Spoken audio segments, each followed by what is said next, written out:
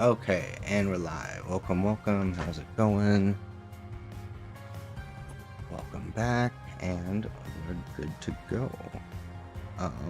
Yeah, I'm gonna hop into the game here in a second, and then play for just a bit, and then we will kind of be taking short pauses. I gotta finish up my script here. I just kind of wanted to capture some footage and keep the stream up and actually be present today again. So, welcome, welcome, Jaxus. How's it going? Good to see you again.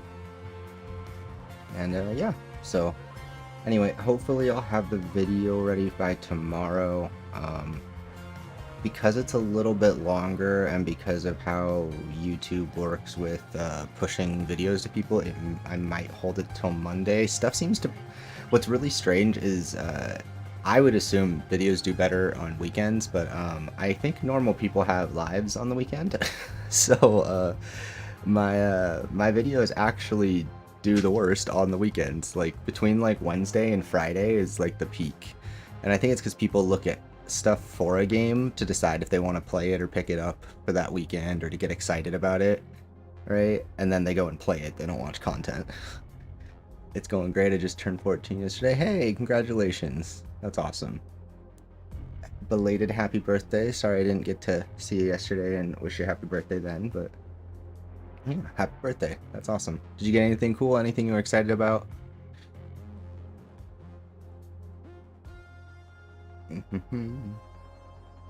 Or any cool things you're looking forward to now that you're a year older? Not that you can really do much at 14. You haven't really been given much more. Holy shit, I'm older than Jaxus. Funny guy. I know, right? You know, I'm honestly always a little surprised just how many younger people are on Twitch. And I mean, it makes sense. Like, that's literally what everything tells you, is that the metrics are a lot of young people. But I think it always surprises me because a lot of you guys are honestly a lot of you guys are just, you're well spoken for your age and you're pleasant to interact with in a way that at 13 or 14 I would not have been. Like, to be completely honest, like, all of you guys are a good bit younger than me, but like I was obnoxious when I was your age. Like, I wasn't like an annoying person, but like I was just so angsty and edgy and ugh. So I'm always a little surprised to see like how many, like Fox is a great example. Fox is one of those people where I always forget that how young Fox is, because Fox is like so talented and so well spoken. I'm like, oh, ready to rewire your brain. I was not on your level as a child. I mean, the boy's looking for a Plantera Bowl for 3 hours and then it spawns when you're making the arena. I think that's a crazy Terraria reference that someday I will know. I will understand. Okay, and we're back in it. My advance is inevitable. Yee, Sharky Boy. Oh, I should check. Does it, I should probably open my own Twitch. Is drops enabled? Just let the bomb go off and It doesn't say drops are enabled. Do I have to change it in the tags? I grow impatient with your cowardly Drops are enabled. Okay, we're good. prods. I had to make Come sure. for me. Honestly, it's because I I'm want them, waiting. because they're for Sharky Boy. So, okay. Drops are enabled. We're good. Can you imagine a world Pop devoid this of open. water in our way? Let me pop out the I YouTube can. chat real quick. And I can exile you there.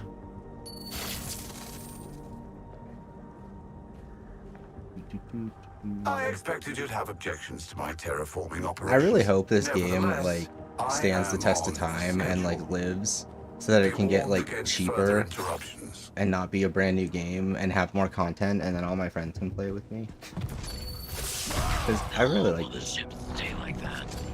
But given the public sentiment right now, I'm not the most hopeful. Like, my video is kind of self-serving. Like, I want people to like the game so I can keep fucking playing it.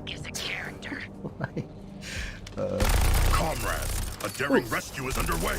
no. Die. Die. It costs me to produce one of those machines. Rare. Ooh, we're 60% of the way to the rare. I think Okay. I have whole worlds worth of raw materials from cheap labor. Fire on the drone. Snatch these citizens from Brainiac's grasp. I just want to get these because they give us loot if we collect enough of them.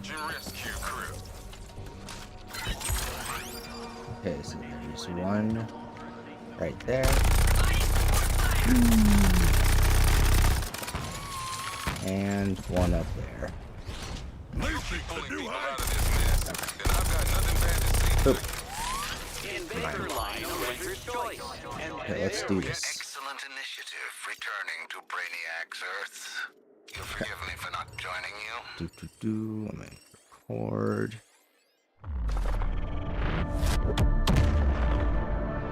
Okay, we're just gonna be jumping into the game missions on and off. I'm gonna hop into one, record it, and then I'm going to do a little bit of. I'm gonna record. Oh, I need to record each of the characters moving around using their abilities, so I need to do that after this. Hopefully I clear this. I tried to do this last night when I was sleepy, just because I don't know. I honestly, I just like this game that much. It's fun to play when I just kind of want to turn my brain off, and even when I don't want to turn my brain off, I don't want to try really hard. But last night my brain was a little too turned off, and got my ass clapped. Sharky boy. We can unleash nature's Oh, did I show you guys the comics? I don't know if anybody's on Discord yet. I got comic books here. Ooh. Oh wait, oh, we got a Suicide Squad comic book. This is an older, slightly older one, and then the new ones for the game. Oh god, the timer's gonna start. Ah. Okay, alright. I'm ready for you, you bastards. You can't stop me. Okay, like that. Fire rolling. Get the grenade off. Another grenade. Go that way. Slip, slide, jump. Jump. Jump. Grenade. Melee combo. Ow, oh god, I forgot they're exploding. I wasn't paying attention. I forgot these ones have exploded. You can tell which ones are gonna explode because they're like purple-ish. A plan's work is never done, little helpers. Ivy. There were many subtle differences between Earth. Ooh, more guys to kill. I got my wish. Oh my god, don't have a grenade. All the damage, but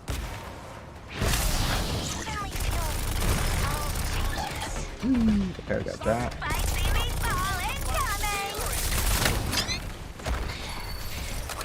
Give me this.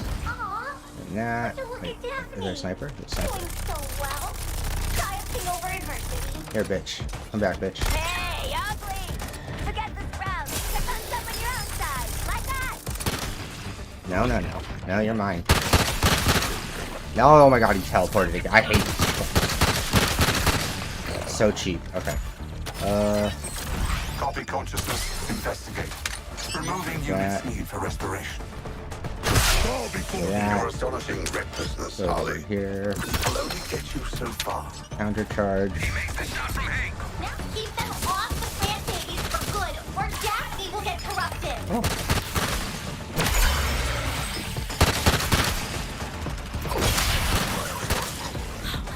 Oh my god, he's still alive! Wait, why is he healing? Oh, that was a Terminaut. Okay, he's not healing. I'm dumb. Bye. No, what I missed. Damn it. What you suppose means more to your young ally? Her plant's pain or your corpse? There we go, got it. Little ones, you know what we need to do now. Make them suffer. Shield Pirist. You cleared all the soldiers off that rooftop. Now hunt down the rest. Oh my god, stop! Where'd he go? Where'd he go? That was dumb. You're a bastard. I hate these asshole snipers. They always mess me up. Pro soldiers are back on a plant baby. Is that gonna hit? Oh, it's gonna hit this. Ow.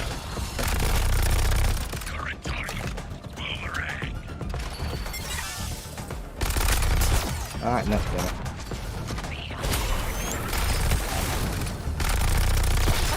There we go. A plant's work is never done, little helpers. More fine. More fine. Whew. Oh my god. No, no, no. See? My little ones just needed nurturing. One burst of affliction, good to go. I use it. Okay. Asshole. No, affliction burst. Oh. Sometimes I amaze even myself. I'm jumping this one. Alright, come on, do this.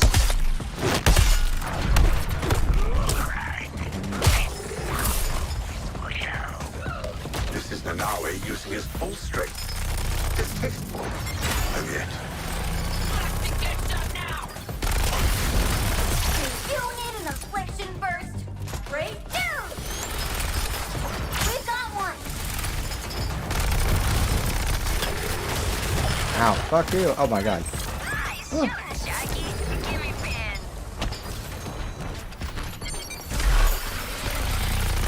Oh, this will be so neat. Oh, And There's only one affliction burst ready. But it's enough This. for fun. Afflictions are just cool. and One little affliction burst still hurts a lot of meddling invaders. there we go.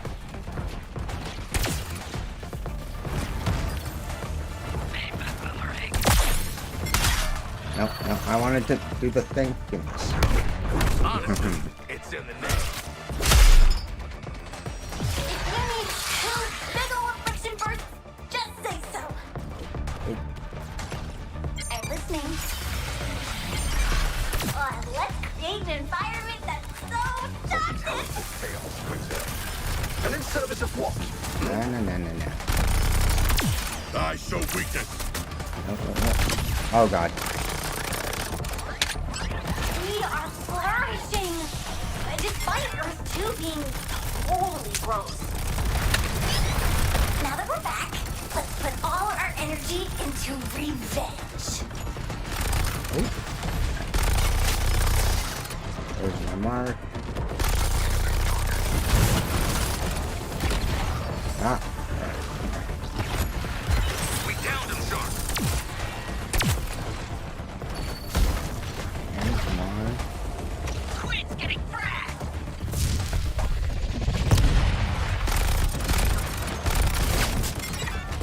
Counterattack. One burst of affliction, good to go. I use it. Oh, this will be so neat.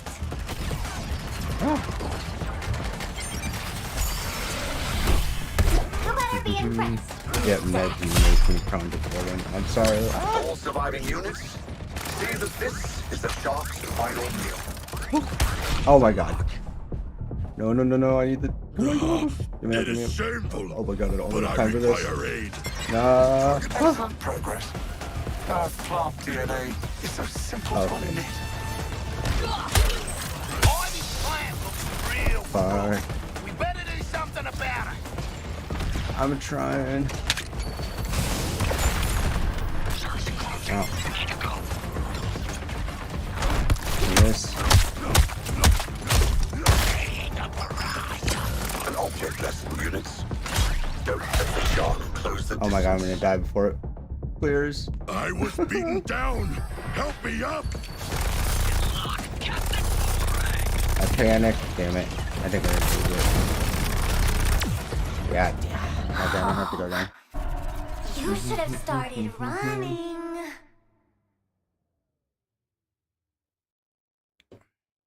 Oh yeah, the big guys, they have a big boom thing. It will one-shot me, especially if it's one of the stronger versions. No need to dally with risk assessment. Actually, wait. I need to make a change here, I think. We have lots of stuff. Let's go to the base real quick. Dimensional. I have lots of stuff I can spend.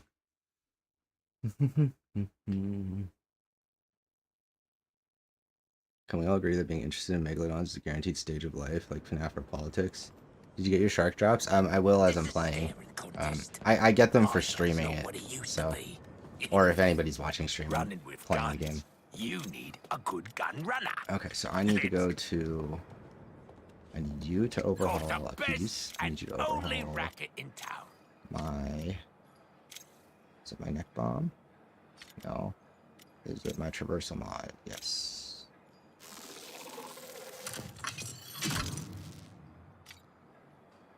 Nope. Do it again. Nope. Give me 3. Come on. There we go. I got 3. And then we need.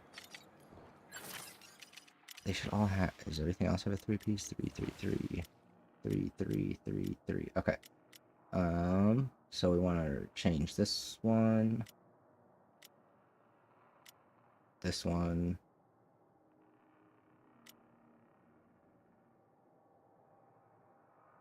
We actually want to reroll a lot of this. I haven't been rerolling them enough.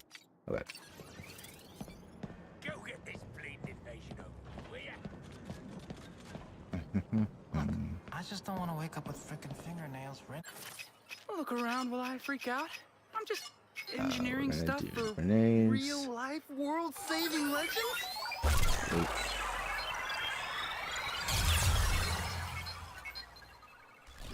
I think the Egyptian history is another stage of life. Just like being afraid of Bermuda Triangle or quicksand. Did you hear they found did you hear they might have found Amelia Earhart's wreckage after all these years finally? Speaking of the Bermuda Triangle. Getting from point A to point B has never been so rad. Okay. Man.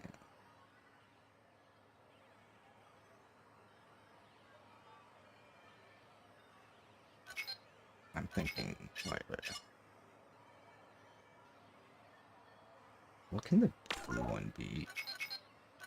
We go to modify, we go melee, blue, shield harvestable, traversal attack. Ooh, we could get additional suicide strike damage on this.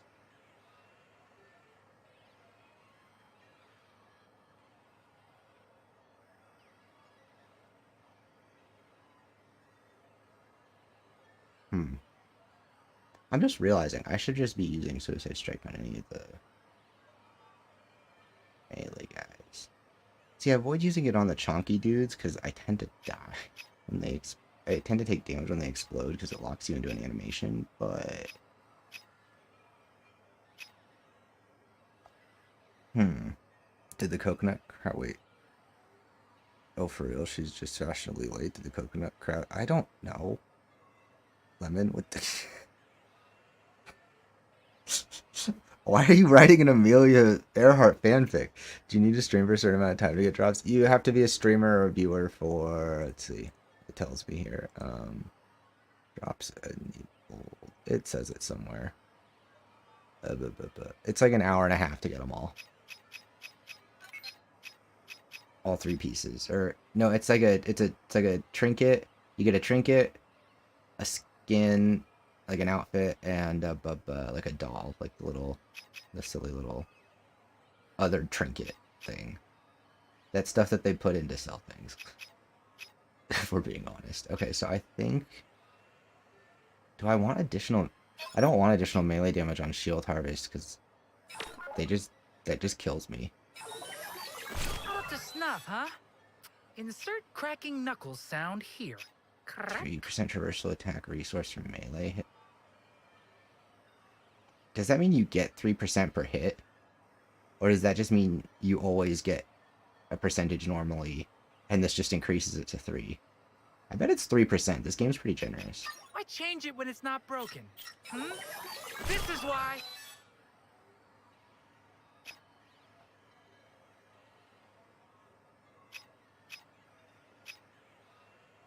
Barely perceptible alterations never look so sweet. It hates me. How high can this be? Can't it be up to 10%? It can. Already batting 1,000. That's what I like to hear. 7, 18 of 20. I'll Never take that. say I didn't do anything for you, because I did. This. Okay. I did this. Did you come up with a title for video? Okay, so the title I think is gonna be pretty straightforward. Like, it's just gonna be Suicide Squad. Like, is actually insert clickbait word for why. I don't know, great, amazing, incredible, excellent, something like that.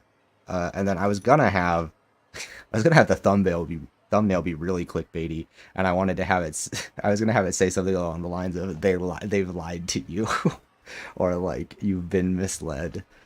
But we'll see if I decide to be that edgy with it. Damn, I'm playing Hell Let Loose, and a person just walked up to me and screamed German in my ear, and I and I jumped.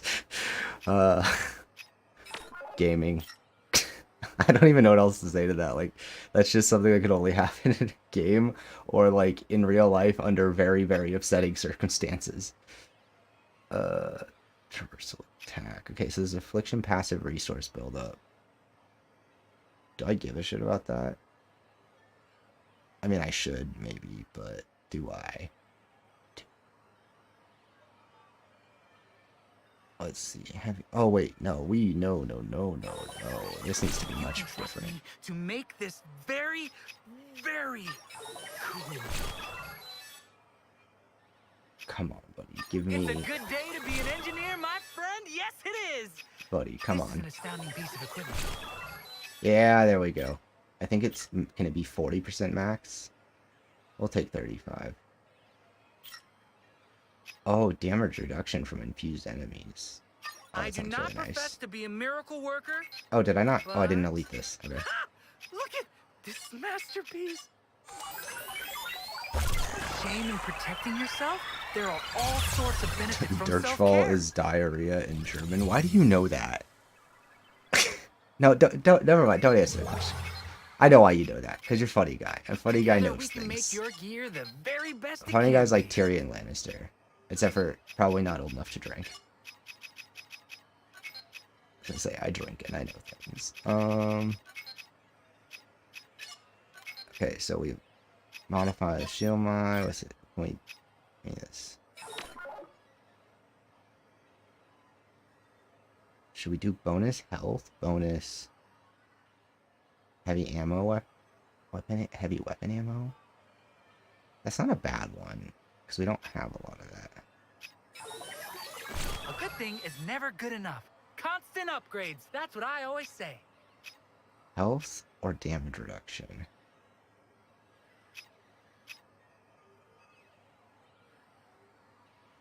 How good is this? It's so good. I think I actually Oh, I just don't want see it as an insult. Don't worry. the Familiar heavy is weapon good. ammo. Because I very rarely want to switch to the shotgun right now. Time to roll up the old sleeves. Not just We did get a metaphorically perfect roll on this, though. Almost perfect. Let's keep the health. either. I understand. You like what you have. No skin off my back. Okay, traversal mod, King Shark. Okay, this needs to be traversal attack damage on crazed enemies, on burning enemies.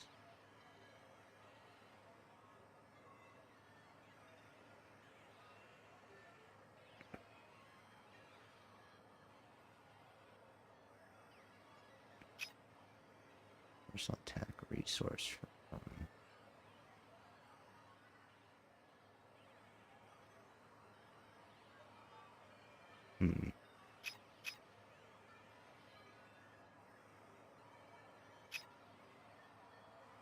Let's see about making this something super special. Get a regen from. Some days you just know you got it. That's Oh, what I can do it. feel when I look at this.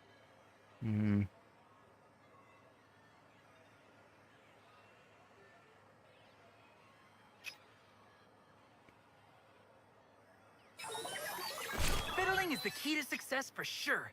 Let's fiddle with things. I don't know if these are.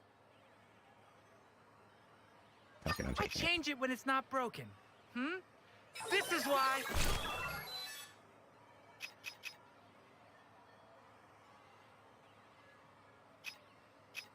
Two thumbs way up on this one. Pretty Okay. slick. And then he shish caught. What's that mean? God damn it, Limit. I'm currently looking for some to dump my excessive enter the gungeon knowledge on. I don't know. I don't know. Fox, do you play Gungeon? That seems like a you game. Ooh,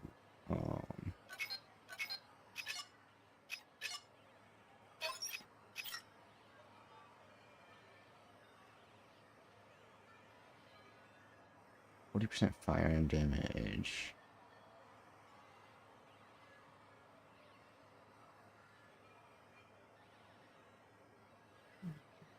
Increased damage to infused enemies.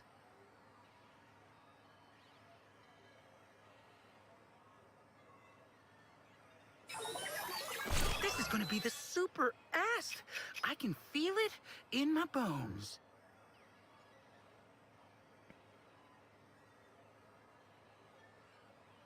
Damage to enemies afflicted. This sets them on fire, so this just seems naturally like practical choice. Well, my day is made.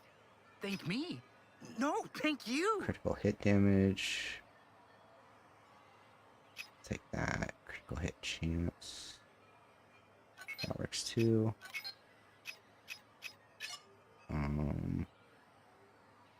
That doesn't matter. This doesn't matter.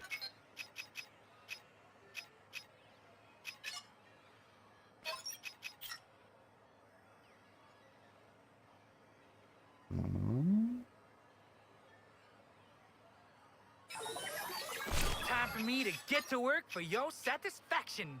Toy man, go.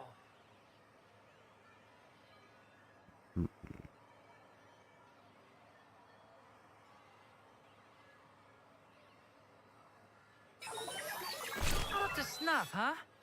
Insert cracking knuckles sound 15% here. spot ultimate duration. Melee damage to brute enemies. Barely perceptible alterations never look so sweet.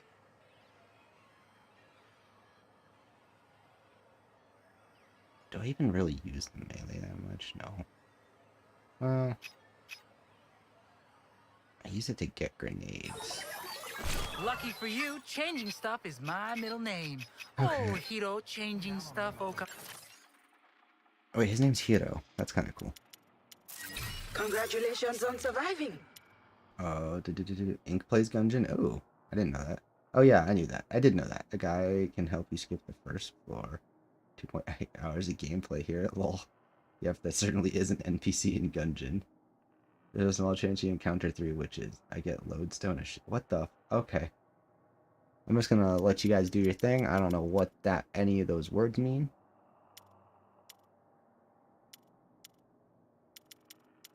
Enjoy! Don't die! Oh, And do, if you want. It's all part of the nutrient cycle. I'm gonna boost the shit out of our afflictions. I bet you're here to make those stupid metal weapons a little more... face melty. Let's do it.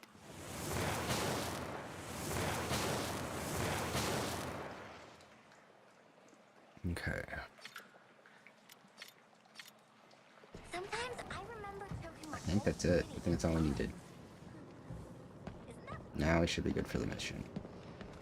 A couple of those things were like gonna be huge. Between those, I was just being lazy. I didn't realize I hadn't upgraded some of the gear yet.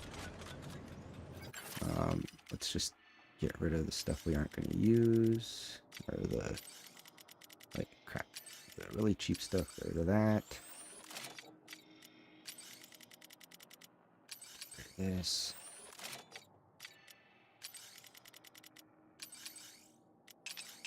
Get rid of those.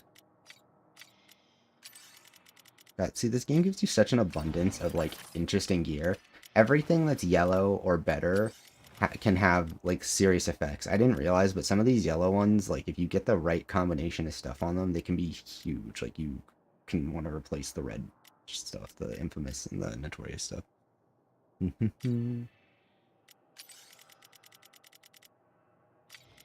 Okay. What I want to try, Lemon, is this build I've got. Looks interesting, where we've got this weapon. successful counters, which are the counter shots that you do, that you like, you tap the bumper while an enemy is charging. They apply a random affliction instead of doing damage, right? And then we've got this, which increases damage to specific afflictions, and then rotates between the 4. Like, basically, I'm going to try and make the Elementalist from RoboQuest. I think it'll let me. Because this rotates your affliction every 20 seconds, giving you 750 to a specific one, 250 to all of them. The counter shot would let you apply it randomly, and then we have, or let you apply different ones, and then we could get a second weapon that lets us apply it, and then each of our weapons here could apply different afflictions, so we could basically run like a quad affliction setup, and then keep them like, because I didn't realize the afflictions stack. You can hit an enemy with every single element. Like they can be frozen, electrocuted, crazed, and on fire at the same time. Getting them to all happen at the same time is kind of unlikely, but you can do it if you're building for it. It's certainly possible. I rule the streets. Now let's go back to there. Oh wait, I wanted to see. Let's grab this drone. Also, I don't know if people are like taking screenshots in like low resolution, or they're turning like the film grain higher, or what. But like, I don't know how people are making this game look bad online. Like, it's really pretty. Like, yeah, is it a little brown and washed out because of the smog from all of, you know, the destruction and terraforming? Sure, but, you know, it's called atmosphere. Save the citizens from the drones. Oh, this is treating them like capital. Got them all back in one piece. Wonders of alien technology. That's how it's done. Just keep getting those people out. Has Luther told you that your arrangement is mutually beneficial? I'm messing around with the piano, I swear black notes don't make sense. Operandi. As someone who grew up playing the piano, that's just a funny thing to hear.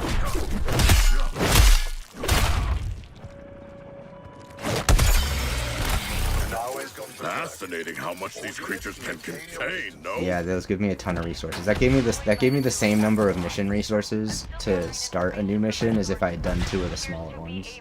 That's kind of nutty.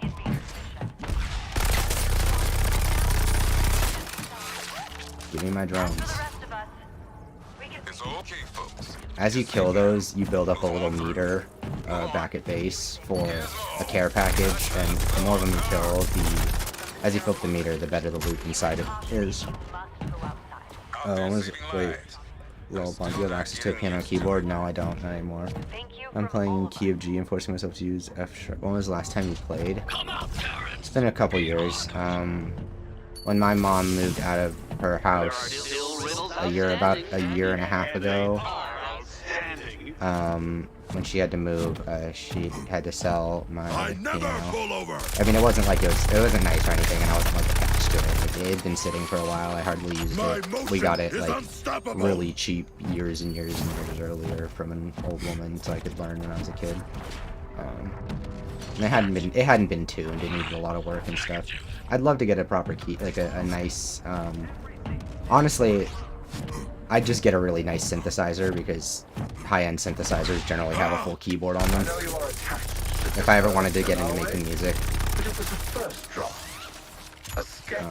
Which I actually would. I'd really love to do that someday. Like, as like a distant, like in a world where I've like successfully achieved all I could want to achieve doing game stuff. And I'm set, and I'm just looking for other things to do. Yeah, I would try making music.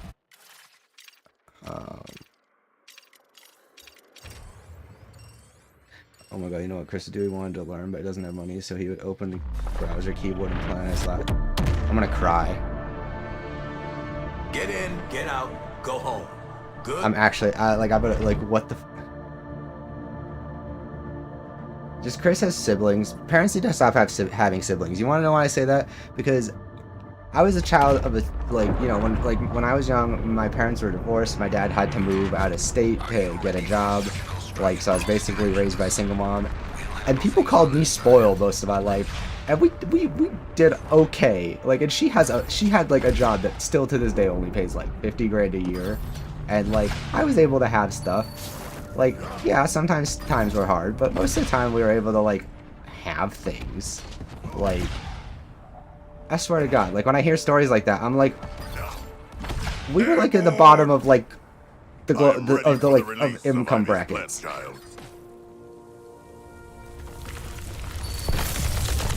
And back then, she made a lot less money too. I believe you don't like to be told the Like, I just hear that stuff and I'm like, good God, it's got to be like unless you're like truly destitute, like unemployed for extended periods of time, like it's got to just be number of kids that prevents people from giving their children like just basic nice things, like just enough to like let them engage with some of their interests. Like nothing, like we're not talking like fucking buying them a car for their 16th birthday, and you know, I've never lived in a house that my parents owned until the one I'm in now that my dad owns, which he, you know, was finally able to buy when he was in his like what, It will be mine. It just makes me think about stuff like that, because I hear stuff like that, I'm like, God, people are so, like, God, people are poor. And then I'm like, I was poor. And I feel guilty, because I was poor and I didn't have it that bad. Jesus. My mom still let me have a cheap, we got my piano for 200 bucks. If anybody knows anything about pianos, that's absurd. That's like the cheapest, like, most bargain budget piano you could possibly get. But it was a piano and it worked. Like, I was able to have a piano. Like, anyway, it's just something I think about sometimes, because I'm like, I feel like the disconnect of like, I was and have always been one of the poors, and then some of the poors make me feel like an asshole. Oh, first gen immigrant type poor. Oh yeah, you're right. That is a different kind of poor. Oh. A god descends. That's like only one step above like growing up in like. Pull your weight, Shark. A bad, like, in a bad neighborhood kind of disadvantage, where it's like, it's not your fault, you're just at a disadvantage from the jump. Doing so well. Triumphing over adversity. Oh. What have they done to my helpers? Is it topiary? Oh yeah, no, I want. Oh, I'm almost out of ammo. God damn. Want to spread an affliction burst? We have one. We can do that. Oh, check it out. The toxic fruits of our labor. What the heck? Oh, no. How dare they go after the plant babies again? Kill them even harder. Oh, Harley got it. Good job, Harley. Oh my God, it blew up in my face. That's rude. Provide for you endlessly. No. Get them off of my plant babies.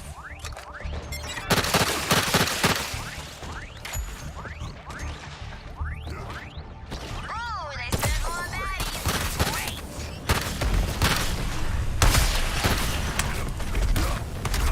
Oh, my shields and health. Let's see what happens faster. Oh my God. You or the cellular destruction of the plant.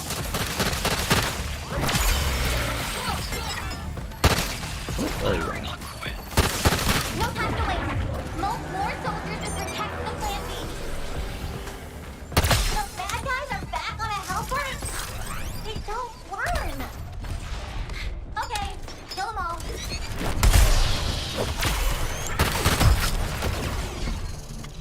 It's a talent. Our plant will be much less troublesome when reduced to raw data. Step up that plant baby, guys, or else we're getting planted. Plant babies can't protect themselves. Get the rest of the soldiers. I won't be dissuaded by insolent greenery. Prepare more units. Oh, not cool. Soldiers are back from one of my little helpers. Bail out Ivy's plants, or she'll make a damn smoothie out of us. Suicide strike. Thinking about using both of these affliction bursts?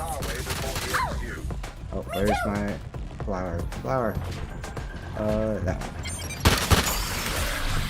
Good. Now make sure the others don't come over. Maybe annihilate them.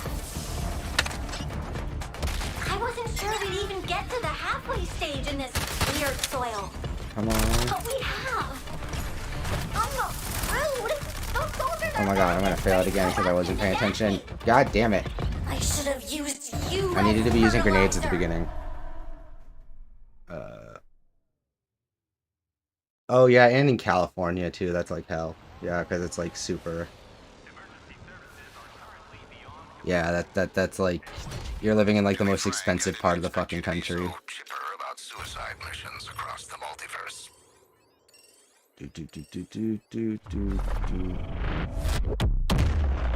You should. Ah, rip. Your chest question was a while Get ago. used to this malarkey.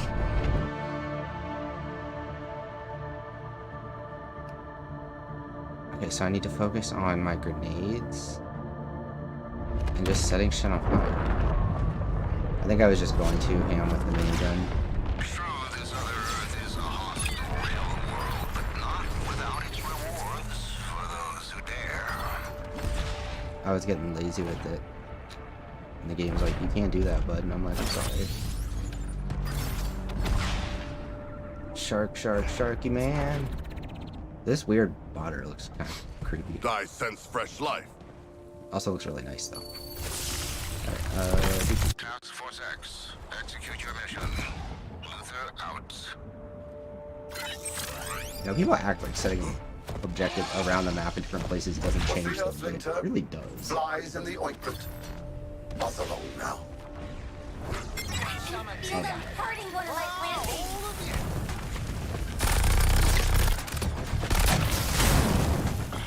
Textbook tactics, sunshine. We're all back and mad at meat sacks. Our little plant's still alive, but it can't move.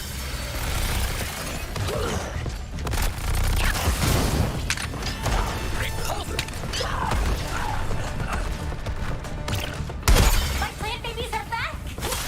You did good. Grenade. These reinforcements should make sure. Special delivery.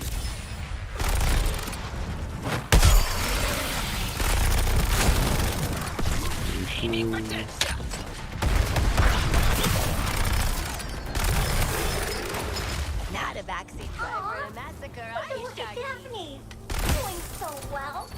Triumphing over adversity. Oh, this is awful.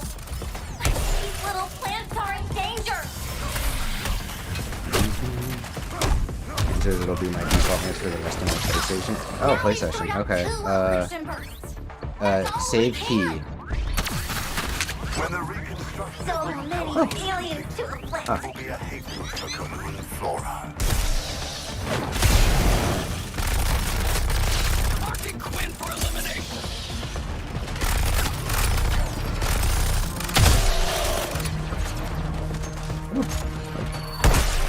Oh, come here. Come here.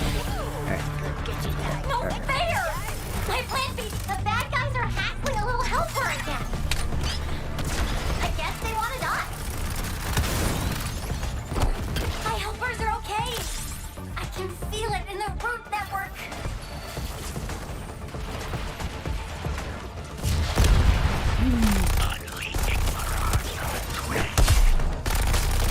Nice! Oh, they're back and getting their icky corruption all over my little helper.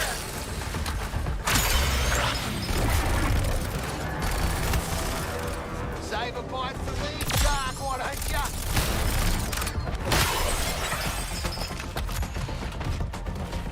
Keep fighting, Task Force X. I'll keep sending more warriors. Let's create an environment. Oh, ew. Go. The soldiers you left No, are come here. attacking my little helper again. Oh my god, where's he going? Give me the. Ah, I can't get the lock on. Got the drop on him.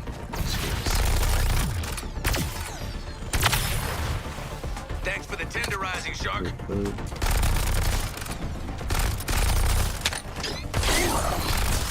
You got it. Ow, ow. Oh my god. I'm burden. Okay, My forces and are I'm dead. stripping the DNA from her plant, Task Force X. But it's the only way to be certain.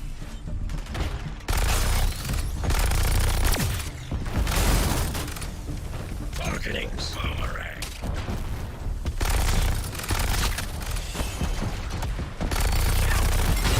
Boomerang, I will aid you with your target. You protected the plant base, but it won't be safe till they're all dead.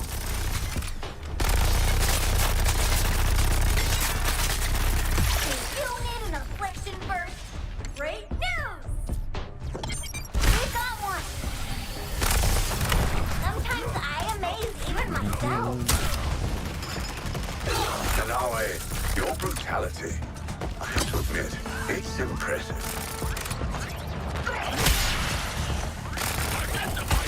Ow, fuck. What hit me? I am still fallen and still need your aid. I need combo. Affirmative, Sharky. I'm shooting the target. This one's a drop and stop.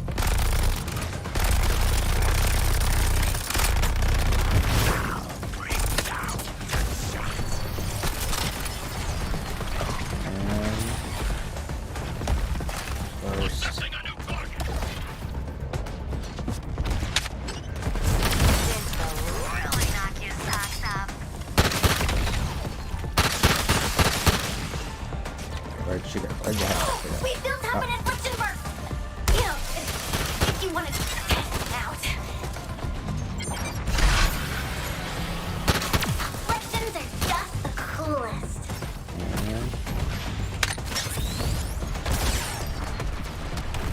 If Father saw this,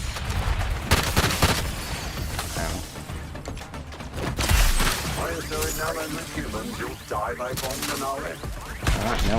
No. Damn it. Anything you want to give an affliction to? What Yeah. ready? Alright, this. Ooh, I'm gonna love Best day ever! Not so much. Oh, I love afflictions. The plant has been Ow, the resistant to fucking. Task Force X.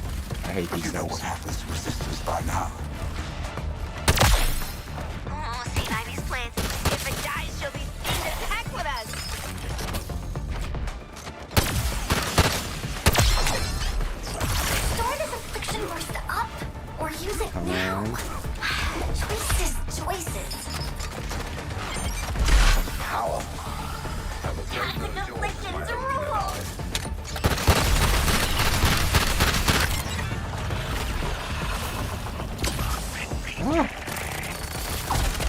Oh my god. Ugh. Wait, where is she? Oh, there it is. Impossible. And yet,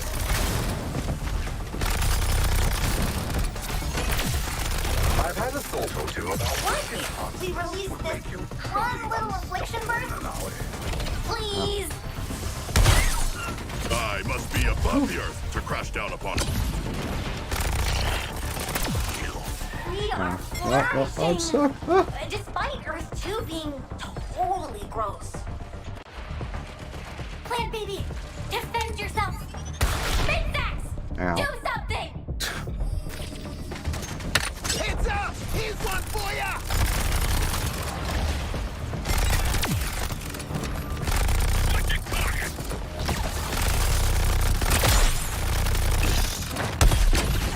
Oh, everyone feels sorry for the fish. Come on. Oh, I think I An might actually update. do this. My I'm situation not is gonna do it. unchanged. Ugh. Come on. Oh no. Ah, that fucking freeze. You know what? Time for reprisal. Stupid. No, if you were wondering. Untamed plant power.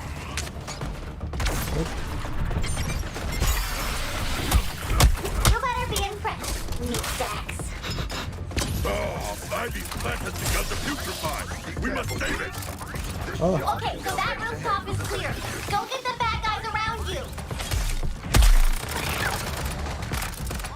9-8 to get this one back! Oh my god, I'm dead again.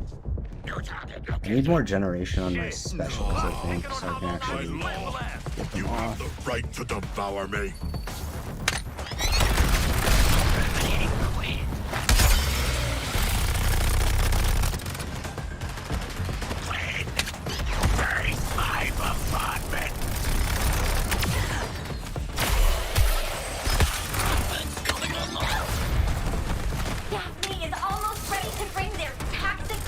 Did we do it? First two.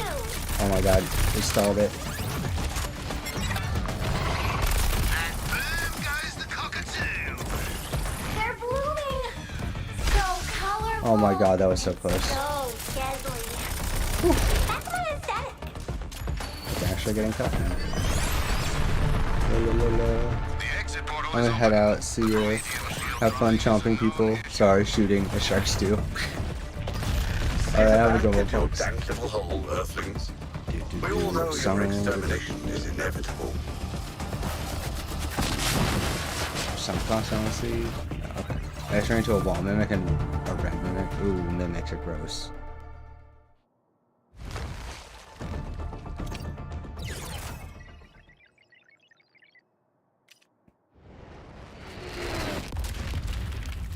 What'd I get? An iconic piece. You could say I'm nerding out. Ooh, we got the token. Oh, And spectacular the neck bomb, craftsmanship for the surface world. Okay. We do want this.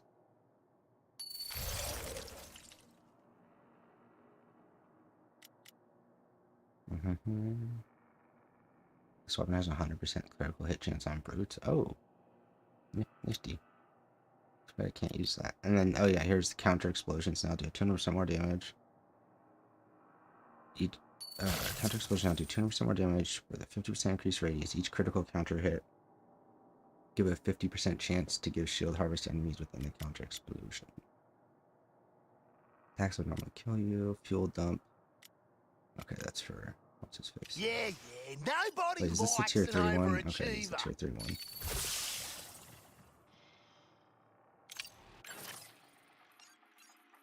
Okay, so we've done this one. Highest completed 20.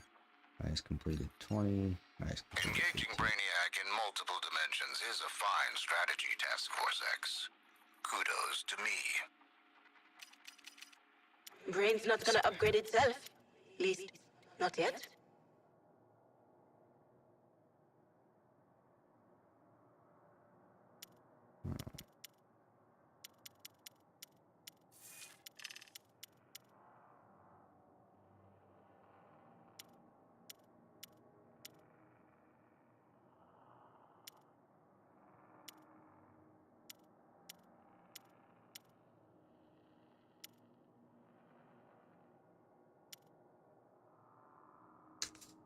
This is good though.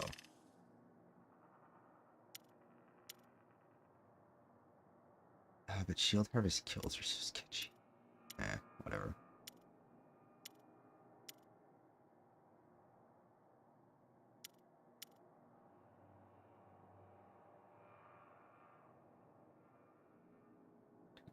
Fire. Okay, I want that.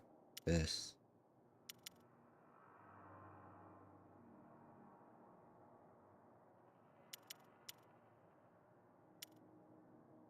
This might actually be better.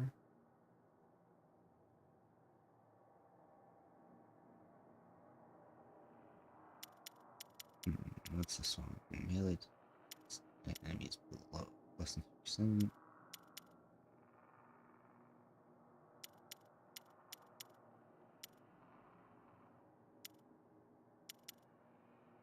Okay, so we have Suicide Strike, melee damage.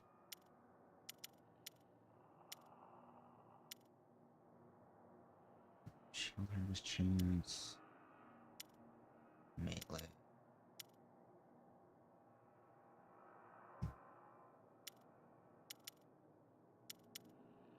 Alright, shield harvest generates 10 Suicide Strike. I don't want that. I think I want this.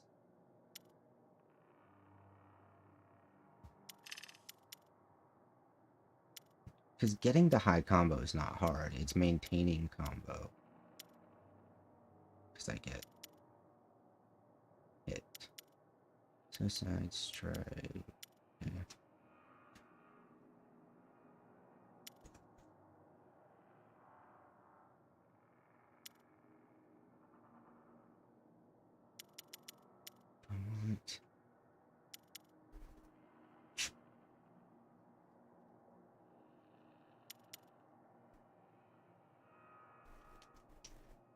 think the crit chance is still good.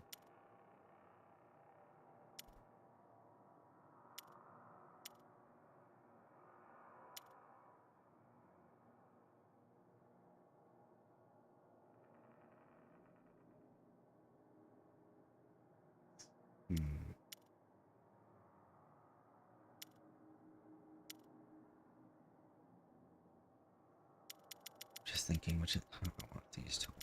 Does this one give me vertical power? 10 combo pieces. Okay, so I think I do want. Okay, chance just seems like it's. Does any of my stuff require me to be critting a lot? Reloads, melee hits.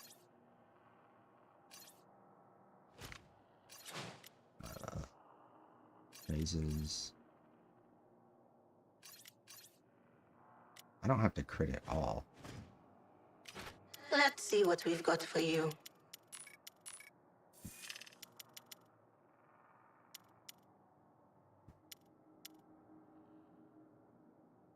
Combo damage reduction.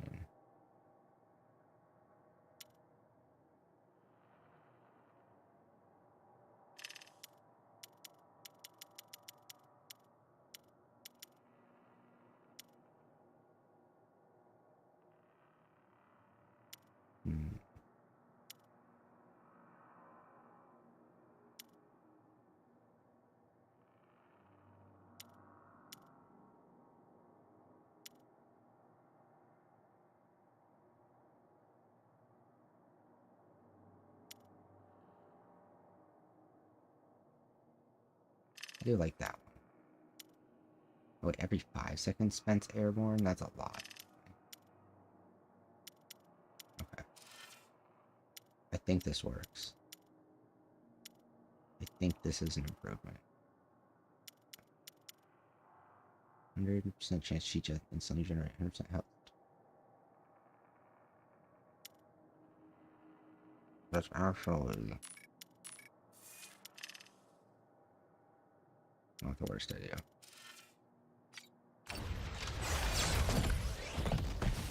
Given how much we were getting wrecked. Alright, go. Oh, my mom will start beating me. Alright, have a good one, Jaxus.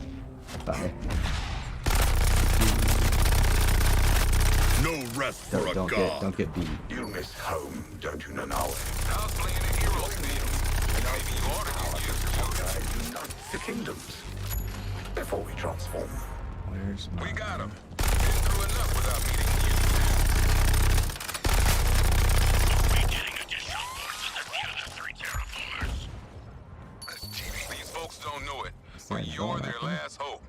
Don't blow it. Is it above me? React's moving a lot of us around. Oh, there's... I remain unchallenged. They're coming through. Heck, you can't go dropping them like that. I know it's complicated.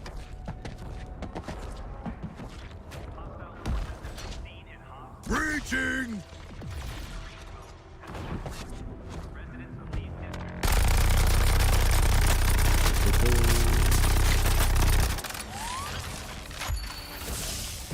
By all means, We got you. before the hunt. You're with the good guys now. Yes, she's with us. Yes, she is a hologram.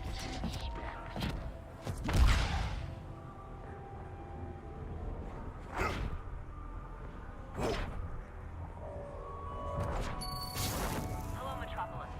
It's Lois Lane with an update on Brainiac. Report of the Daily Planet. Ally Superman. Oop, there we go. Okay, 21. Which one's this? I don't remember which one this is.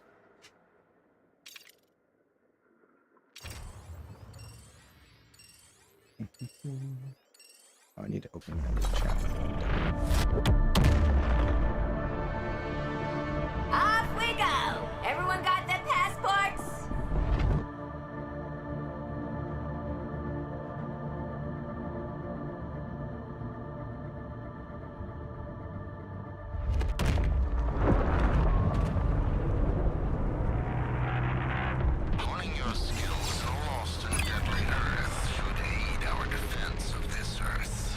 Okay, I can see this.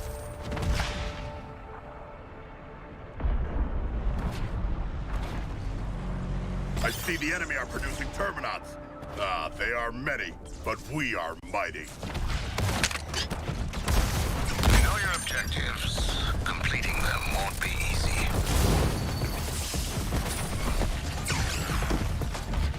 Firing on Be gone, Crystal Structure! My kill count is sky high. Time to stick the land. Attack this incubator's exposed inner! One source of terminal production arrested. Only one. Units, use the remaining incubators to bolster your ranks.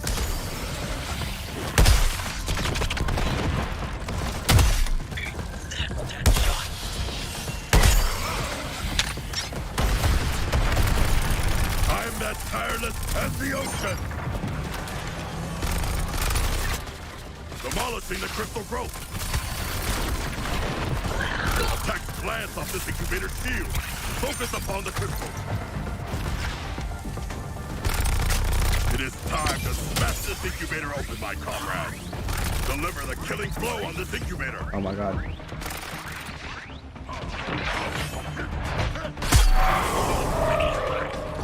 I made an example of this incubator! The example is death. My terminals will hold the final incubator until the end. Absolute obedience.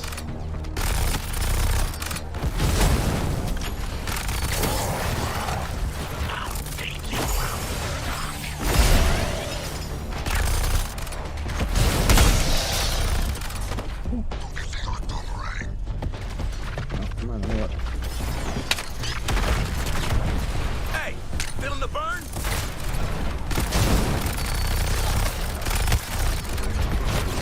The shark.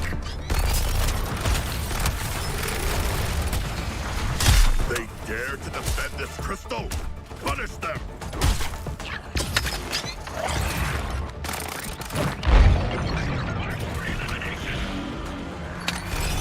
I like defeating structures that bleed. The regrowth of the crystals is relentless. I eat crystals for breakfast!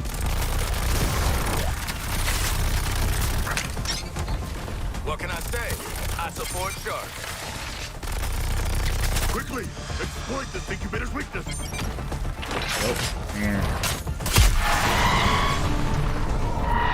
Attention, I've lowered the Prometheum shield to open the exit portal. Good luck. All units, the Earthlings have stolen from me. For your sake, do not let them reach the portal. They come for us again. And we made it. I'm a real big fan of my solo work.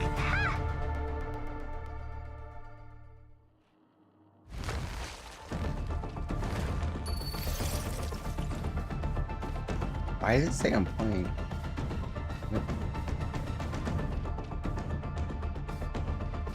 Excuse you.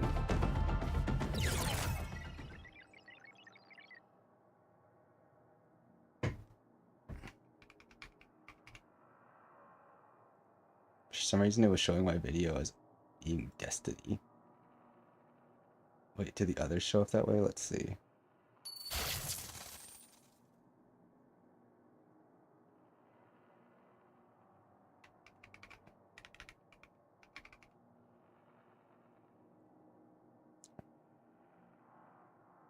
Well, let's update those, I guess. So, there we go. Yeah, for some reason the last 2 days it wasn't showing the game title. That's strange. Showing it on Twitch properly? Yeah, it is on Twitch. That's weird.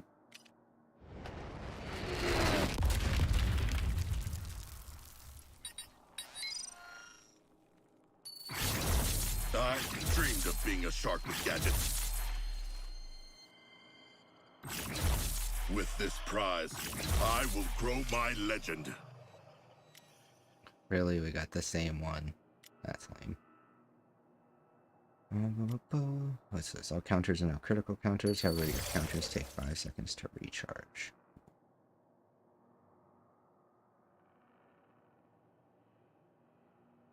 So if you combined that with the...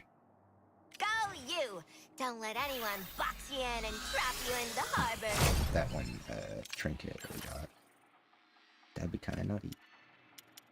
You trying to get on my good side? 'Cause it's working. Real curious how the upgrade will work on that shark body of yours. Go down. And Once more onto the Dimensional Breach, Task Force X. No need to dally with risk assessment.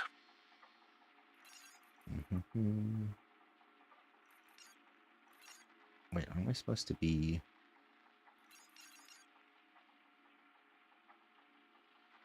Oh, are we supposed to fight this next Brainiac? I forgot. Also, squad. Okay, we're halfway to the next level. Legendary recipes, banner, chance for master loot. Legendary recipes. That sounds important. Almost there. Rising high at Sun-Kissed Tower, a beacon of the city's power. Wait, where'd it go? Where is it? Yep. Beacon in the pot sure brings us together, Shark. Whoa. Dropping back up.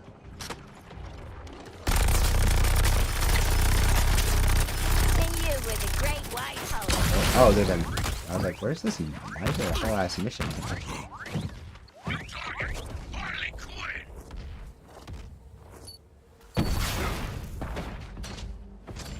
I was like, why are they shooting at me? You did a good thing. Do a lot more and you might be square one day. Successful extraction, Task Force X. Let's see more of that. There's one. To an Earthling, you were strong in an hour, but I could shatter every bone in your body like... Confirm civilian rescue. Unless... Well, you getting more? Then I will make you truly invincible. Brainiac requires total assimilation. Oops.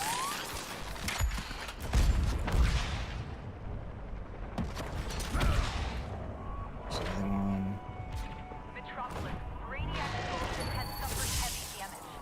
Damage, I'm told, caused by none other what's happening. Lex Luthor, everyone. Making the right kind of difference to folks' lives for a change. Okay. Thanks to the efforts of the so-called Suicide Squad. No one really believed I'd let myself be killed by a costume speedster, did they? Ooh, probably not. I've been supplying the squad with resources in a coordinated offensive against Brainiac. With the above us, first step in that ongoing battle. The now is gone berserk. Oh my god, he's right there. All units, maintain your distance. I am sure Penguin is used to regurgitated parts. Our ingenuity and the There we squad go. saved Right there. we destroyed a vital aspect of Brainiac. Simply put, killed one of his bodies. Together, the squad and I will crush that petty tyrant's mind. Let's go back to base real quick. I want to see how far we are.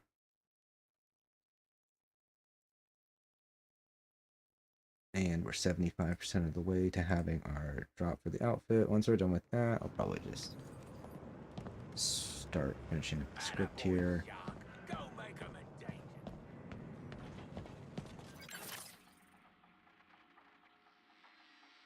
And... oh yeah. I fixed the TV, Ma. Ugh. Did we get it to rare yet? You think I'm running a charity for criminals? We did. Nuh-uh.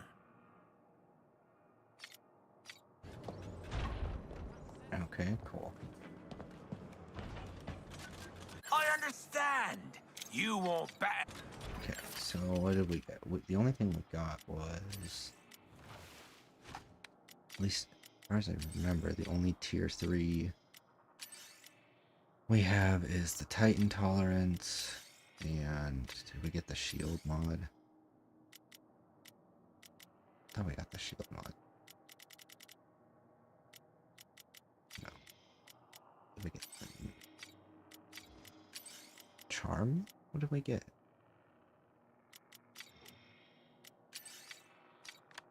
Huh, this one we had another one of the tier 3 weapons, but I guess not.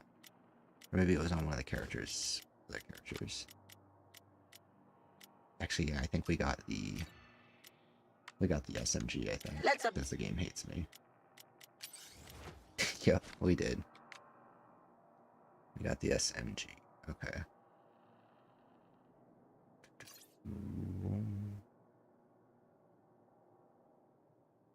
See, once we have 2-piece on that, then the critical strikes will matter.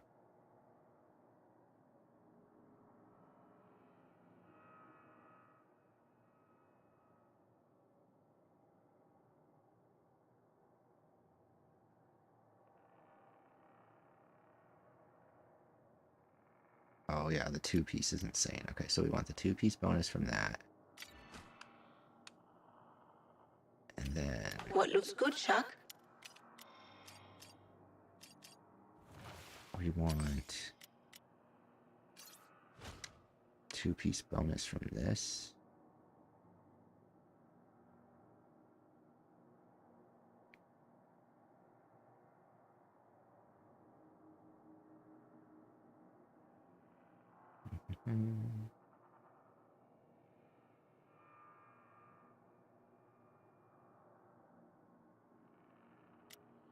Because what's the other one?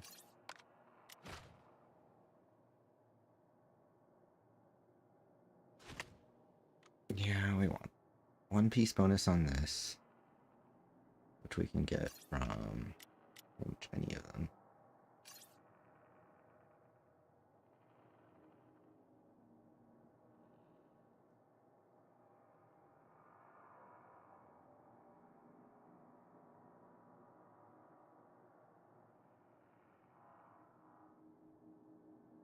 What's funny is we can also get a 3-piece.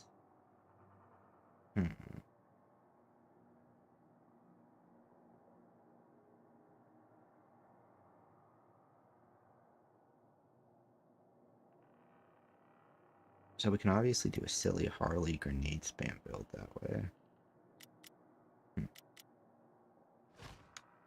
And then this is the 2 set.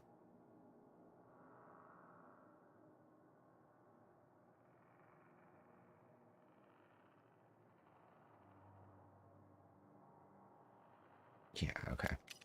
Ready to rewire your brain? So we have 3 different Bane sets to work with, and then this for immunity. This for immunity.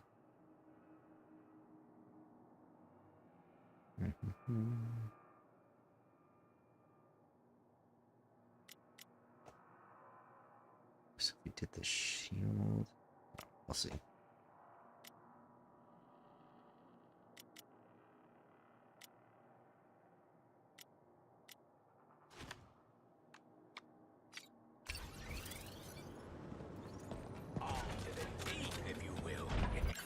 So let's go do the next one. Assaulting a doomed Earth or launching a new product line. Seems like the Ivy ones are the hardest, just because it requires the most dealing with requires me to deal with the most. Walla's only giving you more leash, Nanawe. I want to cut you loose. Let you use your teeth. Allow you to kill. My hunger is matched by my skill.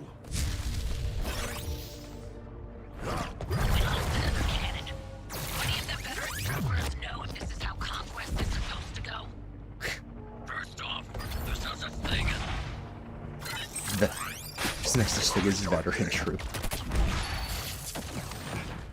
I like how they're kind of meta about the banter Momentum between the grunts. Outside the science center's wall, find something big that at once was small. Like, I think they found the right balance with that, because a lot of times people do the banter with grunts and stuff, but you want the grunts to be believable. Or in a game where the grunts are kind of these ridiculous things on the face of it, like, it's not. It feels better.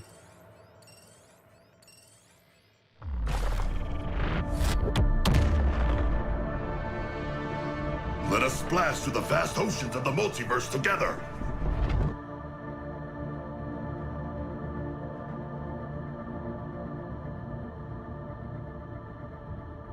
I think they put all 3 of the missions in close proximity to each other to like make it convenient for people that are grinding in this opening few weeks, but I wish they'd separated them more just so you had to travel to the other side of the city and back and stuff. Just because they've made moving fun, so why not lean into that? Detecting an earthling disturbance. All forces. See, those like the kind of complaints I feel like are heard of me. It's like, You'll need to be ruthless and efficient. I think they ignore all the other stuff that you have to do. Shots for faster charge, please. Targeting Shark BRRRR, man.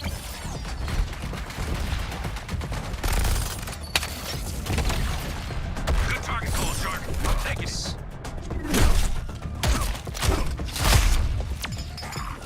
This is Nanaue using his full strength.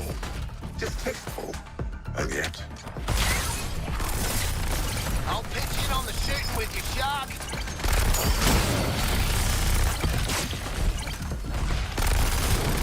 Getting my samples cracked.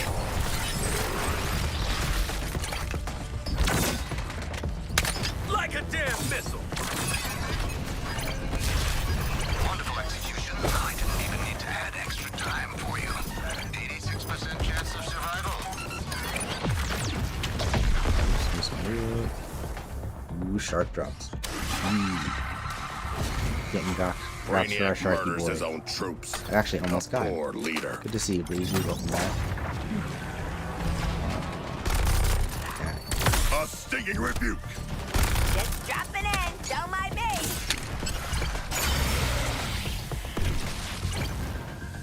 Feels good to be an apex predator.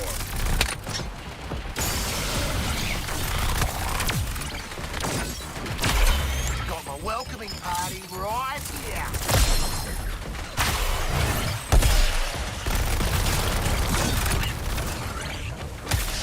Time to stick the landing.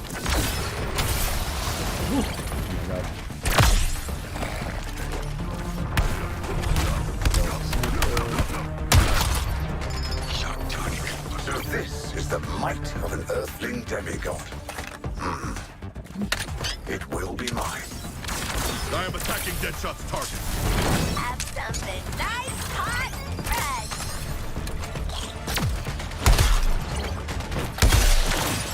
Later.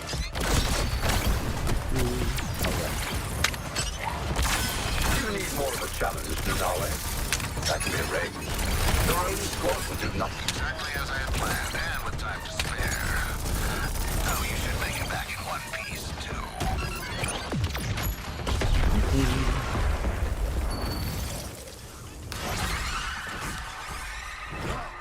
Finally maxed my Boomer and Shark. Now I'm working on Harley and Deadshot, and the builds can get wacky.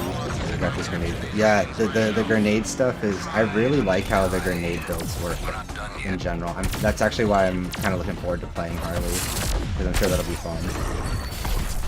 Top floor hunting supplies. She's definitely the one I'm most interested in after All Shark. surviving units, see that this is the Shark's final meal.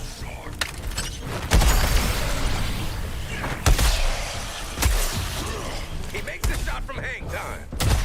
Ooh.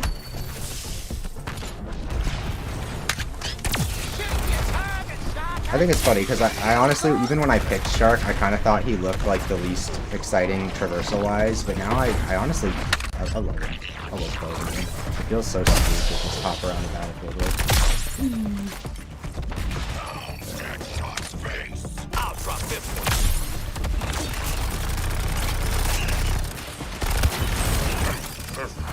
This.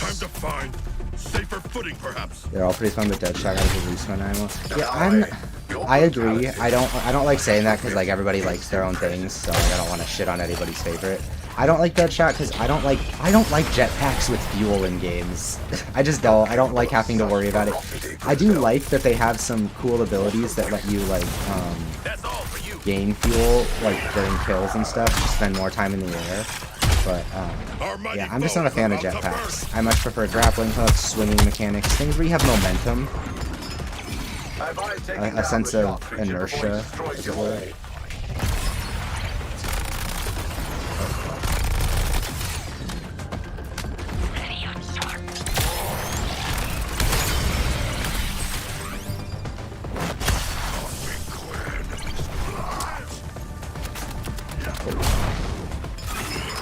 Oh my god.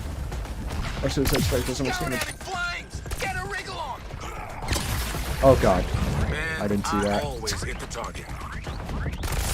gonna lie, I didn't see that at all.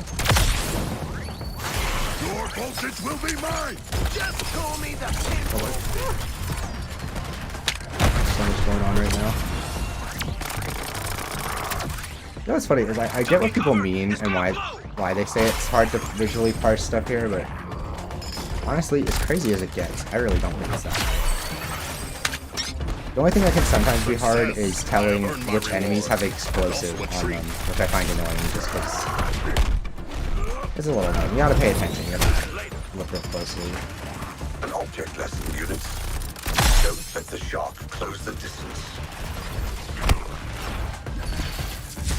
Oh no!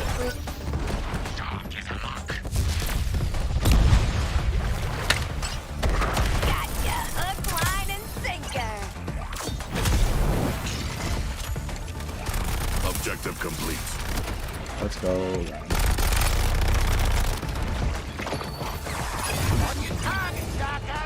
Wonderful execution. I didn't even need to add extra time for you. 86% chance of survival. Yeah, the jetpack's more like a booster. Yeah, agreed. Yeah. And I remember I have messed with all of them a little bit. But yeah, honestly, I love Harley's swing. I thought it seemed kind of lame at first, and then once I realized how the shortening of the tether works, I was like, oh, that's cool. Like, you can really control her angle of approach and the way and how much momentum she gets. I think Boomerang's looks the coolest. I think Boomerang's is the one that actually feels the most natural. Like, his is very, very easy to, like, pick up, and it feels good. I think Shark's is simple on the face of it, but when you're not used to it, it feels really funky until you understand how to do it right. Boomerang looks cool and feels cool the second you pick him up. Like, if I was going to recommend someone try the game and they weren't sure who to try at first, I'd be like, try Boomerang. I'd say Boomerang, Harley, and then if one of the other two appeal to you, then those two. It'd be so much better if the shield stuff didn't happen on the side of the screen. Get rid of the counter for the primary. Does it? I've actually... I've never noticed that, honestly. I'll be honest, I don't really pay attention to my ammo. Like, I'm always a little surprised when I run out, because I'm like, oh shit. Oops, I forgot I had ammo to think about. Yay, we got... So I've gotten the SMG and the sniper, but I can't get the assault rifle. There's 3 weapons in tier 3, and I can use one of them. And I not the other 2. Why? Okay, if you hit more than 3 enemies, the engine drop, they all become shield harvestable. Every 4 critical hits with this firearm will cause it to instantly reload. It's kind of nifty. Good for you, buddy. Want a sticker? Contracts. Oh. Don't mind me. Just What did I get? What's this? Oh, is this for earn the full tier 3 infinite? What? What? But I didn't, though.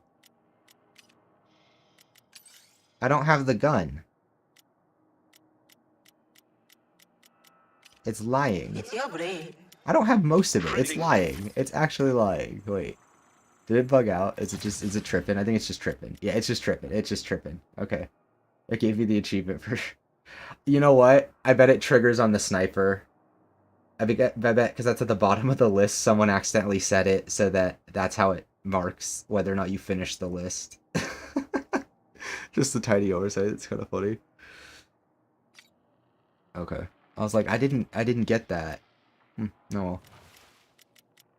Okay. This one's good, I think. I think.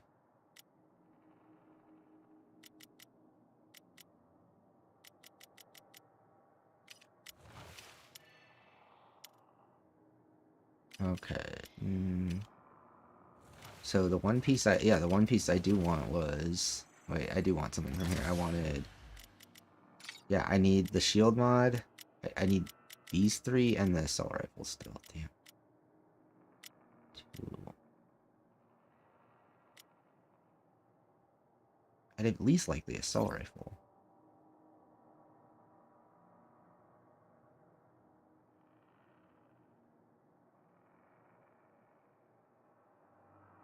Wait, did tier 2 say? I forgot. Does this say?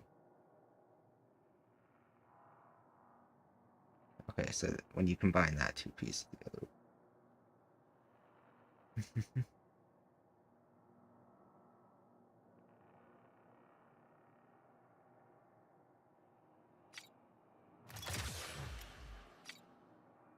Okay, so we have that. Wait, so that was this one, level 22. Wait, can I just do it again? I want the gun. Can I just do it again? I can just do it again. I want the gun. Give me my gun.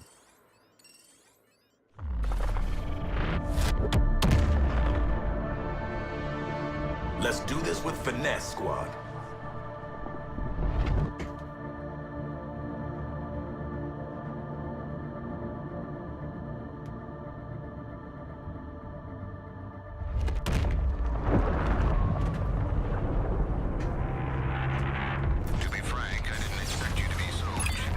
Do this one again. I actually like this one just because it's fun to just grenade spam the enemies. I like watching them go boom. Quiet them down, my soldier. You'll need to be ruthless and efficient here, like me. Headshots for faster charge, please. Combo points. Observe, units. You would be wise to end Nanawe before he ends you.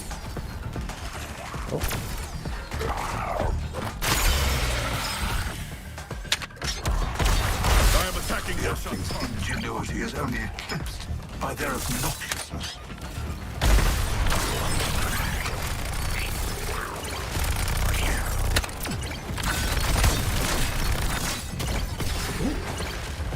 To the victor go the spoils, and the victor is me.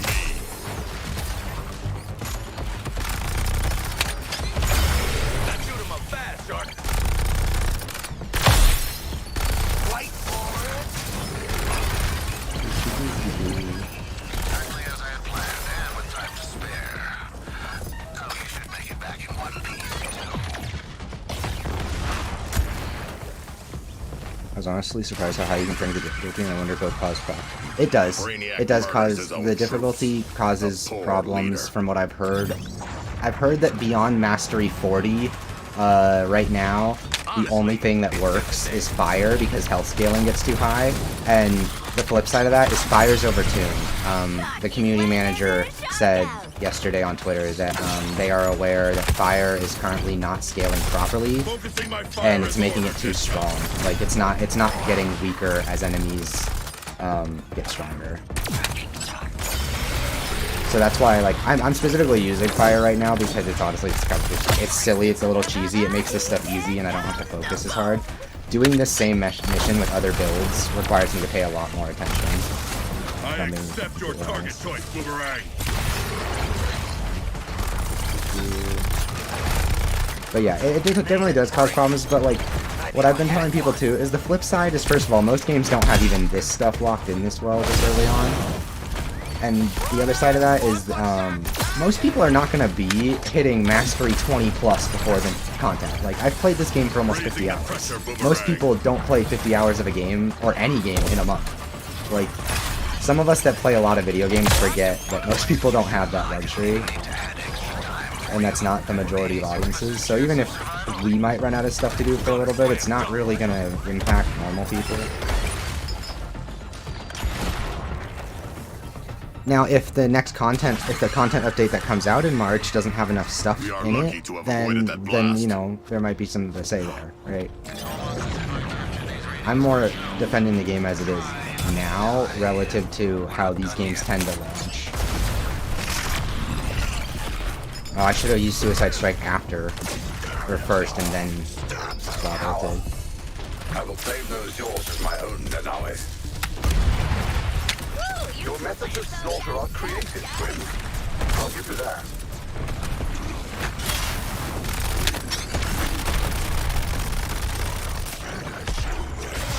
Oh, why did that not on the shield?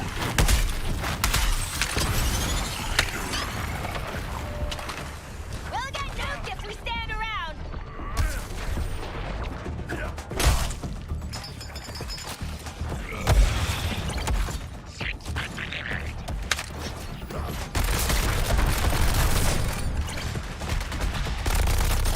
Shark attack!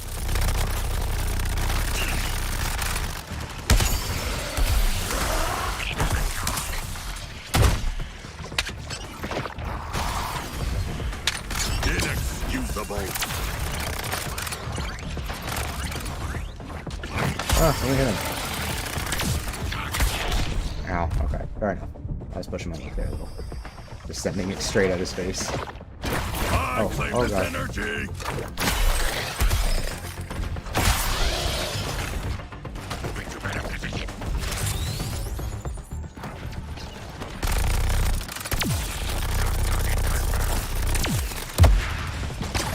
Oh god, what just hit me? Will only get you so far. Oh, there he is. Okay. I have been Okay, I need to keep track of this dude. Keep losing where he's at.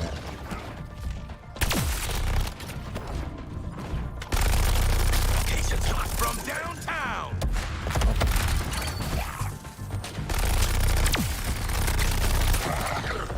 Reinforcing units. Dispatch those earthlings for me.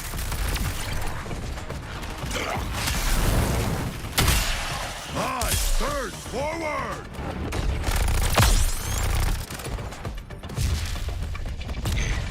Rays don't mean a thing. All surviving units, see that this is the Shark's final meal. Oh no. That. Truly, offense is the best defense.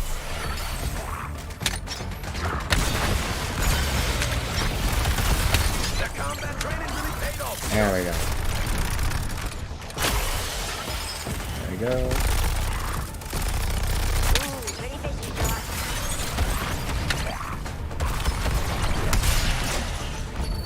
Onward! Grab this guy. I must reload. Oh. Okay. Be careful, units. Exactly as I had planned, and with time to spare. Oh, you should make it back in one piece, too. Nothing to worry about. Good job. You came in well under my estimated losses.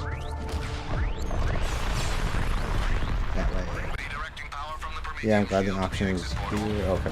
Oh, let me get to the portal if I can already do that. Keep running. Any damage you've done, I can repair. And like, yeah, I get what people are complaining about, that right now these 3 missions that I've been doing are repetitive. Like, they're literally on the same tile set and whatever. But like, honestly, I don't care. Like, I don't think these people have ever played a game like Borderlands or Diablo, where you really just don't care what you're doing. You're there to just kill the stuff because they've made killing the stuff so much fun. It's just an excuse to keep mowing the enemies down and trying your build out in different ways. Okay. Yeah, I'm glad the option is here, because I know like Destiny 2 still locks Grandmaster Nightfalls until week 7 at each. Are you serious? Yeah, that's crazy. And that always made me upset because it was like the only challenging content. Yeah, I liked Destiny. I liked Destiny 1, like back when the Taken King was around. That was a really I did the Knight's Fall raid on like the Nightmare difficulty or whatever, and that was awesome. I didn't really ever get into Destiny 2 because I was so disappointed that they hit the ground not with in a strong spot. I swear to God. This is even better than getting more teeth. The game hates me. It gave resource conservation. Why does the game hate me? Why did it give me this? I just want my assault rifle. Game, why do you hate me? Shield harvesting no longer gives shield pickups of damage buff pickups instead. That might be busted. I've thought about that. That might be really cracked.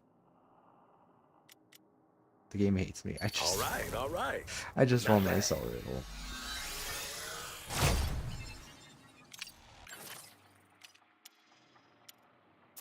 Great job! I wish you could see how many exclamation marks I'm seeing!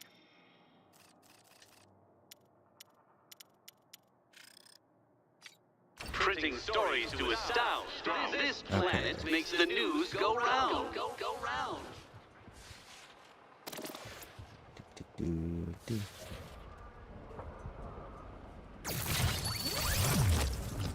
Okay, is it gonna tell me how close am I to leveling the world? Difficulty. Okay, only 100k XP away. A mistake of my lost consciousness, considering all of you uninformed. Believe me when I say it won't happen again. Follow in my wake! Listen to those scavengers tracking prey through the city.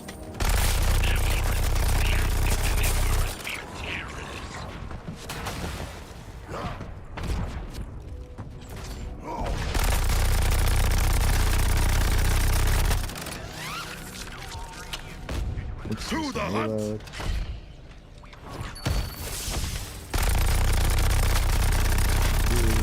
I never doubted you were capable of such carnage, Nanawe. Might not feel like much to you, but to these folks, it's everything. Well, considering they're not gonna die, I do realize why it might be a big deal that they appreciate me saving them.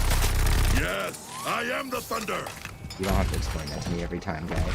Okay, that's enough rescuing for now. The rest of you are on your own.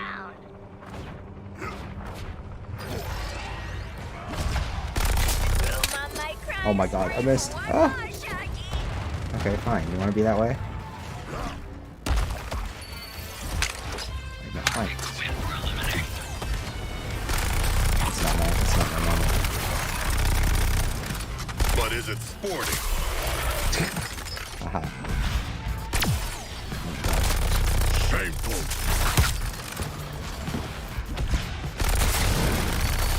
A fine target, Harley. I will end it. Damn it. Are you waiting for your Oh, it worked. to return before you try another challenge? It never will.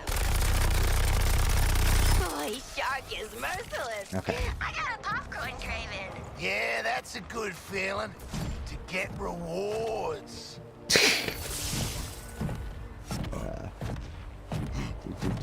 I think I was just seeing if there's any. There tends to be a lot of drones just flying up and down this rail system here. You fell so easily for Waller's bait, Nanawe, and here you are, wriggling on a jagged hook. I can free you from this so-called life. Okay. Let's see if... Oh, let's see if we got our drops yet. I think we did. People act like every other game in the genre doesn't have the same amount of mission variety consisting of shoot guy and shoot guy. Yeah, exactly. Like, that's literally how these games are made. Like, I think, and what bothers me is I think the crowd that doesn't like it is the crowd that keeps falling for this, like, very obviously not gonna happen thing where they say we're making a game that's also for fans of our single player offerings. And yeah, like, if you're gonna, I like Arkham games and I like this for some of those reasons, but like, if you don't also like the genre that they're making the game in, being a fan of their work isn't going to make you like this one, you know? Yeah, all of these games tend to do the whole just taking out enemies and making it more and more challenging. But what's fun is that as you push into the end game, they can make it properly challenging. It can get really crazy, and you have to think about different things. And I've always liked that about these kinds of games. It's one of the things that they do right that a lot of other games don't. Quid and you'll get some pro quo. Okay, we're almost there. Let's break down some of our loot, because we have so much now. Do we keep the shotguns? I might as well keep the weapons that we can use right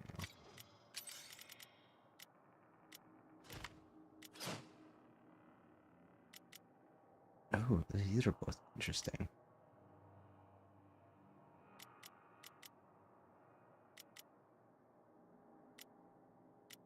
Okay, these ones should probably be worded differently, because they're basically the same thing.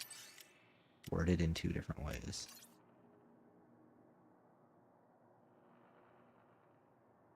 Oh, I keep forgetting to harvest for the grenade damage. Wait, I'm a dingus. So if we go to talents... How would you like to alter your brain today?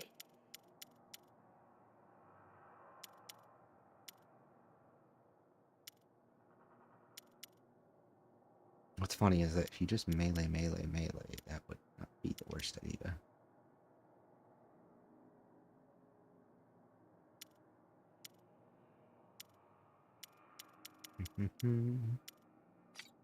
Okay, yeah, I think we have the talent stuff we need. I'm just thinking, is there any... We're not in Gotham. The hard part is I can't really mess with... Oh, it's the dog messing with the door. I was like, what does that sound? I can't really mess with the loadout I want until... Let's get rid of this, because it's a copy. This, because it's a copy.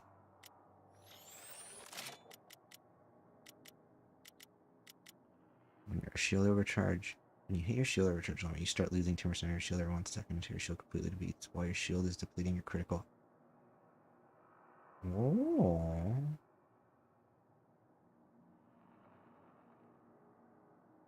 Oh. This combined with the fire build on and some other things could be really good. Okay, we'll leave that. Oh, I don't need this one.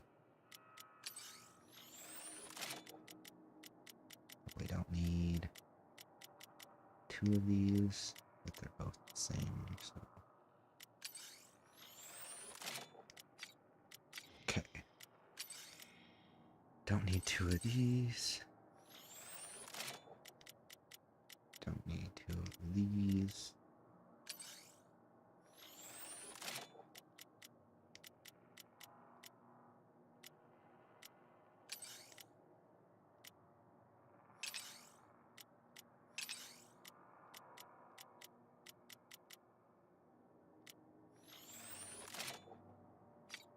Okay. And grenades.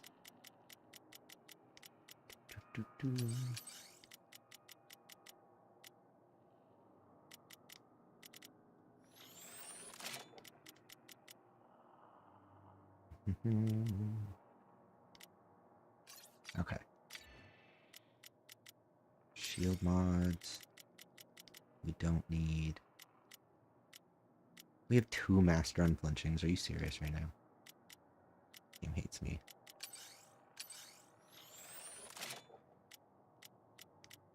Do we have a master unbreakable? No. Okay.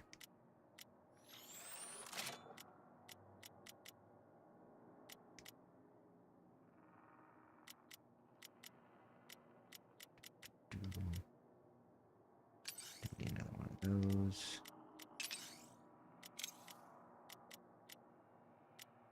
Those.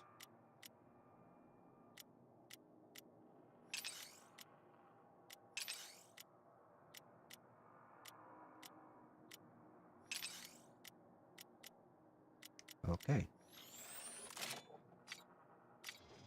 think we've cleared out most of our stuff. Or Metropolis. We're far away from all that. I mean, I could re-roll a couple items, but I just want to be done. Because I want the loadout I want to mess with. I need to be able to hit tier 3 Bane stuff. Oh, and then we have our drops. Let's see. Claim drops. Yay, claim. Claim. Claim.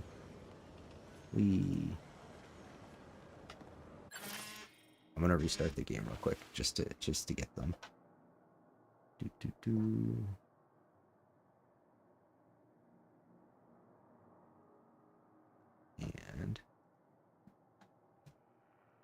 And where'd it go? To go to Warner Bros. I forgot. Warner Bros. Games. Suicide Squad. Okay.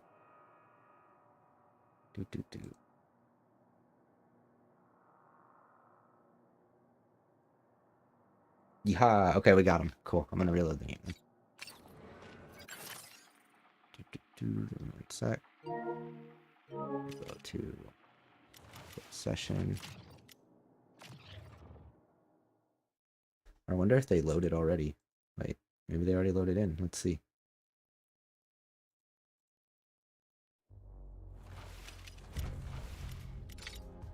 Oh, we got the cybercrime Shork. I am uncomfortable with the concept of followers. Oh, I love that. Okay, wait.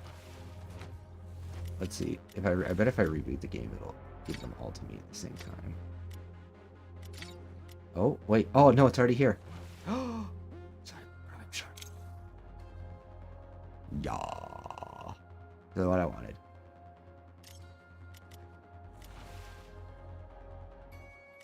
Teehee.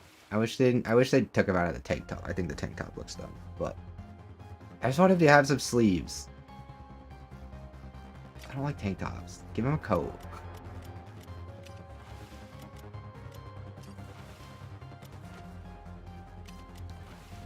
Harley's was lame. I kind of liked Harley's. Wait, let me see. I don't remember it though. Let's see. How do they look side by side? Okay, yeah. Hers is a little less... I don't know. Hers is... She has more of an outfit, so, like, it looks like there's more, but it's actually not as, like... Yeah. Like, they all lean super hard into the gamer thing. I think hers is a little... I honestly just wish they took off the microphone. They just took off the stupid headset mic, because everybody, like...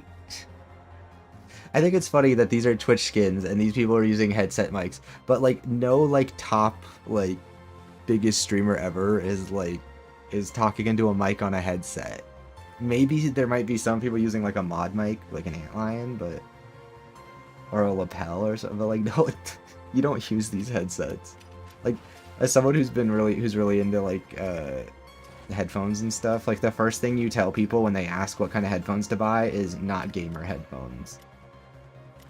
Because that just means they charged you extra money to add stupid flashing lights and a bad microphone.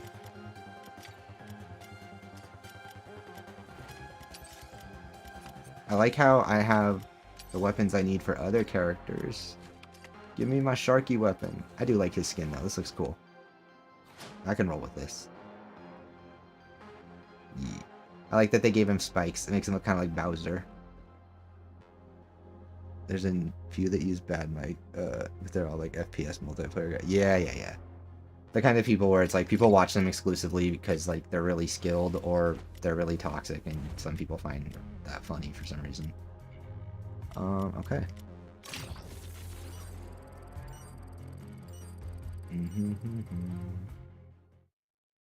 I just want my gun. I just want the assault rifle. I should probably be trying to get something else, but let's finish up our last Let's use up the last of our Promethium here, and then I will probably take a break to work on this stuff, to work on the script some more. Almost done. Yeah, this looks cool. This looks nice. I like his shoes. That is the one thing I really like about it on Harleys. The shoes look cool. And because of the neon, like when you're moving in the air, you'll see it. I like how he has the crown. They give him a crown because he's King Shark. I love that. I do wish the crown was separate from the headphones so you could just have the crown. Look, but... we're busy people. I walk around, and you follow them. Like, and I'm not like that. Yeah, and I also just for reference. Just to clarify, I'm not like criticizing people that like use that stuff. That's what I used. Like, I was a teenager who wanted to have the best stuff for my experience playing games, and I didn't know what was what. They try and sell you stuff that makes you think it's good for what you want to do, because they know that makes it popular. They put gamer in front of something and it's easier to sell it all.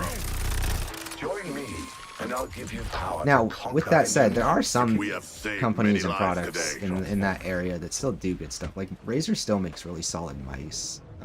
Their keyboards less so, but their mice are really solid. I have tiny hands, and the Razer Orochi V2 is one of the only mice that like, feels comfortable in my hand and is small enough for me. And actually has like all the features I need from Saving folks can feel all right. Larger, fancier mouse. Hello, Metropolis. Okay, so which one am I doing first? So we have this one's 21. This one's 23. One's 20. Which one do I want more? I have some. Wait, how did I have so much Promethium? Damn. Okay, Brainiac's bug farms are tougher. Do I want the shield mod or do I? That's Neck Bomb and Lucky Charms. I want. I'm just gonna do this one. That's also fun testing myself on it. Let's see how far we can get this one.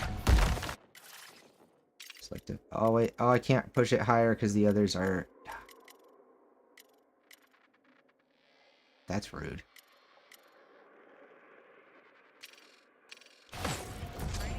Fine, we'll go do this. Wait, which one is this? Oh yeah, this is Incubators. Incubators is easy. Ah, yes, the neon shoes look so good when you're falling through the air. It's so silly. Oh, wait, did his little spikes also light up? Oh no, that's a different. It's his...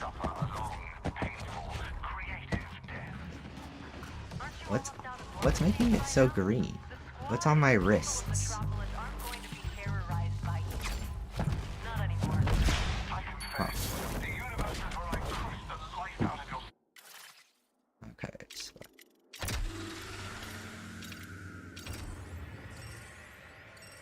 I was never a big RGB guy. Like none of my setups are except my keyboard.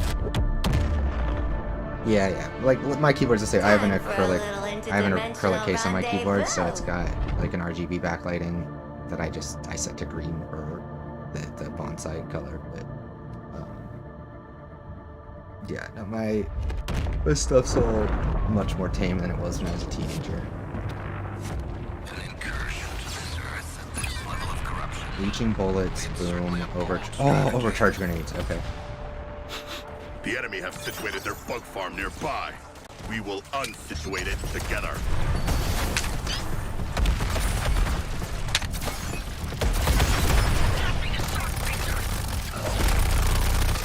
The odds are against you as ever. Only the magnitude is different.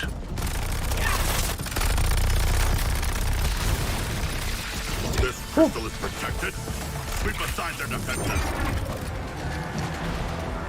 The crystals are reformed. The pressure is on. Oh, frick. Almost went the wrong way.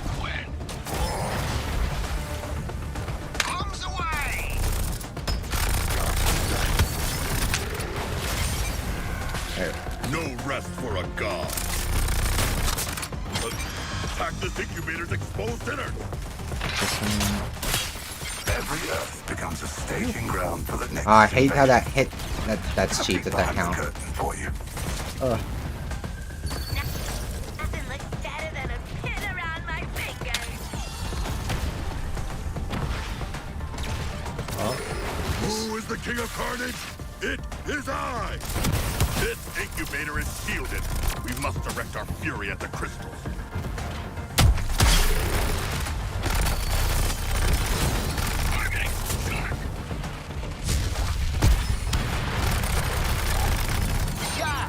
That was rock, mate.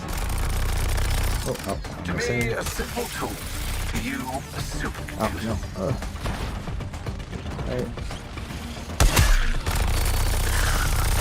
My appetite for slaughter only grows. Deactivated. These crystals mock us with their regeneration.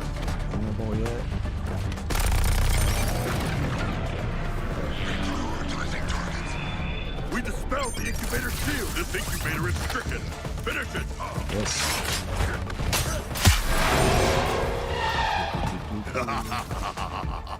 I used excessive force on the incubator.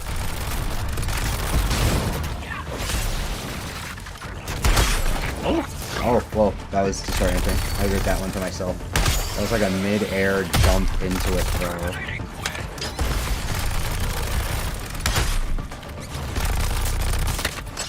My motion is unstoppable. Oh, that's not who I meant to use that on. And now has gone berserk. All units, maintain your distance. The crystals claw their way back from oblivion. Skill shot.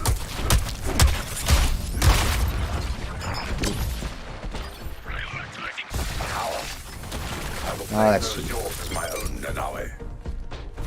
The regrowth of the crystals is relentless.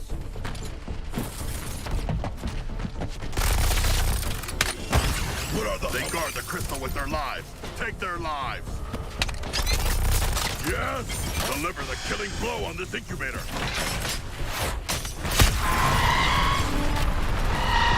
Make the exit portal your priority, especially as I have deprioritized the Prometheum shield. A minor success, Earthlings. Let's see if you can survive more reinforcements. I think I can make this. Yeah, we can do that. I see people I know who have maxed out RGB setups, so the light strips on the ceiling and everything. It's like, how do you not get a headache? Okay, so I do really like having RGB like in your room, just 'cause it's nice to be able to control like mood lighting and adjust it. Like I wouldn't have it be all rainbow puke like people do, but like I've had those Philips Hue bulbs before, and they're really nice to like adjust lighting. Like it's nice to have like a dim like magenta or like a dim like green or wait, why's my camera lagging? Okay. Like a dim magenta or like a dim green kind of light to the room instead of like yellow light like what's in my room right now, because it's less harsh than like a bright white or yellow. But yeah, I don't get the bright rainbow light everywhere thing. I do have bright lights in my computer because again I was younger when I built it. It was a few years ago and I thought I'd look at it more. All the surface world's treasures. Okay, so we have the grenade finally. Guess everyone's got to hit the target sometime.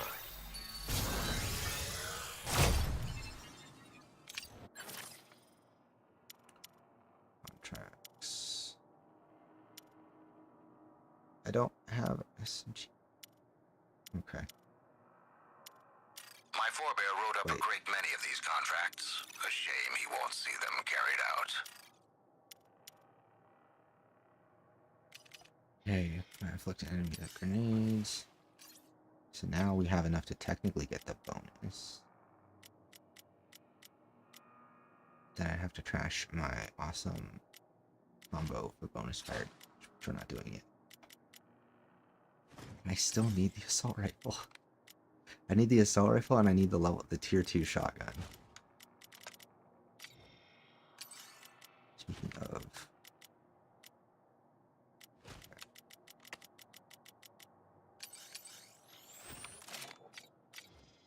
game hates me. Got bad roll. Am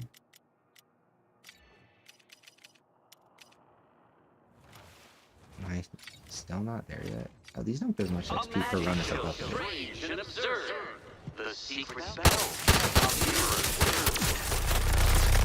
Show me what to destroy next. Okay, All that saving civvies is gonna make me look soft.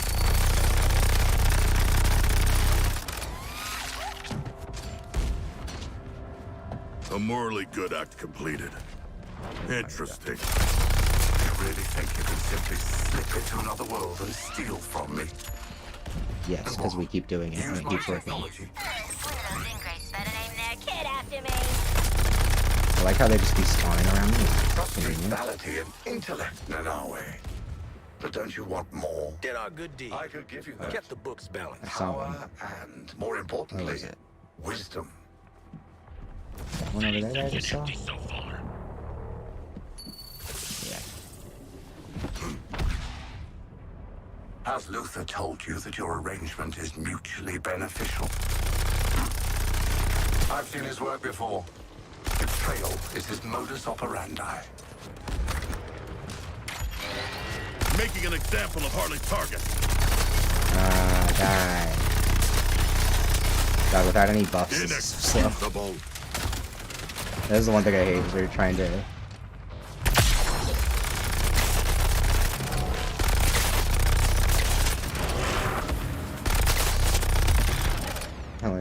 Oh, one of those things. Oh my god. Ah. Move. I'm not good. Bye. I don't want no trouble. I expected you'd have objections to my terraforming operations. Nevertheless, I am on a schedule. Be warned against further interruptions. Long distance. I ain't obligated to take any more of these jokers. Okay. I don't see Brainiac pausing the invasion for some spot repairs. In Baker Line, I doubt I'm gonna get to legendary because I need to hop off here soon. Not actually hopping off. I'm not gonna end stream or anything. I'm just gonna pause the game to write some more about. Oh, okay. I know what I needed to capture my last bit of footage of. So end our recording here. I need to switch characters. Aw, you're so polite, Sharon Kill Shark. I need to get footage of playing as each of the other characters for my video. So let's switch. I don't even know what's the freaking button. I don't even know the button for it. There we go. Okay, so on video, I think we started with Bishop. Okay. Okay. So, dead shot here. Doesn't your daughter deserve a future? The two of you will thrive in my new world. Think of the possibilities, the family bonding.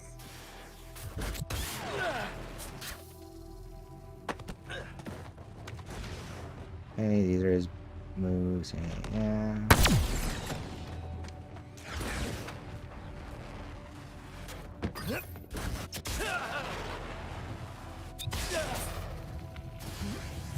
Gonna boost.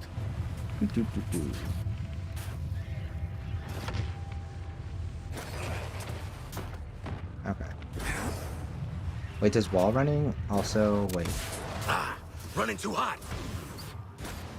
Oh, so you can wall run and it'll okay without. So you don't have to touch the ground necessarily.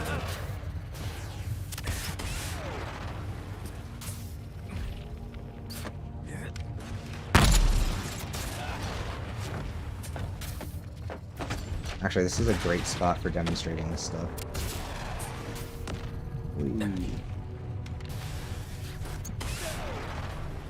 Gotta cool the jet. And then there's a slow fall. Haven't found anything yet. Okay, and then we'll do boomerang. Okay, so boomerang's thing I remember is throw it right. What's the limit? Teleport. Wait, why did it say? Oh. We lost another cannon. Do any of the veteran troopers know if this is how conquest is supposed to go? First off, there's no such thing as a veteran trooper. Built-in short shelf lives. Second, it was a gun the Terrans took out, not Brainiac. Not the Skull Ship. The battle goes on. Okay, so let's see. He's got this. Oop.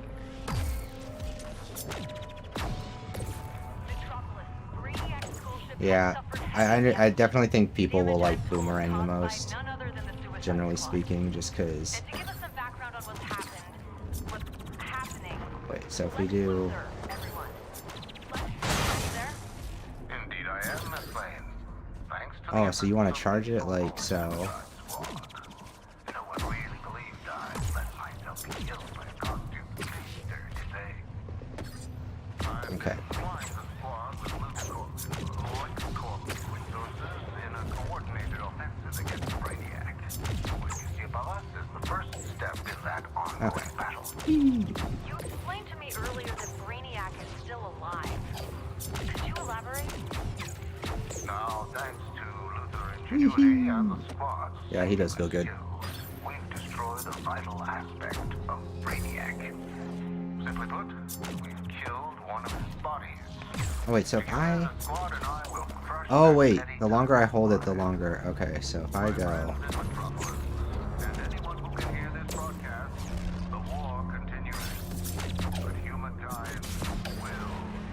Okay.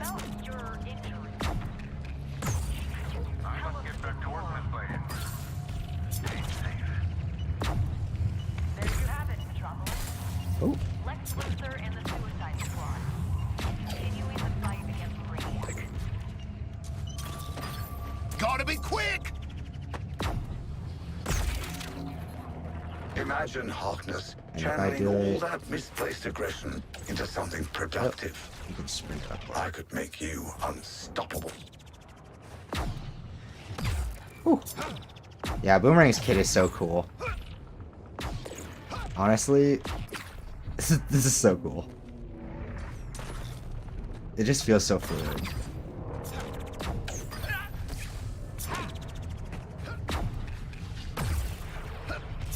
I'm a speed demon!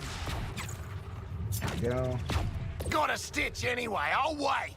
Okay, and then we've got Harley. Is it down? Is it left? Is it right? It's.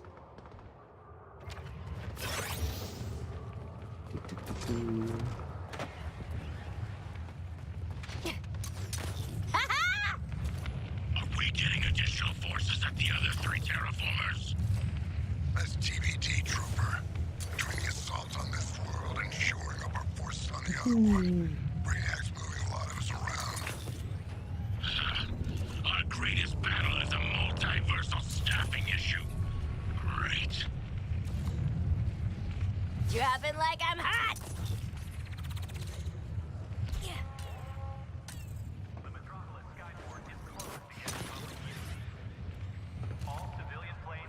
Up and away! With claws beneath and feet ahead.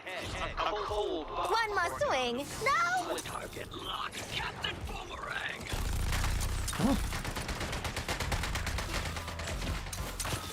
Airstrike. Hey! Zip it, Buster!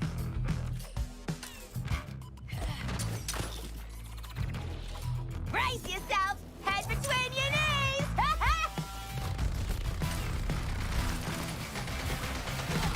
Oh yeah. It's a okay, talent. so this.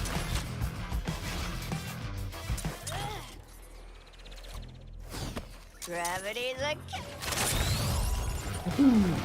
Take a look outside.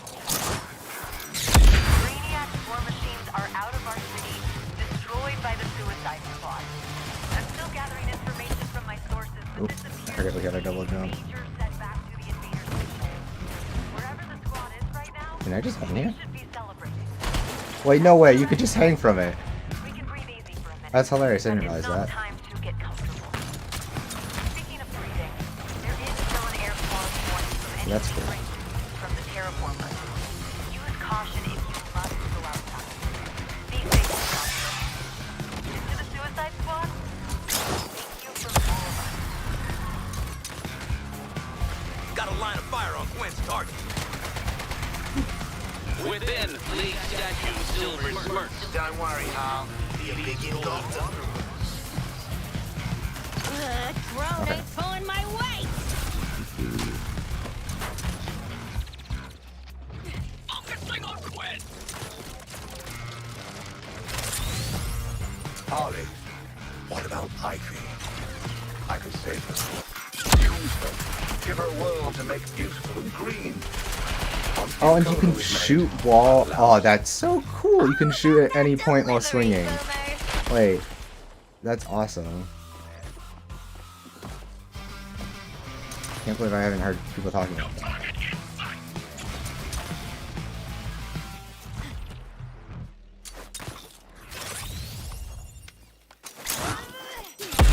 The doctor will see you now!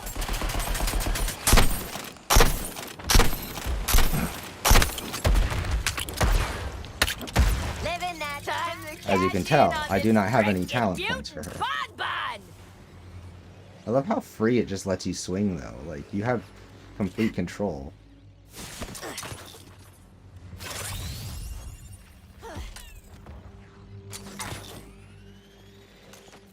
Do I have to hold X while grappling? Wait, is it?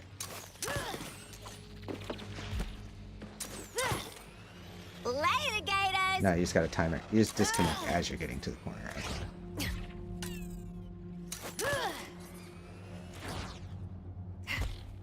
Drone, work with me here! Okay, cool.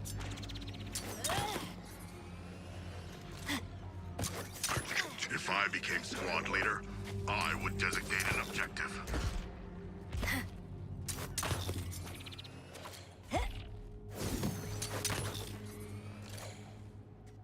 Can't underestimate the Terran's resourcefulness.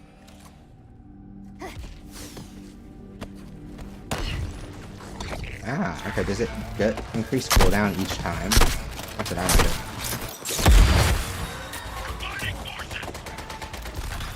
Can we change characters? Yeah, we can. This will really knock your socks off. Swimming dead. Yeah, you have a ranged melee here too. Wait, so if I go... Bit of a rush.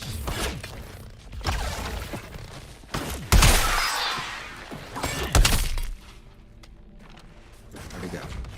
Killing the Terrans isn't the point. None are safe from King Shark. Graded.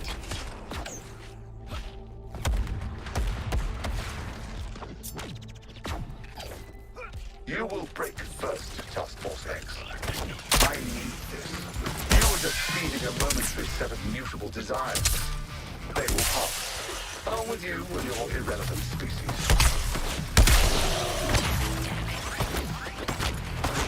Boomerangs. Oh yeah, and then his is... Bloody raise the hell out of that! Hell raisin! The sounds he makes are so ridiculous. Okay. I think we've done what needed to be done. Doubt I'm gonna need that much recording.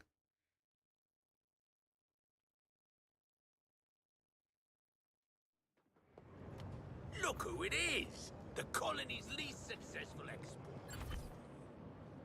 Go. Oh, you're gonna like the new stuff. And if you don't... Contracts. I was gonna give you your reward and seeds, but Hack said no. So if you're mad, tell her. Let me check my pockets real quick. Huh. Nothing. Mail. Oh, okay.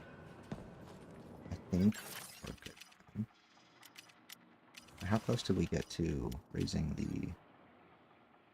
Oh, level? Okay, no, close. It's truly a sad week for Megamind fans. Is it? I wouldn't know. I don't know anything about Megamind.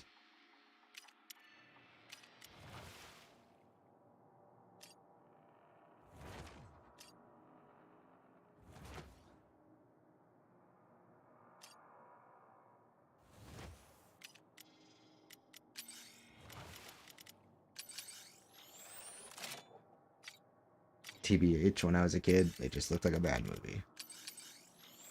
But I didn't like most of those movies that looked like that when I was a kid. So. But I'm not the person to talk to about movies because I'm very particular.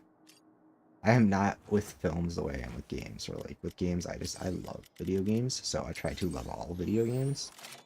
Movies, I'm like, nah, some of this shit, no, I just can't.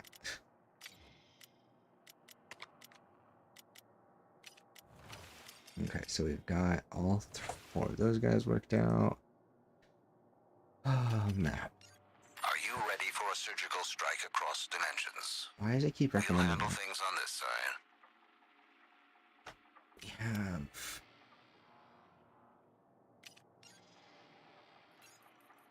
How many? We have 6,000 from ETH. I keep doing missions. Okay, well, I'm going to take a short break from actually playing right now to get back to the script. They released a trailer for a sequel 14 years after the original movie came out, and it unironically looks dog shit. Like, it looks worse than the movie that's 14. Oof, that's unfortunate. That'd be like if Toy Story now looked worse than the old ones.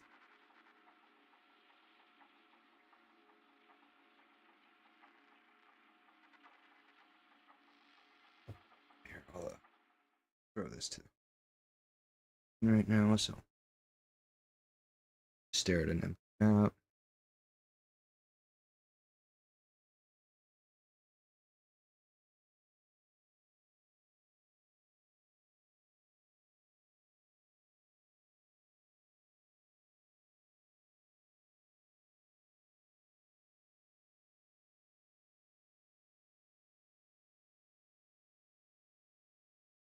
Why did we not get their weapon?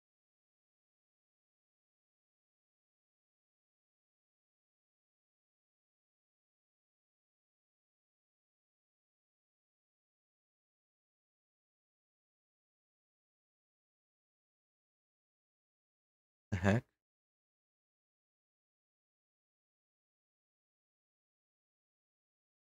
Okay, well, we'll just hope that it updates. It didn't give me the 30-minute one yet.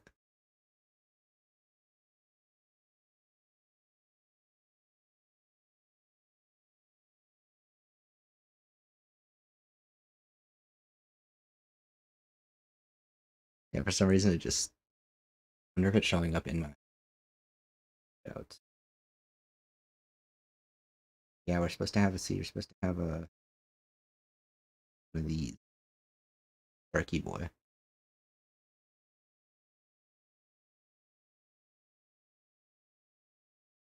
Here, they'll give it.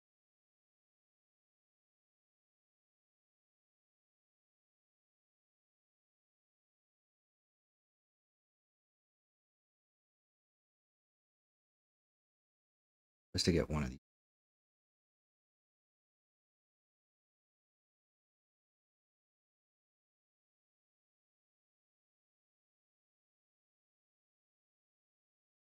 I don't understand what coded.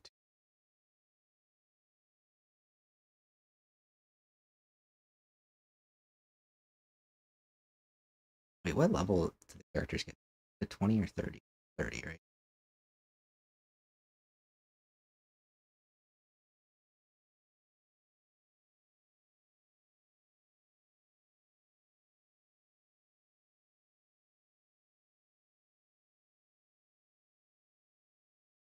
That back. That.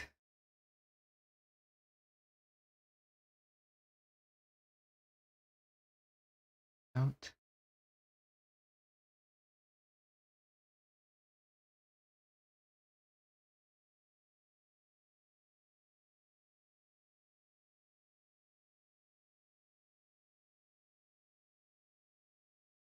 Thing.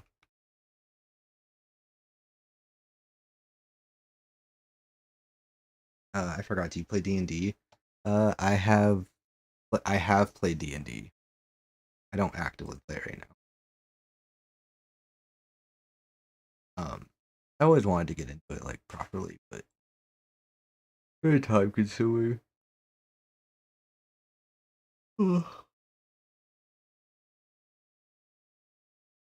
Paste.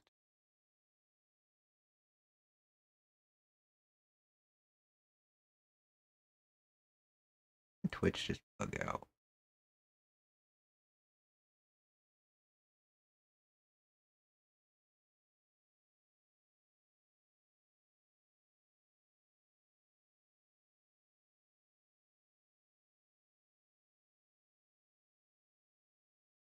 Okay, so it should be connected.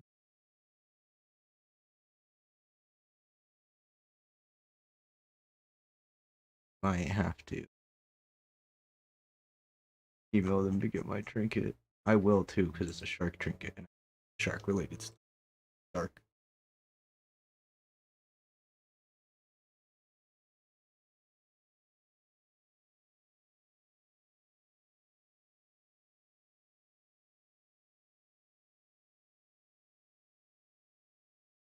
I don't play it either, but I know Peter Griffin is a paladin main. Hey, I'm a paladin main in World of Warcraft. Or was. I don't really play WoW very much now. I'll get back into it at some point, but like all the other things I enjoy, it's very time consuming.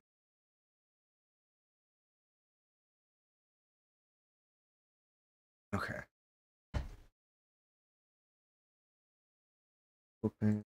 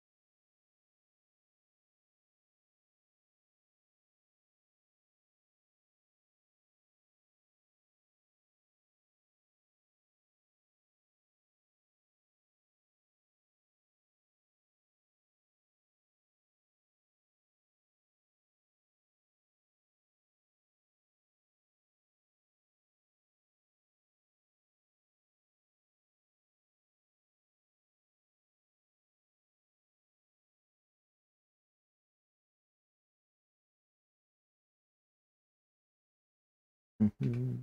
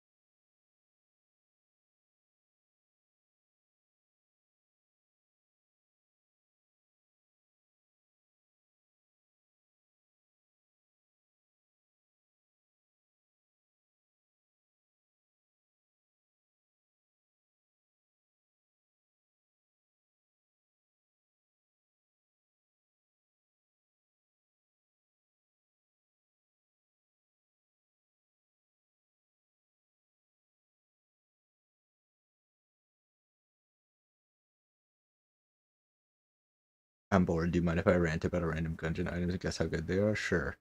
Recently made a Newgrounds account. It was originally supposed to be some variation of funny haha guy, but all those were taken. Remember that the old name for Toxka's YouTube was exclamation.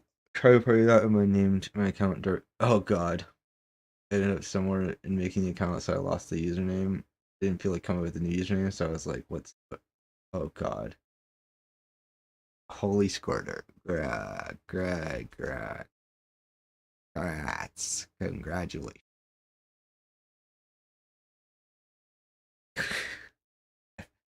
Funny guy.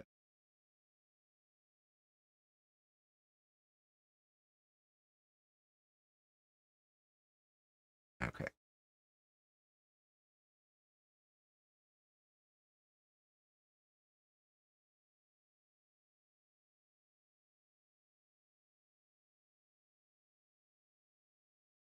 I got some.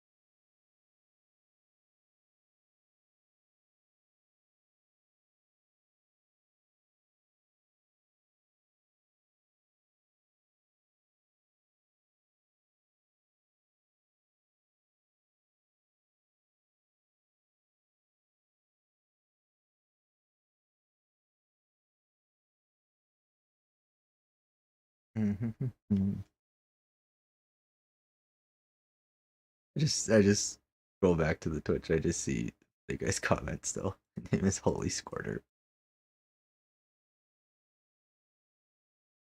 Uh,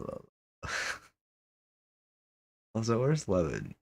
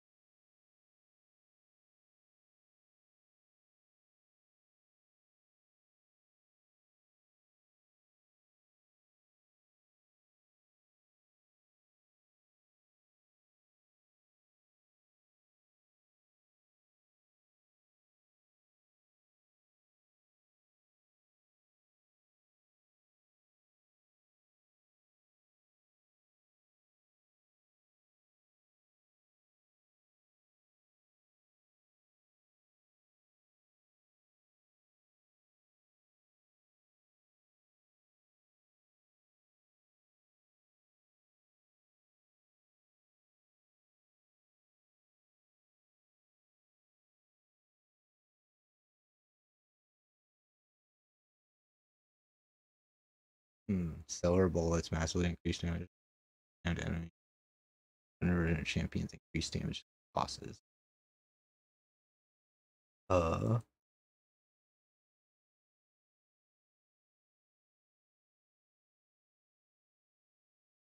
Interesting. Wait. Are you saying? Oh, okay. Wait. Are you asking me which one's best? Oh, wait. That is just one item.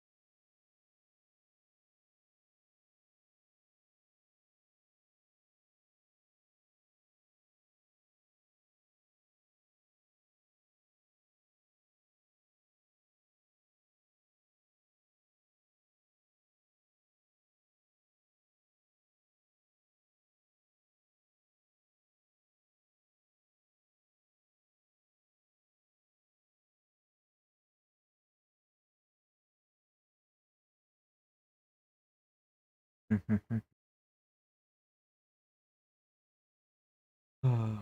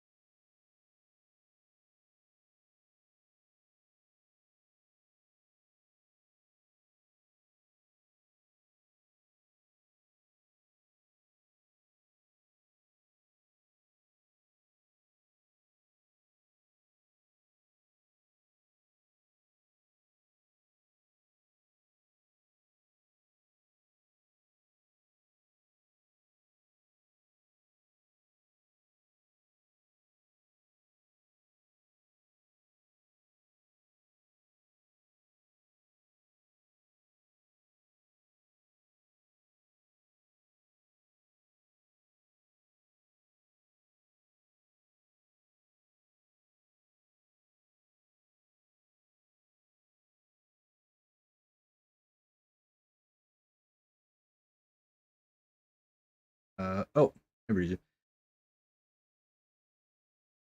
Yes, I did see that. Oh my God, hey Brizu, I did see that. Sorry, I'm working on the script right now. But yes, I did see that. I think I commented on that on Twitter because I actually I added the dev. I was like, I added the dev and I was like, can I do you want to be a friend of my channel? And they were because I was just I don't get other people that uh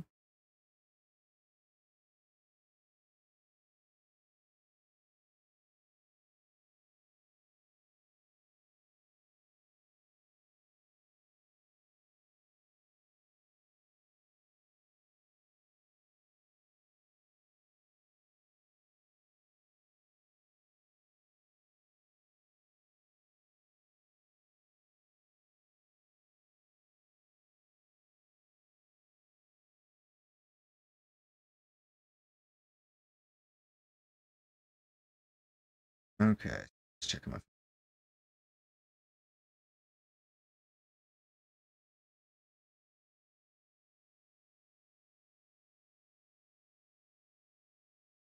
phone. Actually, let me check Twitter. I was just going screw.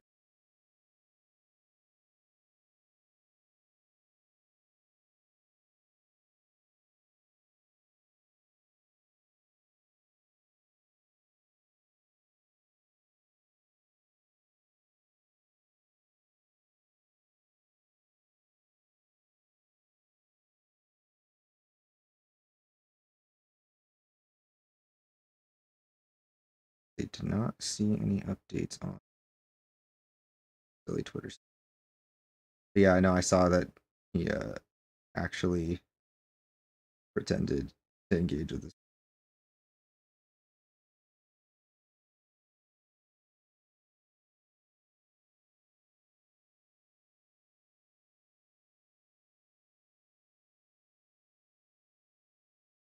Oh my God, this thread's hot. This thread's savage too. Why is my camera? Is it like the USB connection or is it OBS or is it just my or is it just my stupid or is it it's the stupid NVIDIA camera?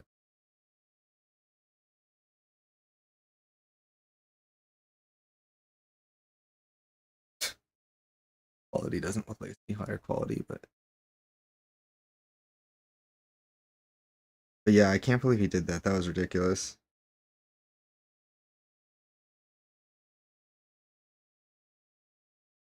I was just gonna see what Lemon has to say.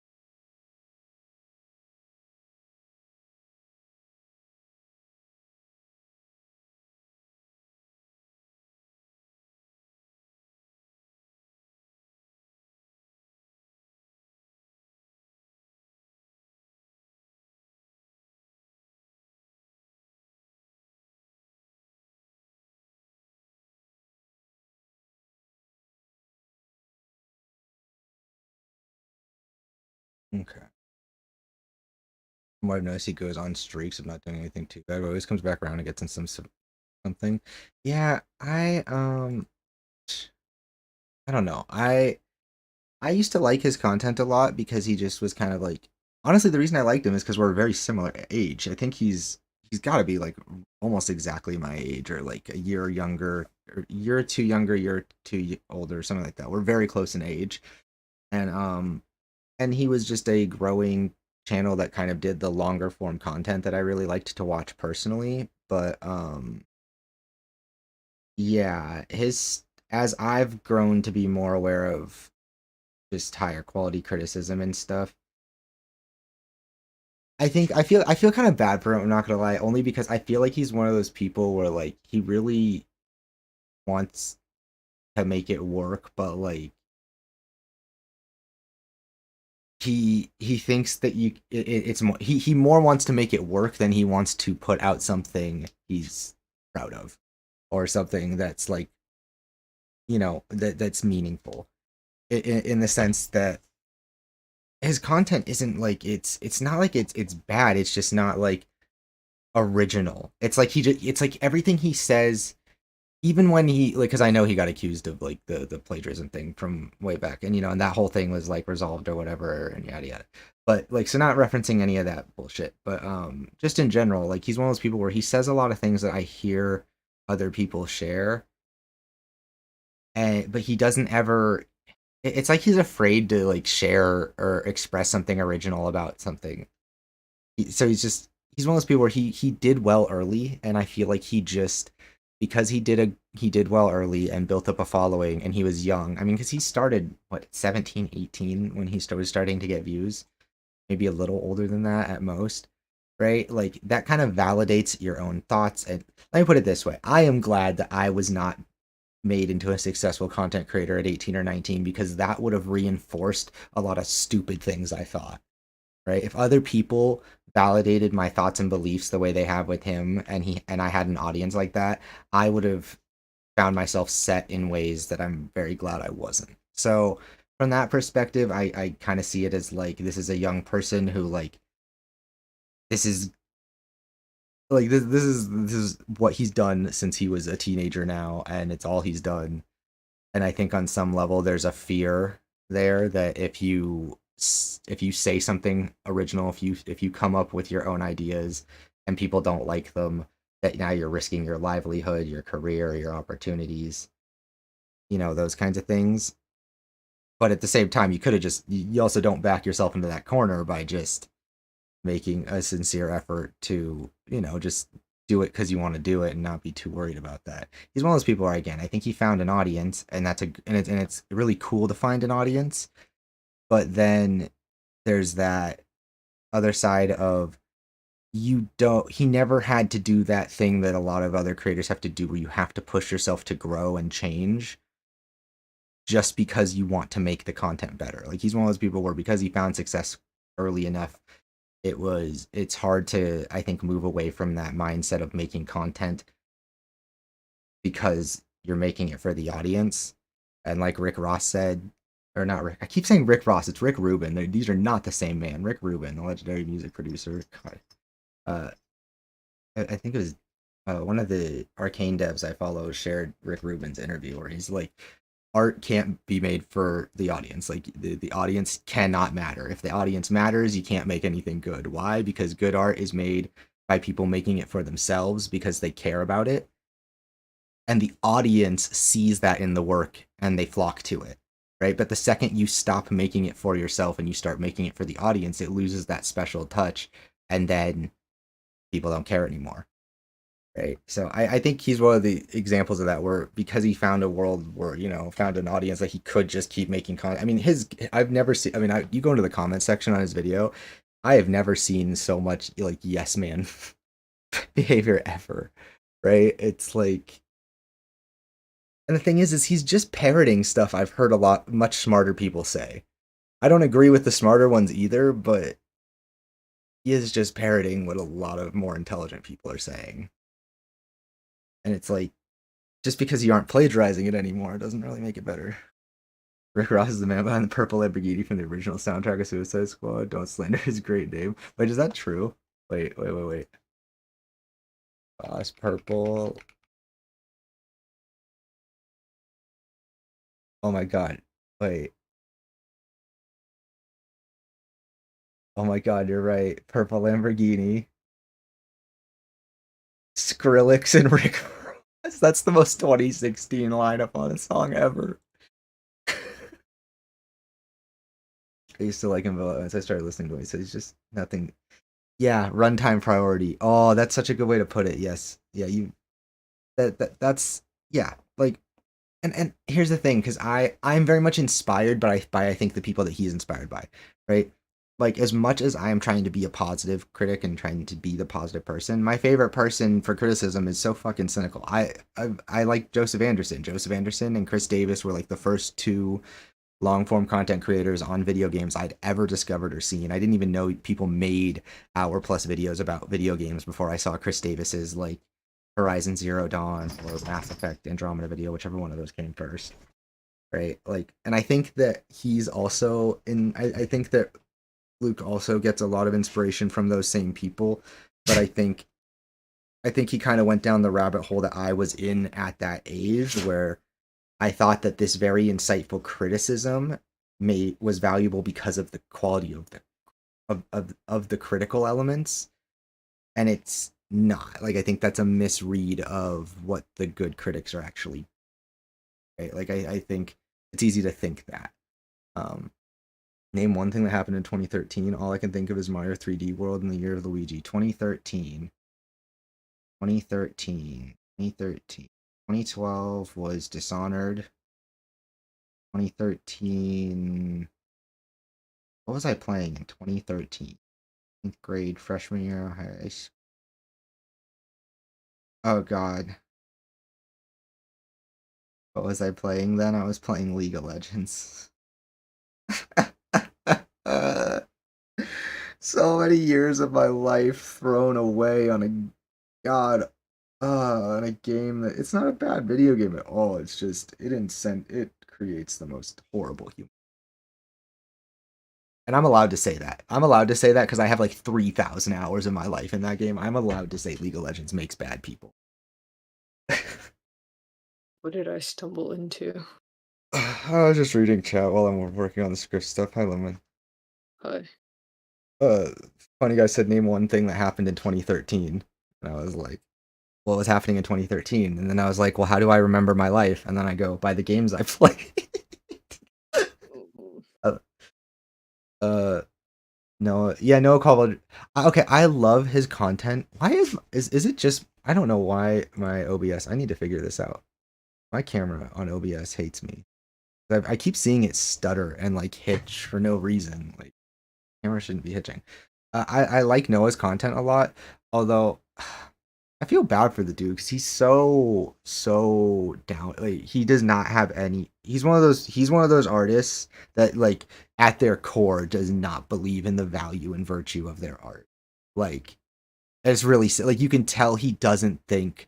It's not that he doesn't think highly of himself. It's that he doesn't think well of himself and what he makes, and it makes me sad. For real. Yeah, and it makes me fucking sad because, like, he makes really great stuff, and he knows it. Like, he's very self-aware. He knows it's his thing. He knows he doesn't, know how to deal with that, and that he doesn't really accept the praise that he should accept, right? But like, I feel bad because I've seen him on Twitter and the dude before, and it's like every time I've ever seen him on Twitter, it's just like, Noah, you make such good stuff. You make such good stuff, and you put so much love into it. Just let that be. And if people, I feel bad for those creators because they're the people that I see, and I'm like, they have this thing figured out so well, this process of making something special down to a T, and yet they lack the other elements of, I think, confidence that a person needs to really value their own talent. You know what I mean? Like, it's I don't know. Like, I see it as, if I could make stuff, of that quality level, I wouldn't feel I wouldn't feel bad about myself ever, right? Like I wouldn't if I made a 7-hour video that was actually worth watching for 7 hours and it legitimately was worth it, I wouldn't apologize to the people that I made wait for it because it's 7 hours long. Sorry, you don't like. I'm not gonna feel bad that it took too long. I'm not because it's 7 hours long. Like, from that perspective, right? I definitely understand wanting to like appease your audience and the people that like support you, but there's also like, okay, dude, like, you're not failing them by taking a long time on a long thing. You know what I mean? Mhm. Yeah, so he's just one of those people where you can tell he beats himself up a lot in ways that are like, it's only sad because it makes me feel like he doesn't actually get to reap any of the pride or a sense of accomplishment that one should get from doing something so good. You know what I mean? Like, Mhm. I think I'm not like, you know, I'm a person who's hesitant to like look at stuff I have and be like, that's awesome that I did that, but like it's like I'm getting there and seeing someone else who's much better and been doing it for much longer have not gotten there is kind of sad. It's because like you feel Mm. bad. Mhm. I couldn't imagine putting in that much effort and still being at a place where I'm not sure if it's worth it, you know? I can edit a good 30-minute video in a day, but 7 hours, it's so much raw. Yeah, and like, and I will be honest, I don't even know if his editing's any good because I listen. That's when you see a video that's 7 hours long, Yeah. you click on it and you look away. Like I Yeah. do, I do. I mean, I don't because I don't plan to watch all of it because I don't plan to watch every frame of it. I don't really plan to watch any of it. I just listen. um, Mhm. which I do feel bad about because you know he probably makes an effort to do some good editing and stuff that I just don't see. But yeah, like, and I could if editing if I was just editing something, I think if someone gave me a task to edit together a quality thing in a certain time frame, I could do that. It's so hard when it's my own thing though, because it's constantly battling with when do I stop? When do I stop adding things to make it better? Right? When do I stop adding? Because there's always more. There's always a better transition. There's always a new effect. There's always a perfect scene that can capture the point I'm trying to make right now. There's always a way to time the delivery of this scene exactly with the drop of the word I'm saying, right? You could do that for every single frame of a video if you wanted. I swear to God, like I could spend 100 hours on a 10-minute video, Mhm. right? Easily, just on just the edits. If I really just wanted to like go to town and like I don't even know how to use After Effects or anything yet. Like I still want to learn how to use that stuff because like yeah, like I want to know how that stuff works. But yeah, editing is I don't know. I don't mind it now. Now that I have my editing controller, I don't mind it as much. Now that I have a tool that makes doing it not so legitimately tedious, um, that saves me a lot of time. That definitely helps. It's a lot of longer takes, but it's still a lot of footage. Yeah. Oh, I agree. I think it should be the writing that speaks more than the actual effects of the editing. But here's the kicker, right? You have to get people to show up. And that's what I'm realizing. Like if I had it my way, I would sit in front of the camera and wax poetic about a game for 3 hours straight and put that out and call it a video, right? But the other and I honestly think like let me put it this way. I know for a fact I could write an incredible script for a 2-hour video. But I could not bring myself to make that video because I don't have an audience that I know will show up for it and I that video would take so much time and so much effort and so much of my life that if people didn't show up for it it'd be crushing. Right? Mhm. Like that's why like I definitely agree. Like I'm the person who I'd prefer to write longer and edit less.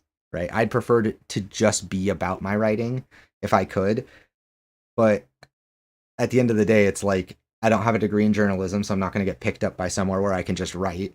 And videos are flashy and get the attention of the public in a way that you just really can't if you're just doing like a private blog or something, right?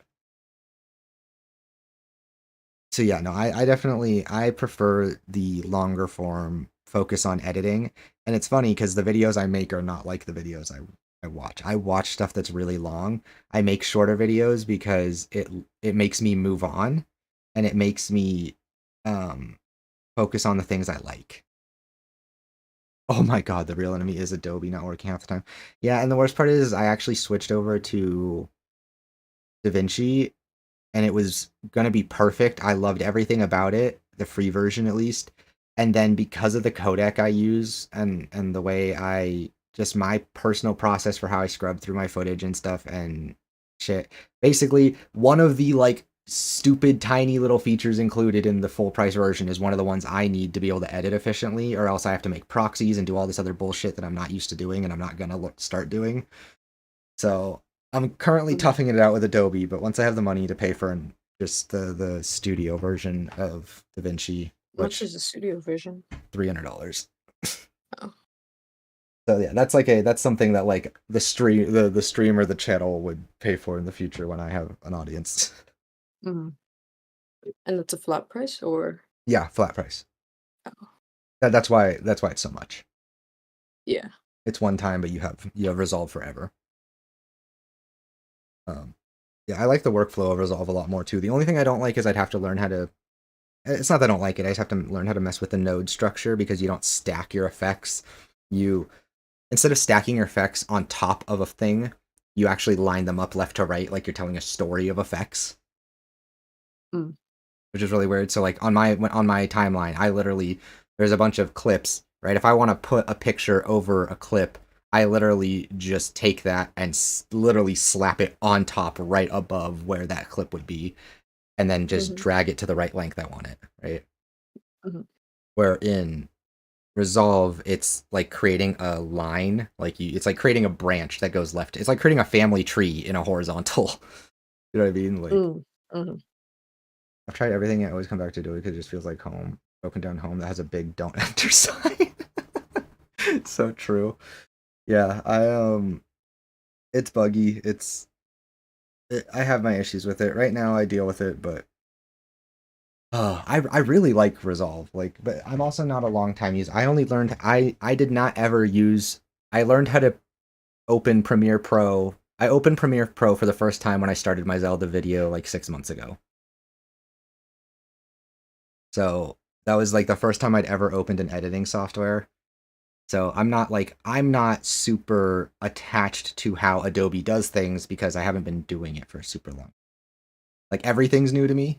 So like it's all stuff I got to learn. Like right now when I want to learn something about Adobe, or any edit, I just literally Google how to do this type of edit. And then I copy someone else's way of doing it. And by copy, I mean follow the steps they show me in Adobe to find the setting for the default transition. Because I'm not like in After Effects making custom stuff. But yeah, no, I've actually grown to really enjoy the editing process over time. That's something that like I do enjoy it. The part I don't enjoy is I don't enjoy the voiceover. And the part about editing I don't enjoy is I don't enjoy actually trying to be done. Because like I like what I'm working on and I can get really fixated on it, but then the stress and pressure of stop fixating on this little edit, you need to get this thing out, right? Kind of gets me because I'm one of those people where when I know something can be better, I'm compelled to make it better. And video production is one of those things that's really forced me to go, nope, you have a deadline, you need to put it out there, right? Like the Suicide Squad video is probably not actually going to be publish ready tomorrow, but it needs to be like basically there, right? Like I probably won't be ready to publish it because again, with how Friday, for some reason, the weekends just hate my video. I don't know why. The weekends don't like my videos. It's weird. So I'll probably drop it on Monday, which gives me a little more breathing room. But I need to record the voiceover today, start editing it. I'm almost done with the script. I was working on that. And oh yeah, Lemon, thoughts on what I said about for the section on movement and combat and stuff. for the controls. So Yeah. like I said, I cut out the specific button mapping bullshit. Like I rewrote some of the sentences so that you don't have to, so it's not in a weird Right. spot. Um, uh, duh, duh, duh. But in okay, sorry, one second. But I'm trying to like, did you get what I was saying about like why I want it to still have, why I'm still explaining their kits in so much like detail to start?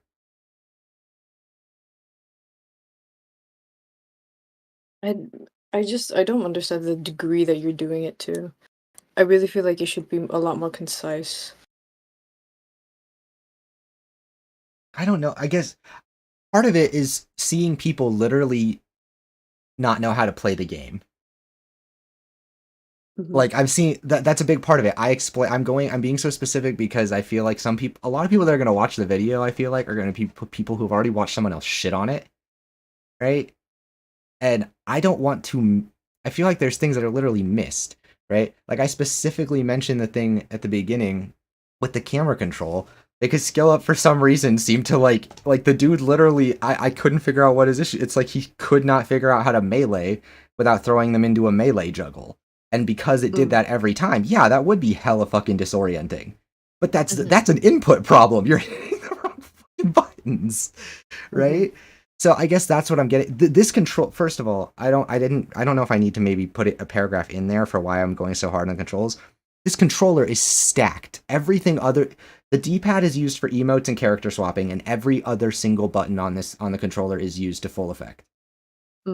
With multiple combinations and presses and holds, like there's a lot here. Like when you start I explicitly remember booting up the game, getting an hour in, being given most of my stuff and being like, good God, like they keep putting shit on this controller. Like there's another way to move. There's a slide, there's a dump, there's another jump, like I guess I feel like if you wanted to express that, the best way would be to do it visually. So, like, show the mapped controller instead of talking about it. I just feel like that doesn't. Let me look at it. Let me see. Maybe you're right. Let me see. And then for the rest of it, I feel like demonstrating good gameplay of their kits would show the potential and how it handles well, more than just talking about it. Well, yeah, like the visual is gonna be there, but I have to say Yeah. something about it as I'm. You know what I mean? Like, But what I'm saying is that the visual will do that job a lot better than talking than then you what do I just talk verbally about? saying it. But what do I talk about while showing you that then? You would still talk about the kids, but it just wouldn't be as long or detailed. So, wait, I'm looking Like at. more so, instead of talking about every single move that they have, just Okay, just like boil see it what I'm down to looking. what What's they frustrating to really me. are. What's Yeah. frustrating to me is, I'm looking at it. It's like I feel like I'm happy with being super in depth on Shark because I feel like that sets the baseline to explain what I know, right? And it also sets the baseline of all of these things translate really naturally. Your primary and secondary, like I didn't know how to. I don't want to confuse people because people really do get confused by little things.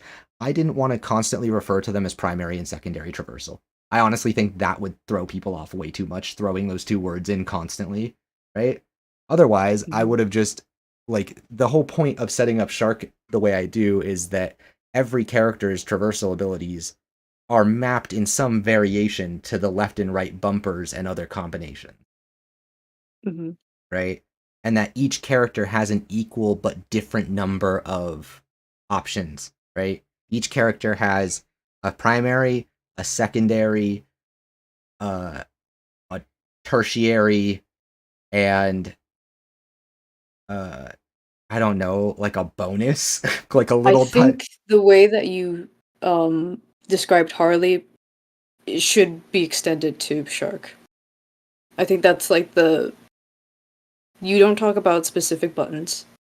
That was the one thing that I just don't understand why you would talk about the specific buttons. Okay, the only reason, literally the only reason I mentioned the buttons on Shark is because I don't know how to explain how you do the thing. Like I say you hold down left and right bumper to charge his leaps because, like, what is charging a leap? You charge his leaps and then leap, okay? What's that mean? Like, I'm saying, like, I'm giving context to, like, what charging is. Charging in a People know game. what a charging a leap means. I just feel like it's so... Like, read the Harley section. I think that amount of detail is good.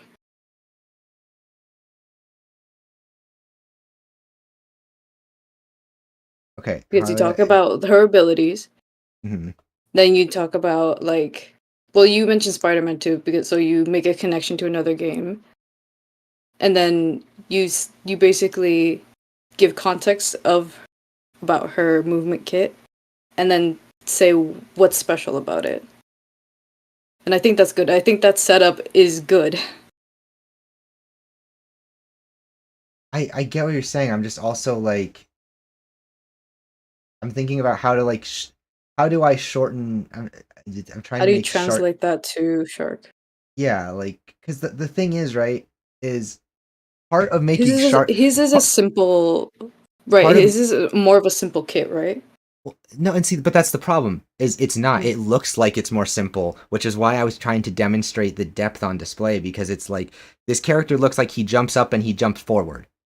Mm-hmm. That's not fucking, like, all of these things I put into the explanation of how movement works are why someone like Shark, who does really just leap forward or leap vertically, collectively works, right? Like the fact that that as I'm falling from my leaps, I can drop into a slide to charge the next one, right? The fact that I have an air dash to extend my distance and build momentum while I'm in the air, right? And the fact that I can double jump after each one of those dashes helps me maintain even more midair control. I think if you look at Shark and you just see me jumping around, you're going to be like, he jump.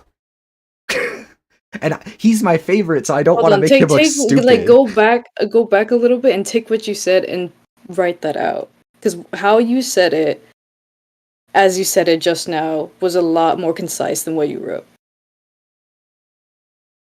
Okay. I'm really bad at this. I don't even know what I just said. No, that's happened to me too, where like I get into it and I said exactly what I wanted to say and then I just immediately forget it. I found Mondays to be the best. Oh yeah, no, that's what I've heard. I've heard Mondays are actually like really good, and I think I mentioned earlier, the reason Mondays are really good, Brizu, is because for me, I think it's because people are looking to see if they want to get into the game or they're already into the game and they're watching stuff while they're at work or whatever, trying to be excited, right? Once they have the weekend off, they're playing the game. They don't want to watch my shit. I saw Skillo's review. Normally I like his stuff, he's great, but yeah, okay, see, thank you. The Skill Up review, the thing that kills me about his review is that the first 4 minutes of his video are just my review. And then he contradicts himself for the next 40 minutes shitting on it. It's really weird. Like he even mentions how like combat feels really good, but then he goes and shits all over the gunplay the whole time. I'm like, that's a lot. You know what I mean? Like he opens with this praise for these elements that I agree with, some criticism for elements I see criticism for, but then like the rest of the video is just like, now this thing's bad. Here you go. Like, it was really weird because like he definitely, yeah, he's great and his stuff is normally just good, and he understands how a live service should work because yeah, he's played Destiny and he understands the loot system, and he used to play WoW when he was younger. Like he understands what an MMO, what loot grinds are, how they work. Like I don't know, I would never accuse anybody of this. I feel like he didn't play it, or at least not nearly as much as he's implying based on the footage I saw. But again, like, I think that's me being disconnected from how someone's perspective of a game can be so dramatically impacted by their expectations going into it, right? I don't think what I said is true. I think it's that he legitimately went into it with really, really low expectations, like most people, and kind of came away from it finding things that validate that. I think it's really easy for critics to forget, like legitimately, not because they're trying to be negative. I think it's easy to forget that criticism is easy. I think it's easy to forget that shitting on something takes infinitely less effort than finding what's good in it, right? And that every time we talk bad about something, we're taking the easy way out. And that's fine. A lot of people want to hear that. But I think if you're a respectable critic like he is, right, is that like, you know, you're one of the, I think if you're a critic like he is, I think on some level, people expect that you understand how to separate really how you feel about a thing or what you want from it from what you can't be objective, but your subjectivity is heavily influenced by how much you value the effort to be objective, right? Like, I think that's kind of the trap. You can't be objective, but if being objective isn't something you're striving for, then you've kind of lost the plot a little bit. I think that's what criticism is on some level. I think that's what being a critic is. It's trying to be objective about things that are inherently subjective while acknowledging that all the same, right? You're not, and I think a lot of people do one of those things or the other. They don't do both, right? They either criticize the thing just to be critical of it, or they fail to understand what the value of criticism like can have, right? And I think it's that you're trying to promote the thing being better, right? Like I said it to someone in a tweet earlier where they said they referenced the game as a cash grab, right? And they said and it tarnishes the legacy of the game. And now they weren't talking about Rocksteady the individuals, but I explained, I was like, that's still an attack on the developers, right? Like you can insult a game without attacking the developers, but that particular insult on the game is an attack on the developers. You're implying that because Big Bad Warner Brothers is the be all end all at the top of at the top, that they didn't put in every effort to make it the best it could be, that the people that were there didn't, you know, do everything they could to make this game good. Just because Warner Brothers is the publisher does not mean that they made a game under the impression that what they were working on was a cash grab. And to call it that is to imply that that's the kind of the level of work that they were striving for, right? Because cash grab isn't about quality, it's about intent, right? So there's that, and then there's tarnishing a legacy or like the reputation of a thing. And again, to me, I'm like, that takes it too far. You're now saying that the work these people did retroactively undoes the work of those that came before them. And that's just so disrespectful of like the actual efforts made without recognizing that the final product can be a lot of different things for a lot of different reasons. So yeah, I do think that like people really I'm one of those people where I get the feel that thing that critics want to do where they want to be objective, because I want to be objective. I am frustrated by I begrudgingly accept that objectivity in art isn't valid, right? But it is begrudging, right? And I think in trying to be a critic, you're trying to push on some level to find the closest thing to objectivity you can, right? And so for me, that's grown more and more broad as time's gone on, right? Now, I think the best way for me to be objective about a game is to meet it on its own terms. What's it trying to be? What does it want me to have fun with? Right? And like, does it work when I try to do that? You know, if a developer hands me a game and says, "Will you play my game?" right? And then I spend 40 minutes trying to like jump outside of the boundaries, okay? I'm a I'm a shit person who shouldn't be allowed to talk about the game. Right? At the very least, I shouldn't try and act like I can say something about the quality of it. Right? And I think that a lot of people do that exact same thing, just to a lesser extent, across the whole industry, where it's like there's an inability to separate what people don't like from what is actually done poorly, or even not necessarily done poorly, but simply what could be improved. This thing might not be better in any way that you've suggested, but you're still going to suggest it because it's what you want, not like what you would understand to make it better. And the other thing I mentioned earlier too was how you have to, if you're going to give feedback, it needs to be actionable, right? That's another thing. saying this is a bad game, that's not criticism. Sorry, that's not valid criticism.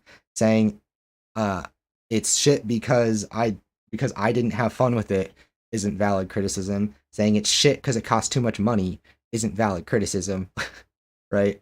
Like to actually criticize a game or any kind of thing like this, I think realistically you have to be that person that says, okay, what is it trying to do? What do the developers want it to do? And what would they like to hear? They're artists. They made a thing. Everybody who makes a thing wants actual actionable feedback. Everybody wants to know what they can do to make the thing they care about legitimately better from people that legitimately appreciated it, right? So I think that's what good faith criticism is. It's, hey, if I sat down across from a Rocksteady developer right now to talk about this game, what would I feel comfortable saying that I think could be improved or couldn't, or what I liked or didn't like? And if at any point I would feel awkward about what I just said, then maybe I shouldn't say it online either, you know? Like if I felt like I was being unusually hostile to this person who's just asking me for feedback on their project, then maybe that's not how I should treat them on the internet. You know, like I feel like that's what it is. It's like if you want developers to like care about what we find enjoyable, you have to care about the efforts they're making and why they're making them. And that seems to be a thing that's just completely missing. Like people keep saying, like, there's a thing going around, like the person who's being harassed by people because she's a developer at Rocksteady or worked on the game in some capacity, right? And then other people go, someone else posted a hot take, like, hot take, developers aren't special, everybody gets harassed online. I'm like, hot take, they are special. They're artists. People that make art are special. Most people don't make art. Most people don't do shit. So they are special, and maybe we should like at least make some effort to just treat them decently and not, you know, be particularly awful to those kinds of people. Like, yeah, I get that people get harassed everywhere for all sorts of things, but most people don't spend years of their lives working on a thing really hard and have the reception of that thing ultimately undo everybody's appreciation for their efforts. That's like gross. That's messed up. You know? It's also a huge collaborative effort. A game could come out to be a kind of a flop. But shit, if you don't talk, if that game's a flop, but you don't recognize what's good in it, then the people that did a good job don't get any fucking credit. Right? If this game was dog shit and I had no fun, the character models would still be top tier. Right? The voice acting would still be top tier. Right? The people that did that should get credit regardless of how anybody anywhere feels about this video game, because those things are as close to objectively good as you can possibly be in art. They are at the top of their form in the industry. They did an incredible job with that stuff, right? Like that makes the game a worthwhile, valid thing that should exist, that should be talked about regardless.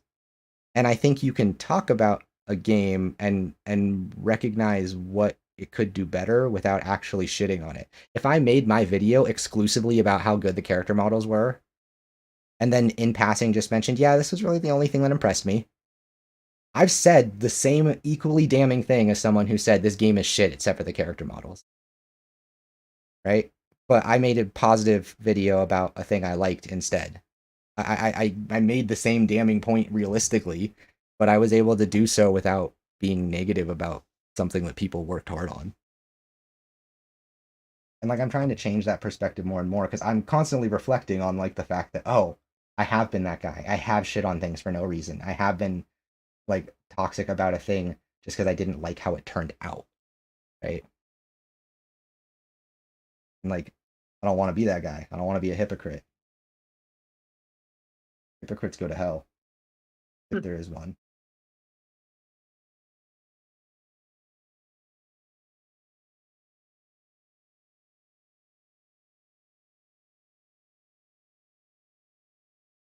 Anyway, the it's just strange to me where the discourse for this thing has gone, because it's just revealed to me how many people that I legitimately thought were on the same page as me in terms of how games should be treated so that we give them the best chance to grow, improve, and the people that make them to grow and improve. Like I thought that was kind of like something that at least a lot of the critics I respect understood, and seeing how many of them are just like, nah, it didn't vibe with me, bad game. I'm like, bruh. Like, what if you walked into an art exhibit and you looked at the showpiece that everybody's there for and just loudly announced, not for me, good try though. I mean, that's what people do with modern art all the time. They do, but like on some level, modern artists know that that's like, you know, like they're trying to get that reaction. I think, right? On some level, there's modern artists kind of. I think modern artists thrive in the common sensibility of it not being understood by the layman. Right? Like, I think modern artists kind of like want that, but I agree, right? Like, yeah, like it's, you know, again, that I've learned, right? I'm trying to learn not to comment on it because it can be valid to not get it. I think that's the other thing too, is you don't have to be ashamed of simply not vibing with or not enjoying something. You just need to be able to separate that from what you see as its actual quality. Right? I don't like any Beatles songs. Any of them. Not a single goddamn one.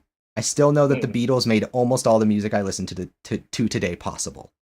Right? That without them, the vast majority of great music that I have come to love, whether it's from hip hop or metal or trap or, you know, anything in between, right? Like, you know, electronic music, Japanese music, like all sorts of different things, they wouldn't exist without, on some level, the influence of those people, right? And it's I like, missed a really cool conversation out of it. Seems. oh, you actually just hopped into the. If you want to know the point I was making, I was literally just saying that, like, for this, you don't have to like a thing to know how important it is, right? There's not. Yeah. I don't like a single goddamn Beatles song, Okay. but I know So that they are the reason music that I yeah, listen to exists.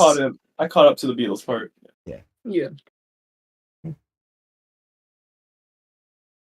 How's it going, Ink? Good to see you. I'm good. Sindra and I were just bullying kids on Fortnite.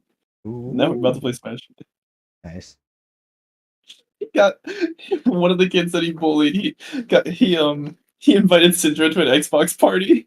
Oh, why you guys mean? He was so mad. He ended up inviting me instead, and he was like, "I have no clue who you are." So I don't know you. I don't know you, but your friend's a bastard.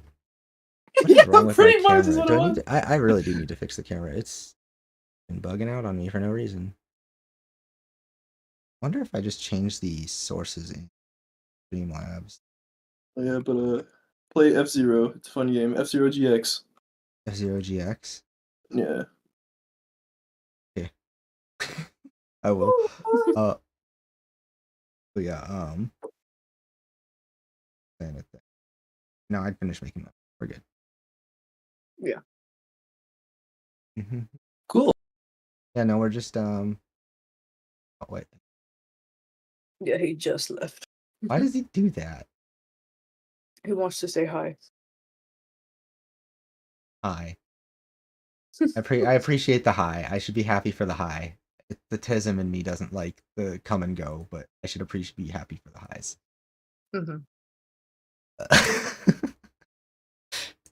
That's honestly how I have to see it. I'm just like, I don't. But yeah, just I don't know. The inability to separate like not liking something from thinking it's bad is really too. Like, you'd think that'd be like step one of trying to criticize something, establishing that you're not criticizing it because you have a personal issue with.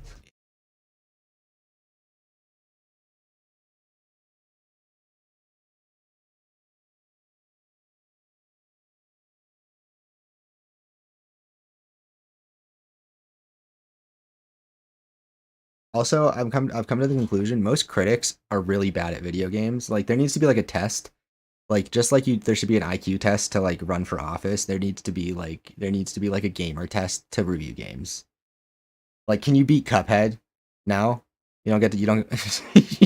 You don't get to review games. The fucking Cuphead tutorial. That's literally where my brain went to the tutorial. Because I was going to say, can you beat the tutorial? But then I was like, no, you know what? Let's be real. Can you beat Cuphead? It's not that hard. Like, it isn't. It's challenging. It is not anywhere near the more challenging games I've played, right? Like, I've played some stuff that makes Cuphead look piss baby easy. It's tough. It's meant to make you feel bad because it's fast. When you die, it happens instantly, or it feels instant. But you're right back in it really quickly too, right? So you'll have 40, 50 failed attempts in an hour. But an hour of like that's how I see games. When I'm like doing a challenge, I count it by hours. I'm like, well, realistically, how many hours am I gonna spend on this challenge if I try every available combination of things that might work? And the answer is always less than you think.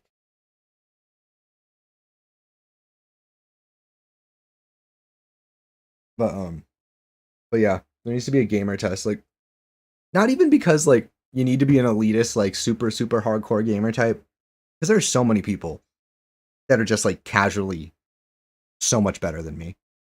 Okay, and yet like there are people that okay. Paul Tassi on Twitter he's the writer for Forbes, or I think it was Forbes, which is just obscene to me because like that's like a real publication. Like you should have to be like a good writer, but beyond beyond that, right? He was talking about his complaints with the enemy modifiers today on Twitter, and I commented just because I was like, the bro literally hasn't figured out the puzzle of how enemies work. He's like, yo man, they have affliction immunity unless I crit them, but afflictions are how you do damage, but I can't crit them because they have armor. Bullshit. I'm like my brain just sat there like what. Have you ever been faced with a problem and thought, how do I solve it? That's what you do.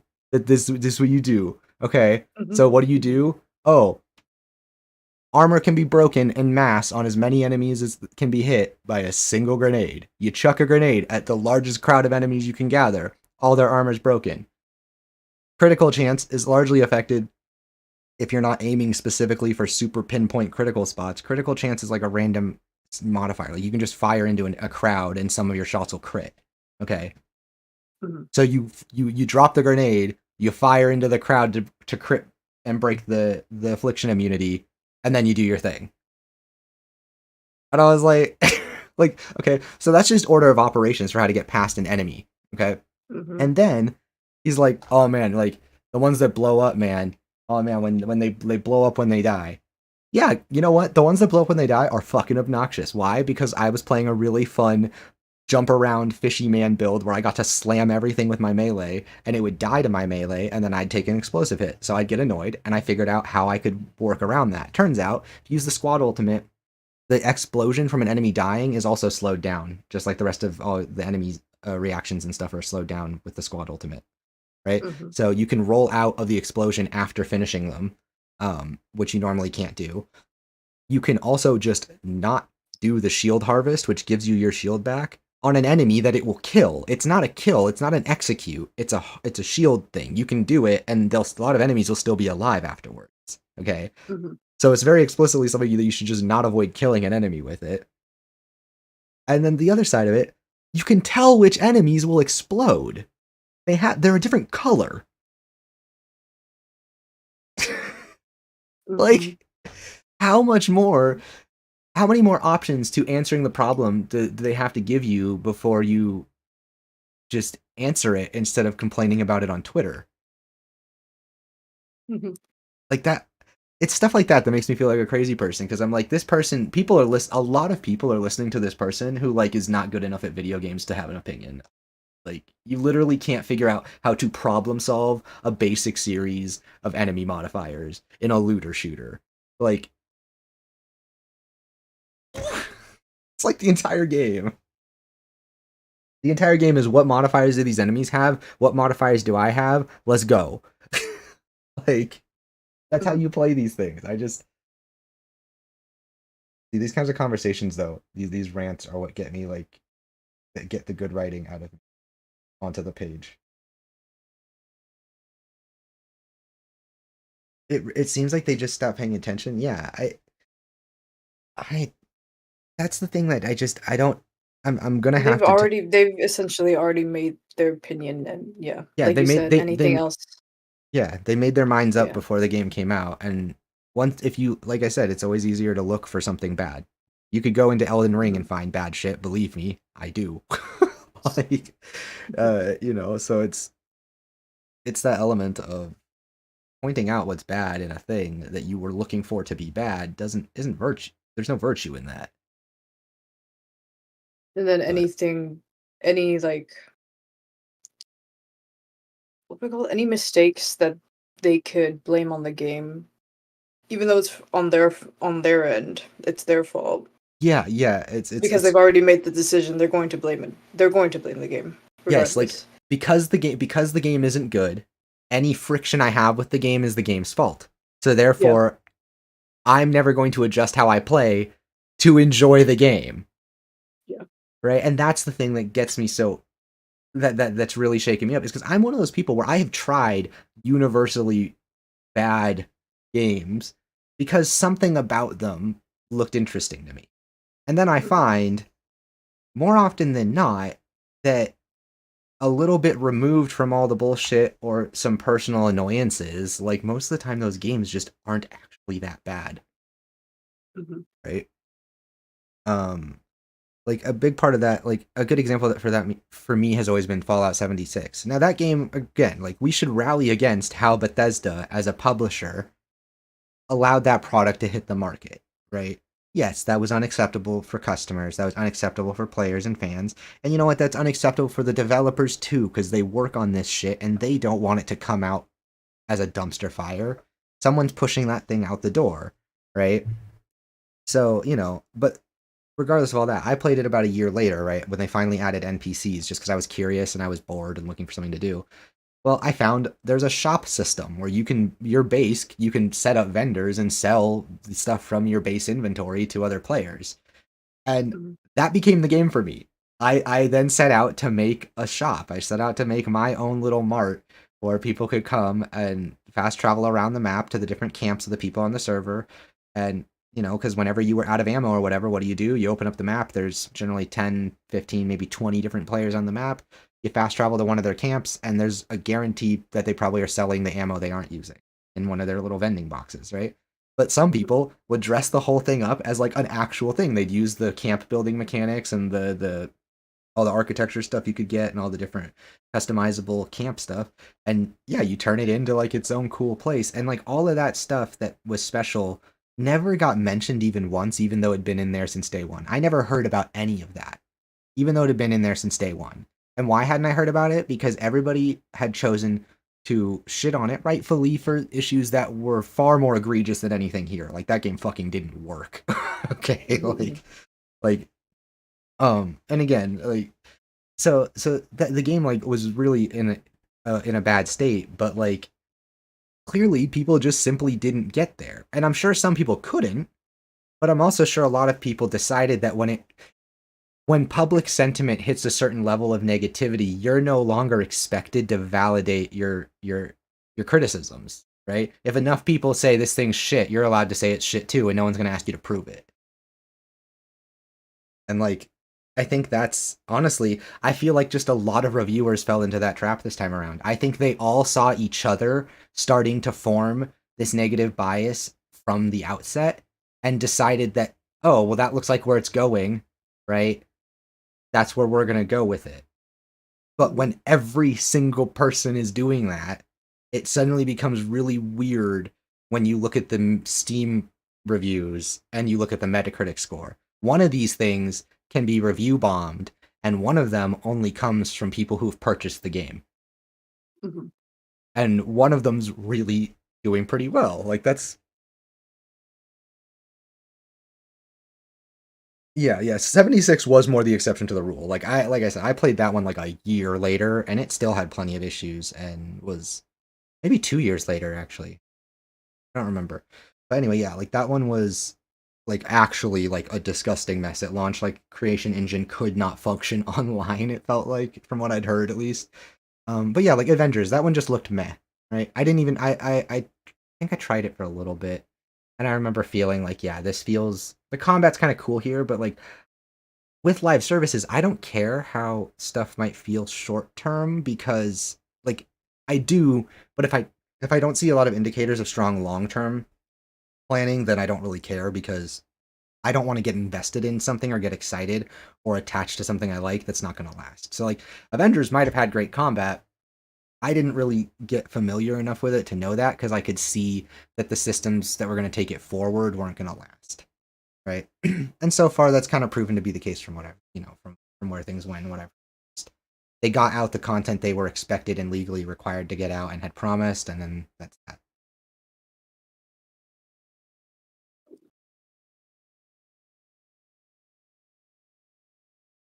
Okay, yeah, see.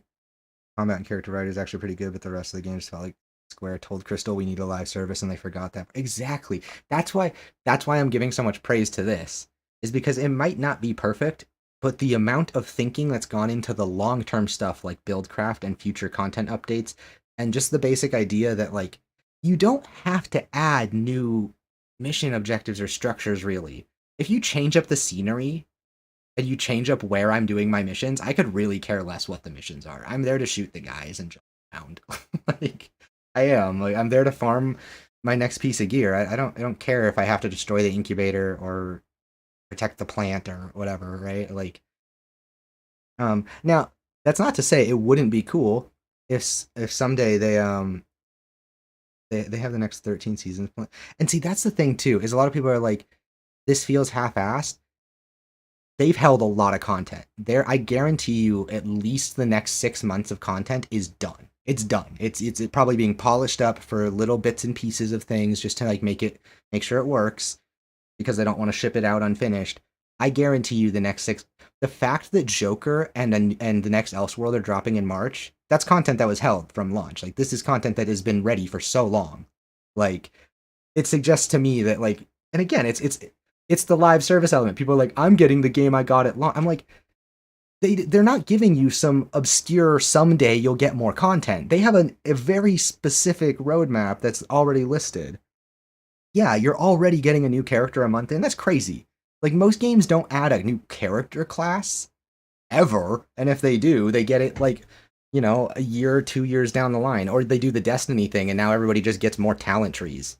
We just get different colors of silly shit we can do. We don't get to do anything new. Yeah, so like that stuff so well thought out. Yeah, and that's the stuff people don't think about, is they're going, well, it's a live service and the content's coming out later. It's like the fact that they've set it up to deliver the content consistently the way they have suggests to me that I really have bought a game. I've bought the next 6 months of content at launch, realistically. Like, and yes, all content is free going forward. I know that, like all the content updates. But for all intents and purposes, I think that the next 6 months of this game are pretty much done, and are sitting there on the cutting room floor or whatever. Not the cutting room floor, but sitting there on the conveyor belt, right? Like waiting to go out the door. Like they want to be able to deliver a good content cadence, because good content cadence is make or break for these games. Like you have to deliver content consistently, and if you can get it down to once every 2, or if you can get it, depending on how big their updates are, if they could get them down to every 2 months, that'd be awesome. I think it'll probably be closer to like every 3, because what they said, we'll have all of our, is it 1 year? Is the content roadmap for 1 year? Will we have our final character by this time next year? Is that how it works? If not, however it works, like they've definitely planned out a lot.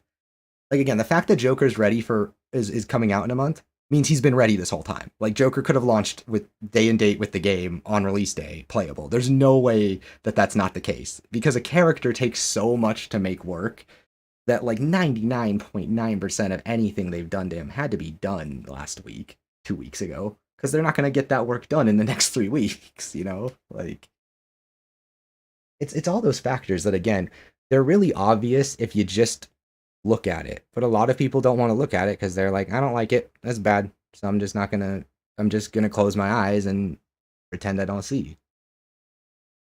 We get this in the next 4 seasons or spring next year. Okay, yeah, so yeah, that's a good content cadence, 4 seasons for each 2.5 to 3 months. Yeah, that's honestly a solid content cadence. And I think getting the first one out first a little sooner is a good idea, like getting the Joker one out a month in. Because here's the thing, I think we haven't seen real Endgame, in the sense that I think the missions that we've seen for our incursions, I kind of think they were a band-aid, in the sense that I think someone at the studio recognized that they throw a lot of shit at you. Okay, I'm very good at remembering this kind of stuff. I still get flip-flopped on what my infamy level tier is, my mastery level, my finite crisis level. my world tier. Like those are 4 different things that are all kind of similar and different and overlapping and all related, right? Like trying to keep track of that shit's complicated. I could imagine that they did not want to throw people too far into the deep end as far as endgame content goes out the gate. Like I feel like they're holding something back in this next. I could be wrong, but I think this next update is going to show us a more comprehensive looking loop in the time it would take for us to get Joker and whoever it is next same time frame that Spider-Man 2 took to get. Wait, that's funny. Yeah. You're right. Yeah, it's they planned for that content cadence, right? Spider-Man's a game where it was released and it was done, right? And then they say, okay, make a new game plus. Well, if you're gonna start making new game plus when the game comes out, it's gonna be a while, right? So yeah, something as silly as a feature like New Game Plus takes 6 months to come out in the time that this game will add whole new regions and characters. It's just the difference of a live service thing and a single player game, and a lot of people just don't seem to get that. I think it's Breezu's like you're like the perfect like foil for this because like you actually like I haven't met a lot of people that spend time in these kinds of games that spend time outside these kinds of games. I know looter shooter people. I don't know a lot of looter shooter people who also play like just core games like single player stuff. And I do. I like legitimately love these things because they give me that kick of gear progression and build crafting and challenge. PvE challenge is really hard to get. I don't like fighting other people all the time, but sometimes I want to be challenged. And a lot of the time games made for, PvE aren't exactly on that path. I just went through Armored Core 6 and I love that. That game's so good. Like absolutely incredible. Also not nearly as hard as I was expecting. Like I had people tell me that this game filters you and actually like I heard people saying that Souls fans are getting filtered by Armored Core because they just think they thought it'd just be a Souls game. Fun fact, I played it like it was a Souls game. I played it like Soul Mech Souls and it worked just fine. So I don't know how people got filtered just playing it like it's Dark Souls. To be fair, it's very fast. It's really cool though. Oh my god, the game is so cool. The game is so cool.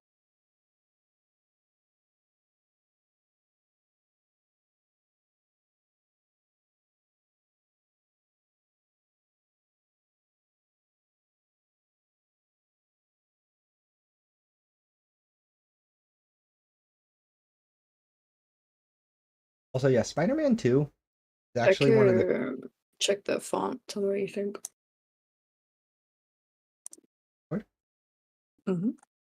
Ooh, wait, that might be it. Might work. It has the eye cross. Oh, is that what were you looking for that specifically? That's crazy. No, it just popped up. I'm gonna see how this works. Here. Lemon's the goat.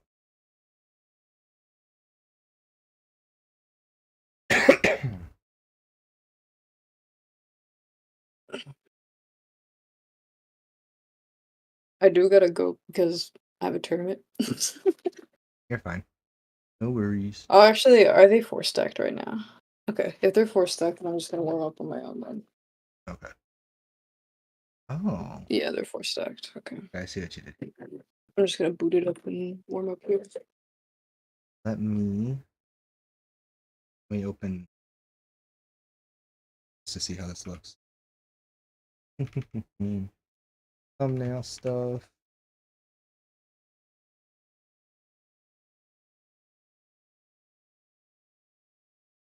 Are you currently a Destiny player, Breezu? How is Destiny right now? I know that like I hear all the drama about like Bungie, but how's the game actually feel? That game goes up and down. I've never seen a game like reach such high highs and such low lows in like over the course of its life. That game's like a monster. Like there are some seasons you don't want to touch with a 10-foot pole, and then there are like expansions that you're like, that was actually like a greatest of all time gaming experience.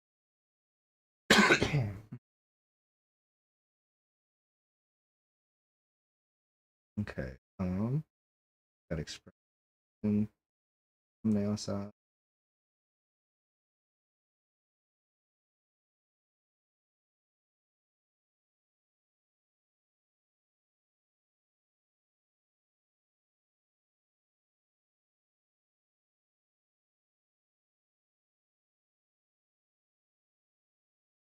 Oh, I have to extract it first.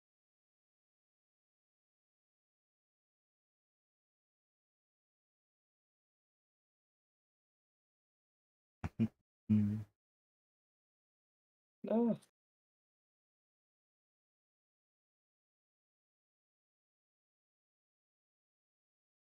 There we go.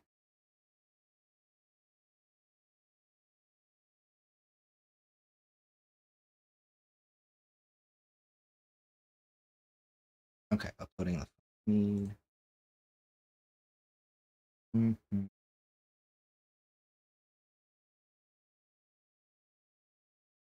Stopped playing the season before the current one because I refused to support a game that willingly did that.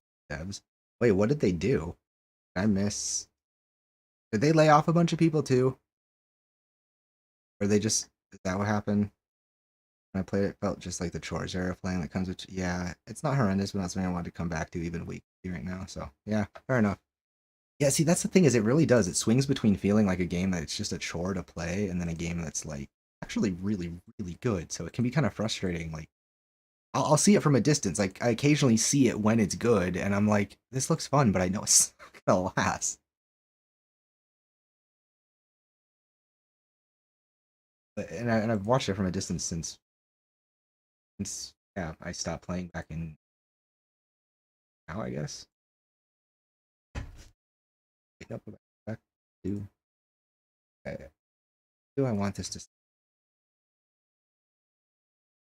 Oh, that does look kind of mean. This font, this font makes the I typed I typed they lied to you. It looks mean. It looks kind of like here. I'll send it. Yes, I'm listening. Background color, like it's just just black one.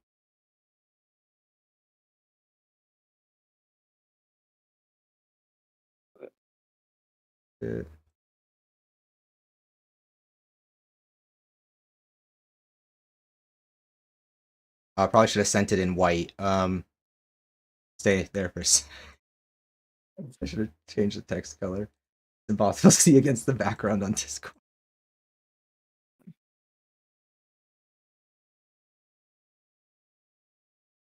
Wait, I could delete. I mean to put that in general. Here we go. So there. Now you can see it. Mm-hmm. It looks it looks the right level of dramatic. Mm-hmm. It needs a few exclamation points. Don't ever say that to me. I am never putting punctuation in a thumbnail. That's gross. You need to be dramatic. Wait, okay, maybe if you need a question mark. They lied to you? Not for this one, you tough. I know. Oh my god. But like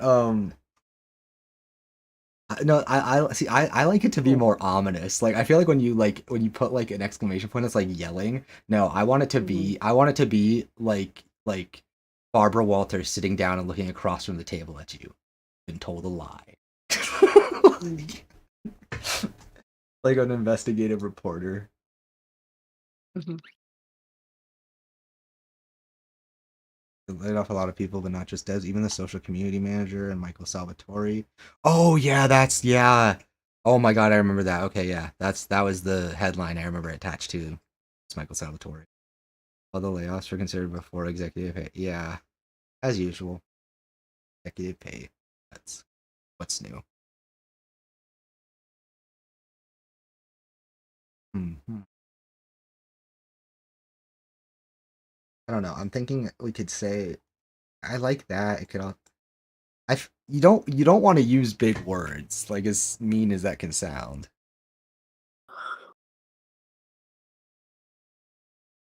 Although this one's not too bad.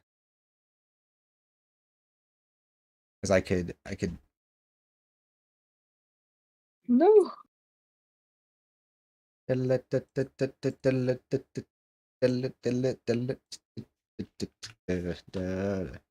you go. Which one of these is better? Oh, I like how the S looks in Misled, because it almost looks like it's like trying to grab like attention to the Suicide Squad. Like the S looks so extended. Mm-hmm.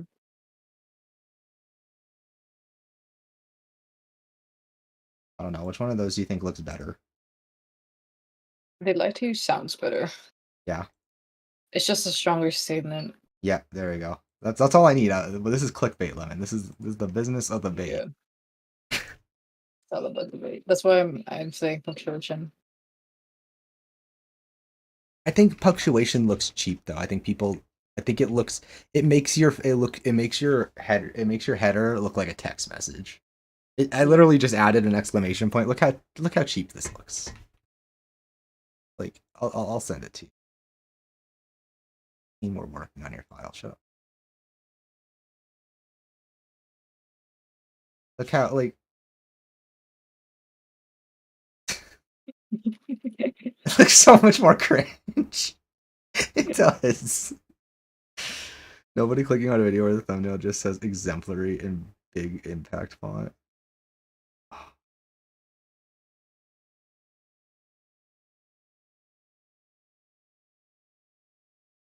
You say that, but actually there's a lot of like I'm actually pretty breezy. I'm pretty sure that's like the opposite of what I think is true. Let me see. Let's go to YouTube. No, I was thinking the exact same thing. I was like, I see a lot of videos where people literally put 1 or 2 words on the screen. That's it. Like, okay, like here, let me type in Suicide Squad just because I'm sure these are all gonna be super dramatic shit takes. Suicide Squad, Kill the Justice League. Okay. Let's see. We've got review.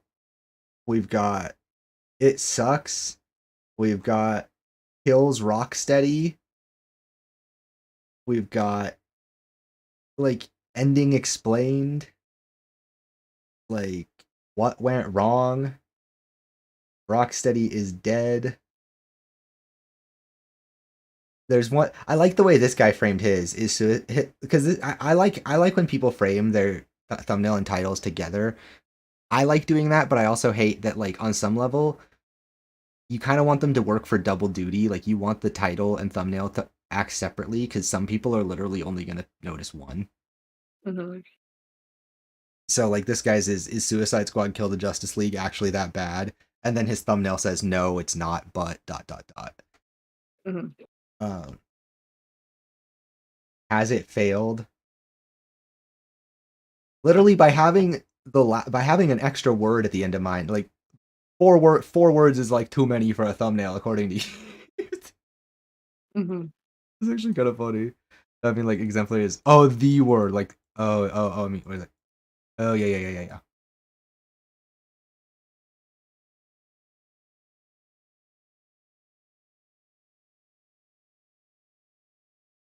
I was doing aiming drills because I got hit with the 10-minute ban. I feel like a crazy person. I really do. Like I'm scrolling through this and like a lot of like a lot of people that like even people I'm not necessarily a fan of, but like just, know traditionally are considered like decent critics. Oh my god. Everybody hates this game. Why do I just not like is this when I find out? Does it turn out I just don't like good video games? Am I wrong? Is everybody else right? Do I just like bad video games? Wouldn't that be the plot twist?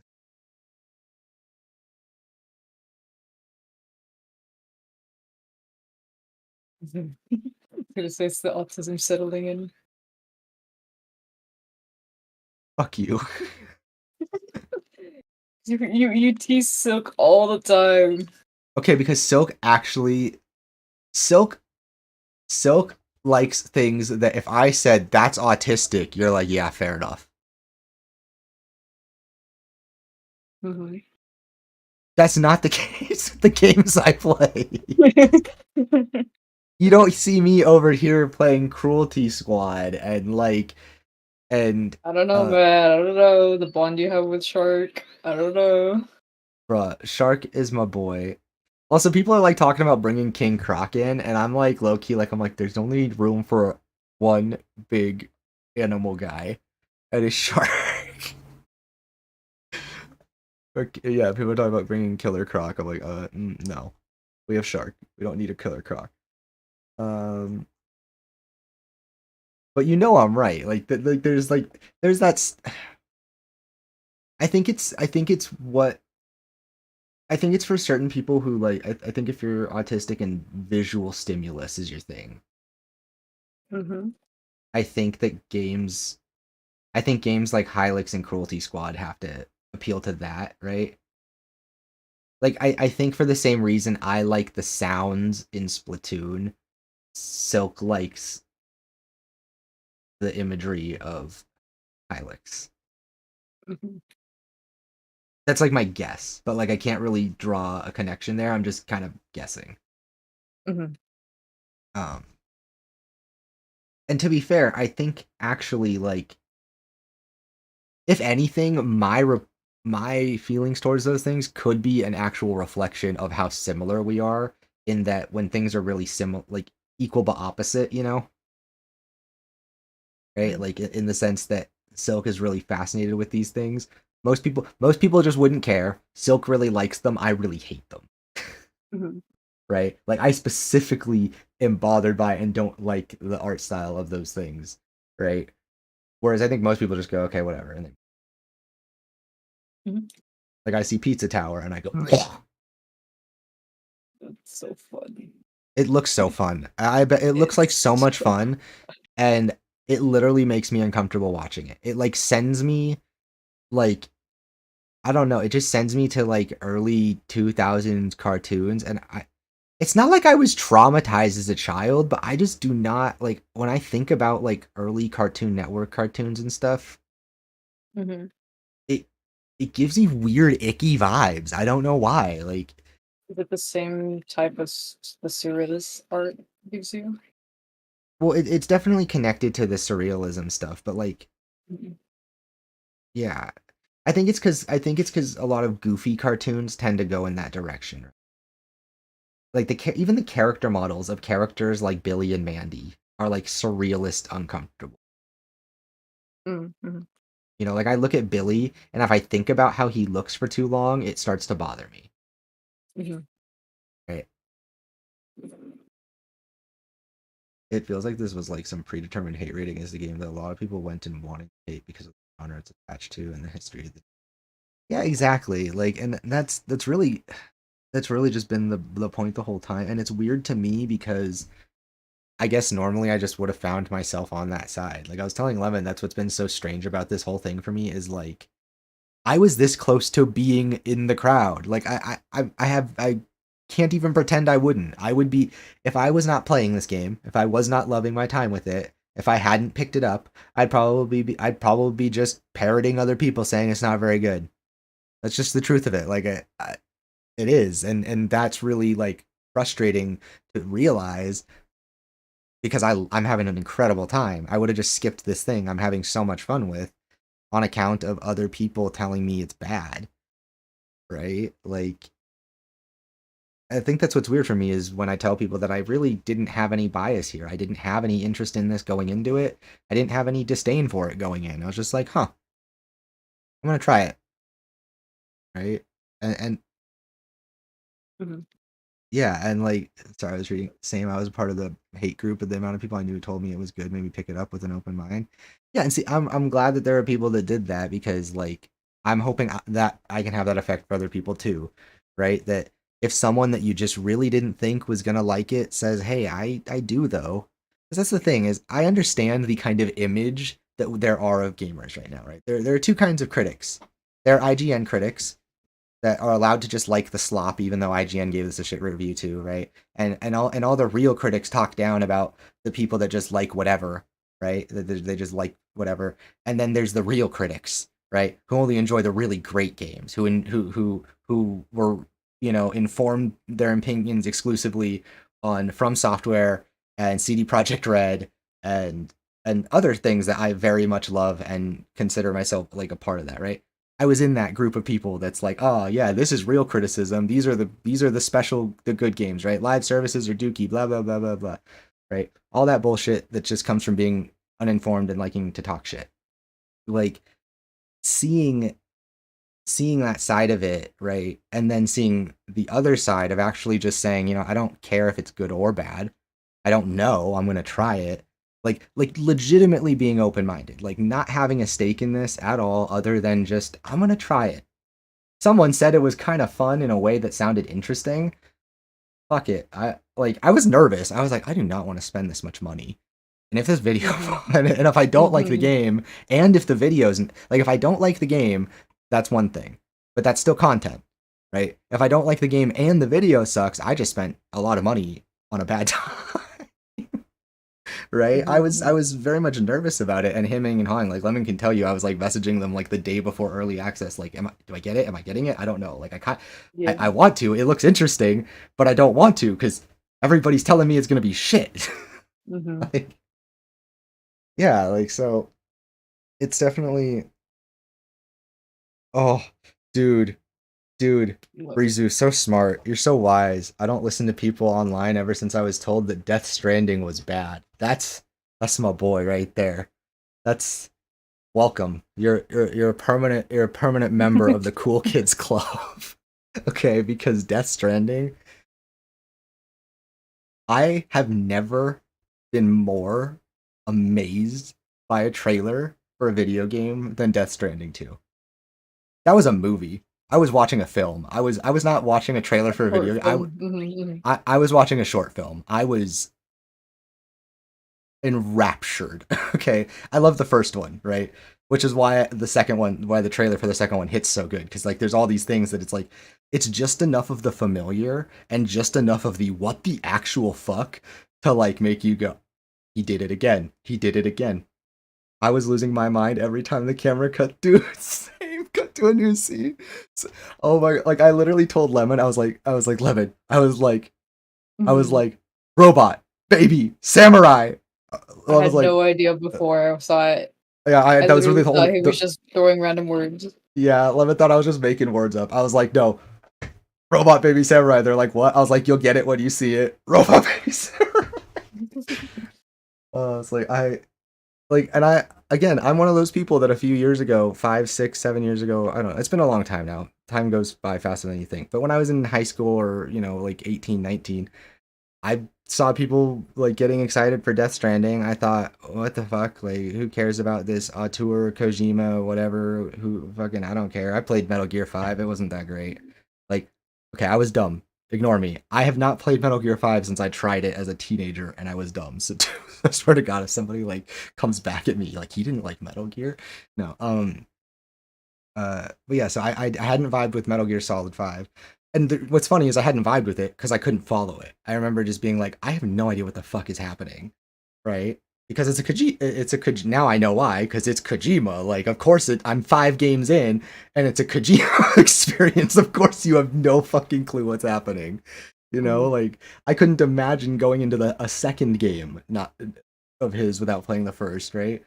So yeah, so when that came out, everybody was like talking about it, and I didn't have any hate for it or anything. I was just kind of like not sure what the hubbub was all about. And then I think it was you know what's funny? I think it was actually Skill Up whose review I thought I have to play that. It was the way he talked about it. He was like this. He just made it sound like something that was really special. That you have to experience it, and if you get it, you get it, and if you don't, you don't, and that's fine, right? And I was like, well, I like being the guy who gets it. I'm gonna try, right? So I tried it, and I was like, oh my god. I think someone came at me earlier the other day on Twitter, just like not actually like came at me, but someone called it an Amazon simulator, an Amazon delivery simulator. Yeah, because I shared a tweet. What did I share? Someone said here. It's right down here because this one's actually really good. Um, oh, it's right here. Oh yeah, huge black pill that huge chunk. This is what someone else said. Huge black pill that a huge chunk of video game fans did not understand what Kojima was going for with this at the time it was released. Like anything more complex than basic Skinner box dopamine sims is too complicated for them. Right? Someone said that, and I requoted it saying, "Yeah, I'm not gonna lie. I kind of judge whether or not you understand the wider artistic potential of video games as a medium by whether or not you understood this one. You don't have to have liked it." But if you don't respect it or what it reaches for and accomplishes, there's no saving you.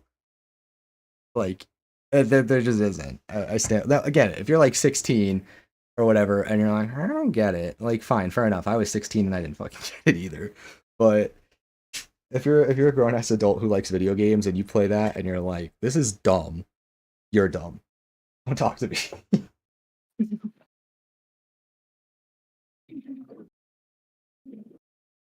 Like, I went into it not knowing anything about Kojima and not really expecting to get it, and then I was like, I remember too. I remember by the time I had gotten back from the first mission, I was like, no, no, it wasn't even that.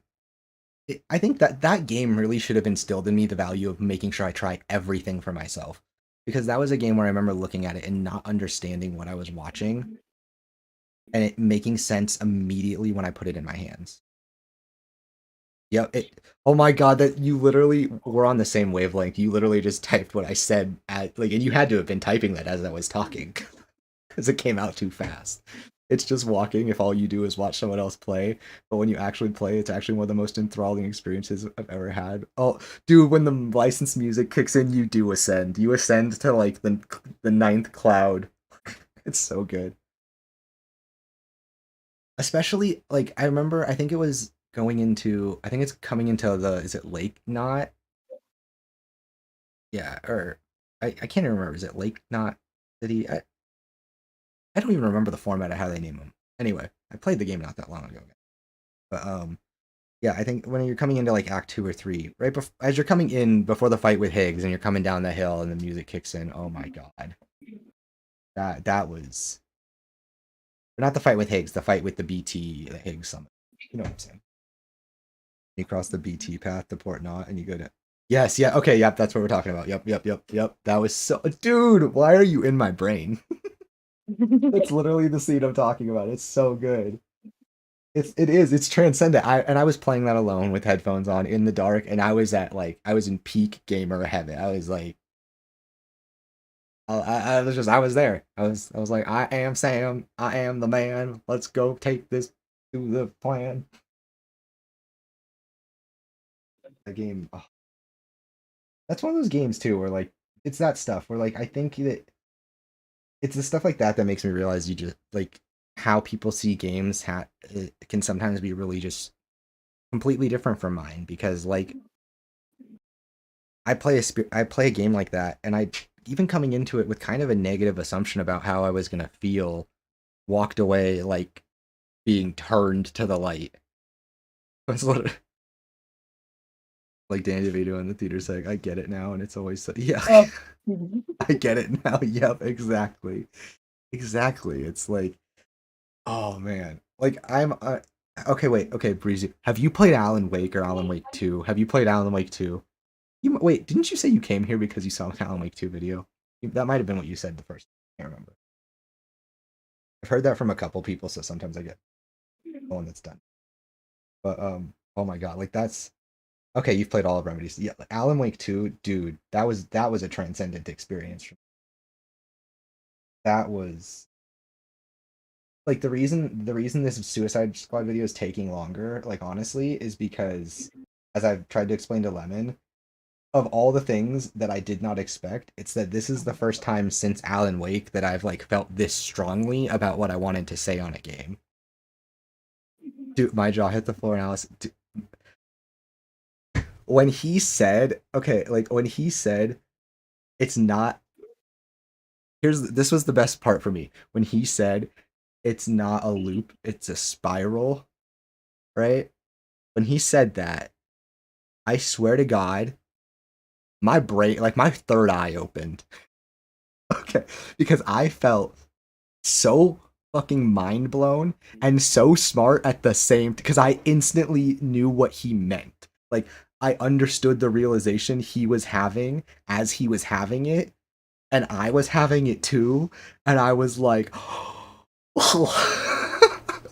like I swear to God, in that scene, like if I was, I probably if I could go back to the stream, it's probably like literally Alan on screen and I staring at each other like, I, oh my God. And the funny thing was, like I remembered Alan Wake 1, but see I didn't play it at launch. I played Alan Wake 1 in preparation for 2 just because it just looked interesting to me. 1 was good. I liked it, but like obviously it was, it's older and it has people have complaints about the gameplay and stuff, whatever. The story was interesting, but it kind of had like this uncanny nostalgic sensibility about it that I just couldn't let go of. Control, I also like enjoyed, but like, and I really liked some of the things it went for, but it just felt kind of like half done in a sense. Like not actually unfinished, but like the story ends at the halfway point. Sorry. Yeah, it felt like the story ended like halfway. Um, like not even at a cliffhanger either. It felt like it ended like to me in the middle, like on a meeting. um, but I still really liked Control.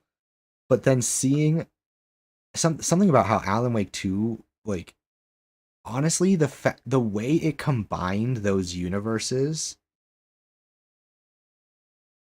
is the most impressed I think I've ever been with storytelling. when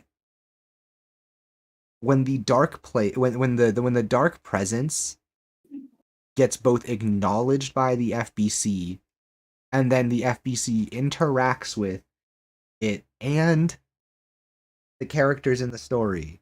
And like when Okay, I gotta go. okay, have a good They're one, calling Ellen. me. Okay. See ya. Peace. Yeah, like when the characters in the story were like interacting with each other, like when Saga is speaking to the FBC agent, like my mind's just blown. Like I just remember thinking I was like I've never seen a universe crossover in this way that like it felt so natural and I like it was so obviously planned out, but it just made it so clear that like as I was playing Alan Wake 2, I realized that there was this grand vision all along. Like you said, like it all the ideas coming together. I really felt like I was watching like, and the funny part was I felt like I was watching the first act of that event, right? Like Control 2. Oh my God, because I know I'm guessing we'll see Control 2 before we see any other Remedy things, right?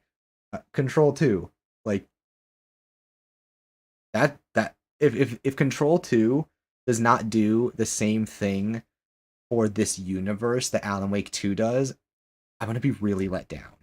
Like if they try to recontain it or recontextualize it as being just its own Control 2, separate from Alan Wake and stuff again, I'll be upset. I'm low-key gonna be kind of upset if like the dark presence is not a substantial factor in Control 2. Like that needs to, if the dark presence is either not a distant force that is being that is like a thing that needs to be dealt with, or is not the overall antagonist in some fashion, I'll be really disappointed because I really like how those things all wrapped into each other. Yeah, I did notice that Quantum Break references. Unfortunately, I've not gotten around to Max Payne. I'm hoping to eventually. It's in my backlog. I'll definitely play them when the remakes come out, because when the remakes come out, I always have to play the original thing before a remake, but I tend to do it pretty close to. Like I played Final Fantasy VII for the first time when the remake came out for PS5. Right, I played the original, um, which I thought held up better than the remake. I like remake. I just don't like the combat. Um, yeah, I actually liked the turn-based combat of Final Fantasy VII more than the suit. I don't like the weird hybrid action thing. It feels weird. It feels not as good as Final Fantasy 16 and not as good as Final Fantasy 7. I'm just kind of like I'm hoping Rebirth will change it up a little bit. I really, yeah, like if they do the exact same combat system in Rebirth, I'll still like the game because I'm playing it to like play through this whole game. I really don't want to do the really don't want to play through their combat. I'm like does the Max Payne face. Yes, yes. Okay, yeah, so I did know that reference though. Either because of Twitter or something beforehand, but it was yeah. Alex Casey as a whole is just a reference to Max Payne. Yeah, yeah. Okay, I did get that. I think I had that explained to me, or I saw the explanation for that after I'd finished the game, but I did see that connection. But yeah, those Alan Wake 2.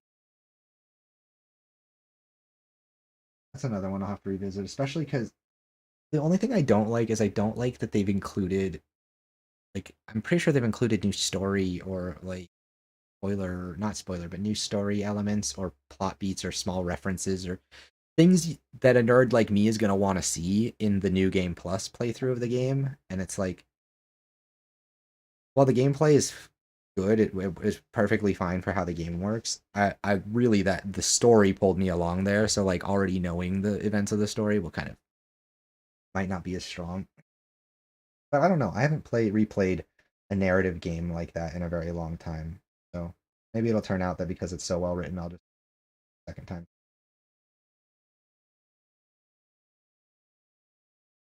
Oh, okay. So I've got plus add small differences to Dr. Casper from Control and a finite conclusion to the ending.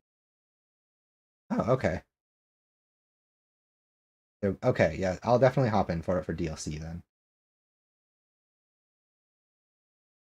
God, that game is so.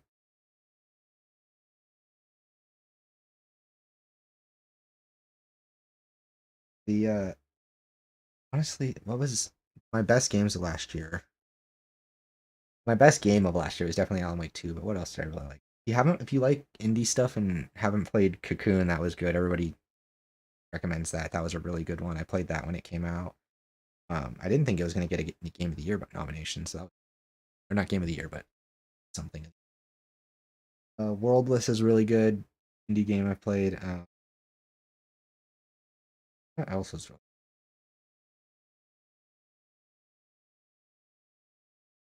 We played a lot of stuff last year. This year's gonna be even more packed though. I have the Prince of Persia game like right here. I started that. I played that for one day, and then Suicide Squad happened, and I decided last minute to jump into that. So I still have to get around to finishing Prince of Persia. That was a lot. That one's really fun. They did a great job borrowing and iterating on a lot of like Hollow Knight ideas, other Metroidvania.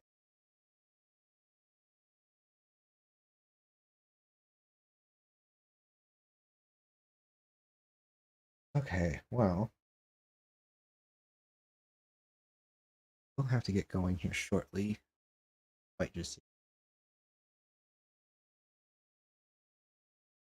do. So the things I have to focus on.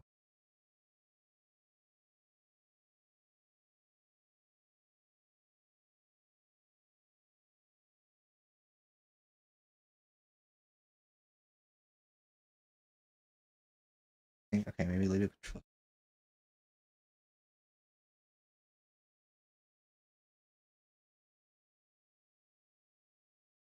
Hold modifiers instead.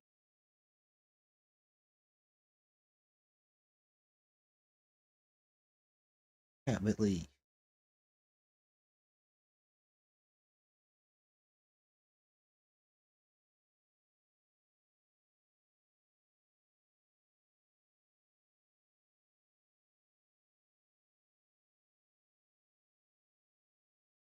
Okay, so I need to.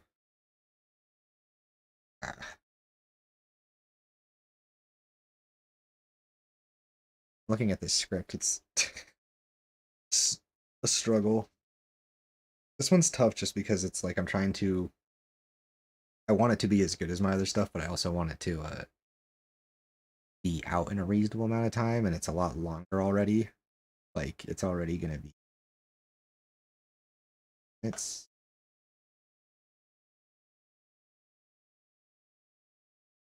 trying to be very thorough because people just seem to like ignore so much.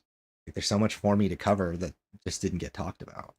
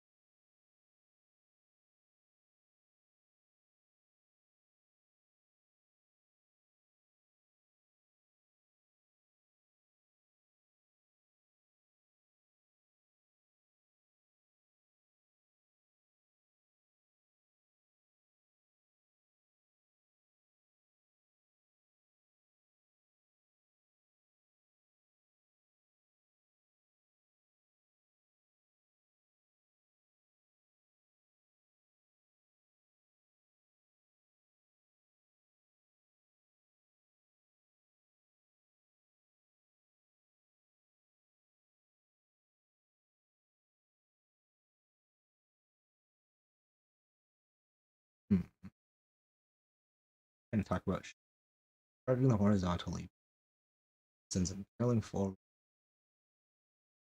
the games as opposed to charging the vertically.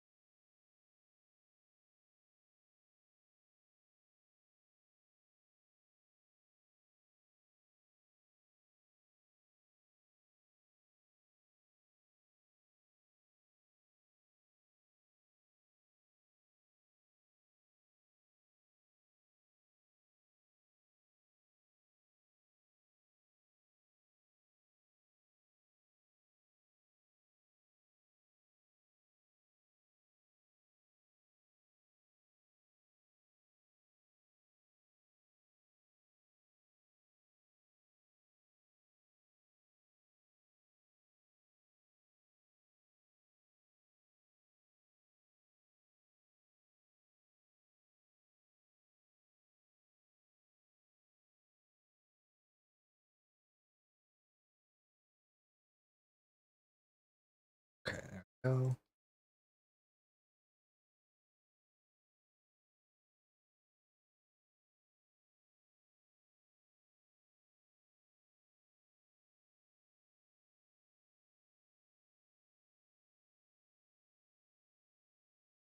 Getting around games like this is hard because you're already fighting against people who clicked on it to call you a moron. Yeah, and see, I'm fine with that because like what they don't realize is calling me a moron is, that's engagement. Most people don't think about that. Like when they leave a comment, when they leave a dislike, that's fine. That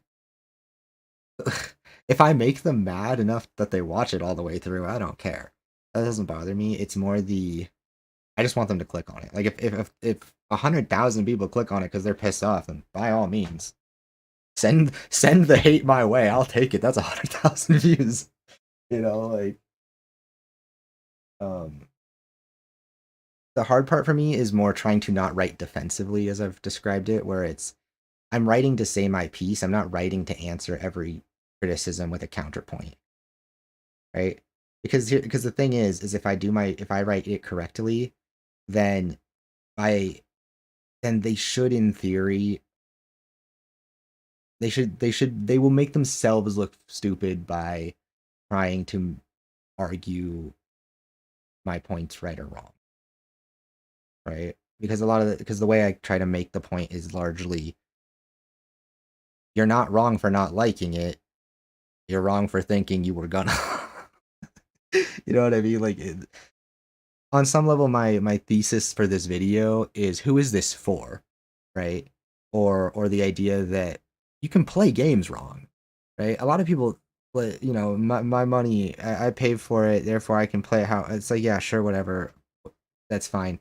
When I go to a restaurant and they tell me how to eat this new fancy dish I've never seen before, I eat it the way they tell me to. Wanna know why? Because they made it. They know how it's supposed to be eaten, right? They know what utensils I'm supposed to use. I trust them to tell me how to eat the food that they've prepared in a special way to deliver the experience that the chef wants me to have. And I think it's kind of the same thing with a game, right? Like, you can either choose to ignore how the game works and how they want you to feel and what they're trying to get you to do, or you can't, right? I can't ignore that stuff. I want to play a game the way I want it. I just want to see what's fun. Like, if someone tells me, I love this game, I spend 1,000 hours in it, it's my favorite thing ever, something about that game is special. And I want to know what that thing is. Now, will it make me play that game for 1,000 hours? Probably not. But that person isn't put that time in because they're stupid. They put it in because the game did something really smart. Somehow, some way, it got them interested and kept them interested. And unless it was manipulative by being, like a gotcha or gambling game, then that's different.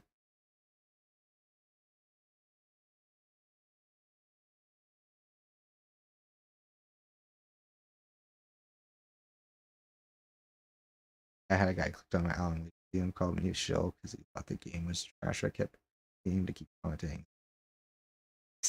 Yeah, you know what's funny is there's a lot of overlap.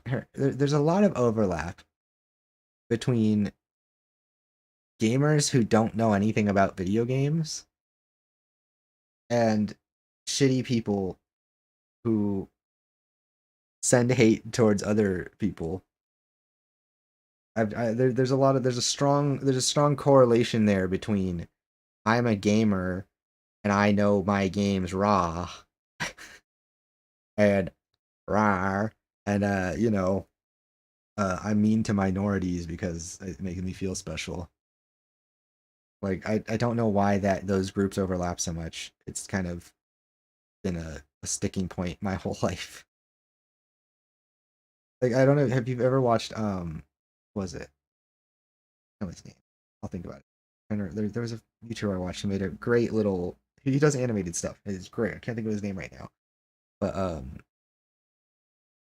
yeah, and like he constantly, like, he's a gamer, but he literally only uses the word gamer in a derogatory sense, and it's so good because, like, the people he's referencing when he uses are so right. Because gamers are truly oppressed. Gamers need to rise up against the evil devs for putting someone who looks different in my game. Oh my god, that's so true though. Like, that's how they act. Like, what I don't get either is these, like, here's another problem with gamers and developers. like the relationship between them. Gamers literally don't have enough understanding of how economies and like money and stuff works to like understand that the people making their games probably don't even make as much money as they do. Like, yes, does Todd Howard probably live it big? Sure, he does. Do you think every person working at Bethesda Softworks is living big? No. Most of those people probably are bringing home like 50K a year in a place where it's a lot more expensive to live than most places. Also, I gotta adjust my camera because now I realize it makes me look. I have to like set it at the right angle or it makes me look like really fat.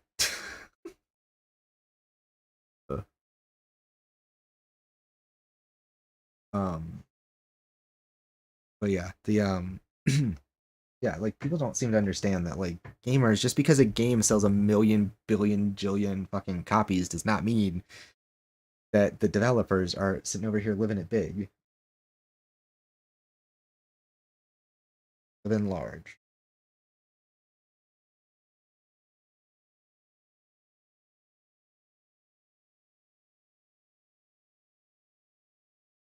Oh, okay.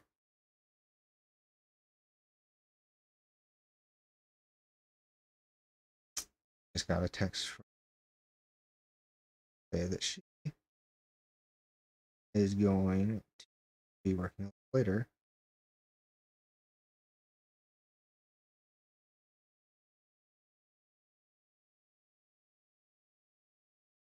Okay, well I guess I'm not leaving right now then. Gives me time. This bit, people say the game just wants your money. Dude, games just like everything else costs money, and the main goal, first and foremost, for AAA games is to make money. Just content comes second, unless your name is Sam Leg or Hideo Kojima or one of the other. Yeah, you're 100% right. I agree. And see, that's why I'm trying to make content in the first place, or why I'm trying to talk about this stuff. Watching my camera bug out is gonna kill me. I'm gonna have to figure that out before next stream. I don't know why. But yeah, like that's honestly why I want to talk about games in the first place. It's just because I think the discourse around them is just so ill informed. It's like there is a balance between these people are workers who are working for a living because they need a job and it pays them. There are also artists who are making art because they care about it and they love it. Right? Just like the companies. Are companies out to publish a game to make as much money as possible, right? But they know bad games, generally speaking, don't make the most money. As much as we like to pretend otherwise, really bad video games don't tend to be profitable outside of maybe short-term windows. So even shitty CEO man, or at least the other people at the company, generally speaking, want things to go well, right? Like when people asked why they didn't do review codes, I heard it. I don't know if this is true. I just heard a rumor. It was suggested to me that Warner Brothers really wanted to give this game its best shot to succeed because Rocksteady really needs the win. Like if this game in the long term doesn't do too hot, uh, then they're gonna have a rough go of it, right? And people are like, well, like why would Warner Brothers care about like Rocksteady? Because it's a studio that makes the money. Just you don't want them to slip once and then have them no longer be a profit generating machine for you, right? Like it's in your best interest for these people to keep making good games people want to buy, right? It's about finding that line, right? And so as I heard it, they didn't send out review codes because just across the board, universally speaking, if a bad review will be more detrimental than a good one will be beneficial, or sorry, if you are more dependent on the success of the game than you otherwise would be, not a bad review can do far more harm than a good review can do any good, right? So it's just not worth it to bother if you're not sure, right?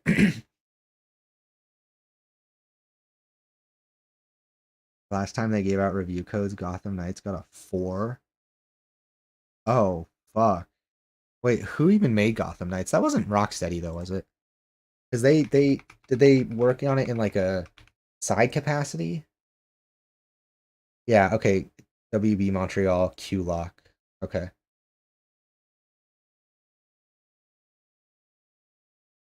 I was gonna say, okay, I'm not gonna lie. Like, I don't want to, I'm not here to shit on anything. I didn't play this at all. This one did not interest me in any way. this one didn't like this didn't have any of the things about Suicide Squad that I saw that made me look interested in it. It really looked like co-op. It looked like a co-op Arkham game, and not in the nicest way. Because this wasn't a live service, right? Which was kind of almost weird. Like, it was almost like they built it to be one, and then decided it wasn't going to be because they didn't want whatever negativity came with that. So they just kind of released an underbaked co-op game from what I heard. But I don't know. That's those are the impressions I was given.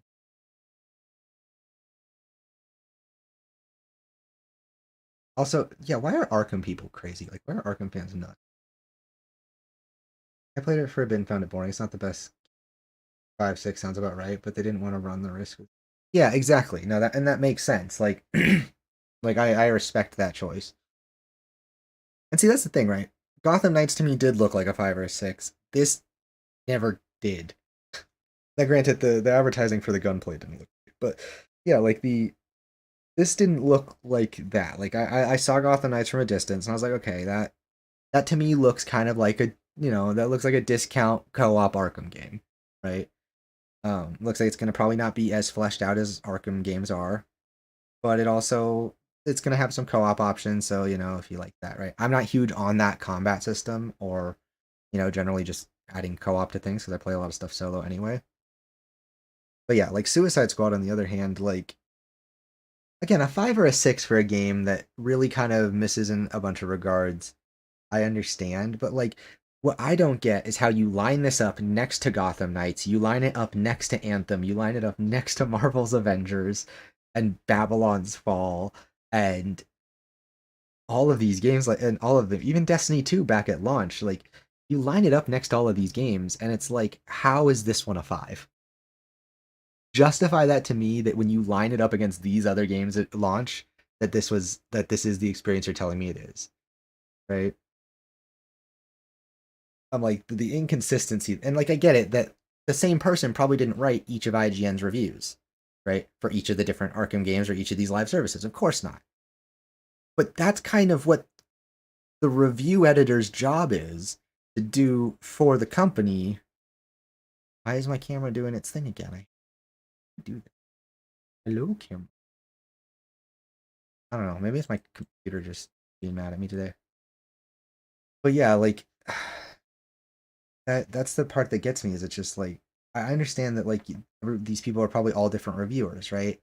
So the flip side of that is, as a publisher, or as a outlet that publishes so many different reviews from different people, right? It's your job to find some kind of consistency for what you as the editor gives a through line to for all these other experiences. So it's not just the reviewer at IGN who failed by giving the game a 5. Okay? It's every other, like it's the fact that everybody above that person doesn't think that having a consistent narrative in the way they score their reviews is important, or at least if they do, they aren't enforcing that at all. That's what really just kind of baffles me. Just like, it's one thing for one of the reviewers to play the game and go, "Fine, I didn't like it," right? It's another thing for someone who can look at the scores of every review given by this publisher or this outlet over the years on these various live services, compare the points that the different writers made about them, and see where in that through line you stand. The problem with IGN is that by having an entire stable of reviewers, right, that review and cover different things at different times, different reasons, the lack of consistency there isn't apparent to the viewer or to the reader. I promise you, 95% of people that read a review on IGN don't know the author of the review they just wrote, or they just read, right? They don't. They know that IGN gave it this score, right? That's a problem if you're going to have writers compare and contrast these games against others in the industry and then have scores that just don't line up.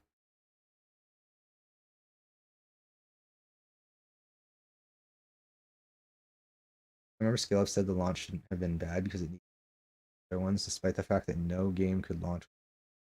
They shape people 7 years of death to go off.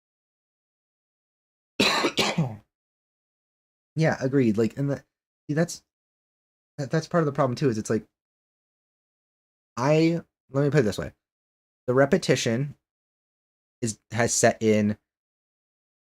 It hasn't. I will say that I'm comfortable saying the average person who plays this game right now on launch, there is at least 30 hours, a minimum of, in my opinion, a minimum of 30 hours of good content here, right? I think that you could argue that if you're not into actually pushing the end game grind, or you want more interaction, right, you might find the 3 repeating missions and pushing the mastery level to be a little boring. So I'd say, yeah, I could understand if you got to the second Brainiac fight and stopped, right? And you're like, okay, I'm done. I'm going to wait for more content, right? And I think it's fair to say that's roughly probably 30-ish hours for most people, and that's probably, again, most people probably won't get 30 hours out of a game in a month. Or won't play 30 hours of a game in a month. Yeah, us gamers who talk about it all the time and are online about it all the time will, but most people won't. Right? So we have to consider it from that perspective too. I think that if you just take that amount of content as it is and compare it relative to other games, like as long as the first update delivers meaningfully, which I'm very confident it will. Like, I don't like to put my foot in my mouth, and maybe I am doing this right now, but I'm very confident the first update's going to be pretty decent, if nothing else. I'm fairly certain it'll make a big splash in the quality of the experience.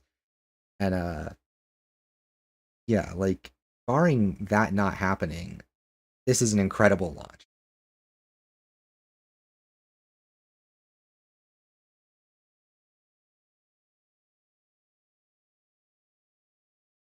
I didn't see.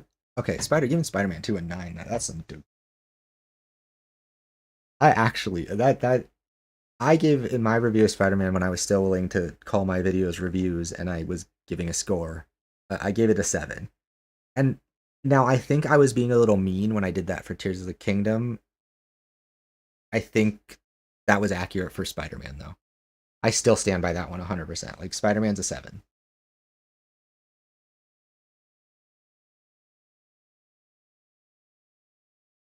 You know what's funny? I didn't even think about that. And again, variety goes a long way there. Is I didn't consider that you're right. Spider-Man does have probably just flat out less content. But it does feel no, no, it just doesn't, honestly. Yeah. And Spider-Man was a very safe sequel. What's funny is I really loved Miles Morales, the second one. Honestly, I was kind of memeing, but I told everybody this when I was playing Spider-Man 2. I was like, I kind of just want Peter to die. I was like, this story starts to lose a lot of momentum for me when we go back to Peter. Like, everybody knows Peter Parker. I want to know Miles Morales.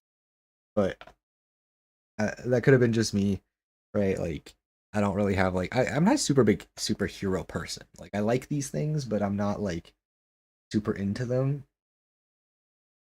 I never liked them as a kid. I never liked like the action figures and stuff. It's something I got into it as it got more popular with games, right? Like Arkham Asylum and Spider-Man, more recently, and before that, shit, I don't know, was there any other good superhero related games out there? Did it just go Batman to Superman? Is that, or Batman to Spider-Man? Was that all of the good superhero games? We don't count Infamous. Yeah, I think that's all the good superhero. um yeah. Superhero games before Arkham Asylum were all just movies. It's true. Yeah, I agree with that. And then after Arkham Asylum, we started to get some that were interesting. But yeah, they're generally pretty bad. I'm trying to think. I can't think of. And to be fair, Spider-Man and Batman, the reason why they are the first are because they are the biggest superheroes like in their respective audiences that fit the scale of a game. I don't understand people who are asking for a Justice League game. You don't know how games work. Do you see how fast Superman has to be able to move for it to feel powerful? Do you understand the size of the game world you'd have to create for that to be believable?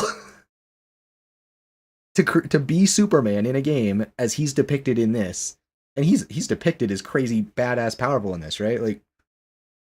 Like when he comes in and like the sonic boom follows his arrival on the scene, right? Because he moves that fast through the air, or like when he collides with Diana, like that's crazy, right?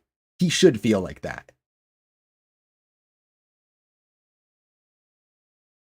Yeah, but at the same time, they complain they were nerfed in Kill It Justly because they need to be nerfed. Yeah, people say they want a Flash Superman game. Yeah, yeah, I don't think people realize that. Yeah, like the heroes need to be nerfed to be fun, just to be function in this game, right? And again, I actually disagree. I think they work in game format eventually. We're not there yet.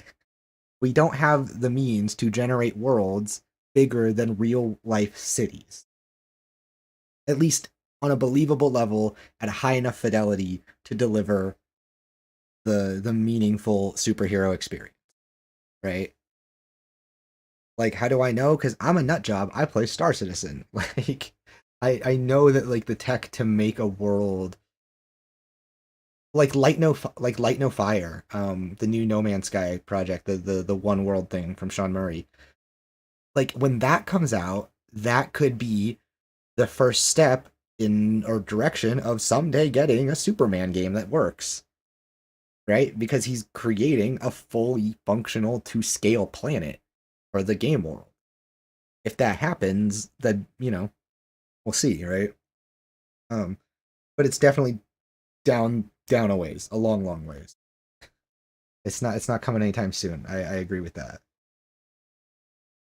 But yeah, like Spider-Man and Batman only work because they don't need to fly. Because they don't need to fly at Mach speed. They don't need to leave craters in the earth when they land. Um, they don't need to be able to punch through buildings. There's a lot more finesse in their designs that allows them to be playable characters in a video game. Like even Shark is unrealistically powerful. Like the fact that I can't charge straight through walls, he's kind of nerfed, right? Like given the way his shark strength and his leap, I'd imagine he can just bound through a building. But like, you got to put limits on this shit. And people just don't like that. They don't like the idea that to make a thing work in the context of a video game, there's not some magic button where someone just comes up with an idea that circumvents creating a full scale world. Like that was definitely the one that blew my mind. When I saw people asking for a Justice League game instead of this, I was like, do you know how bad that game would have been? Do you know how ass it would be flying around a city of this size as those characters? Like you'd feel like the slowest Superman on Earth. It'd be like playing Superman 64 all over again. Be the angry video game nerd. Oh my god. It'd be the meme returned. Like, it would. That's the kind of stuff that I'm like, I live in a different universe than these people. How do they not know this?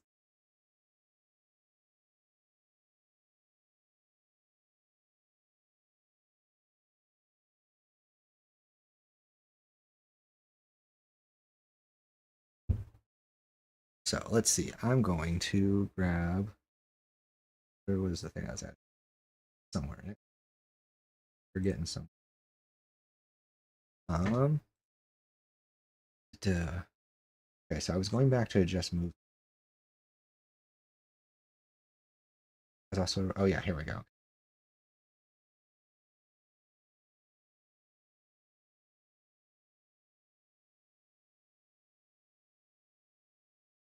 Horizontal leap. Speed.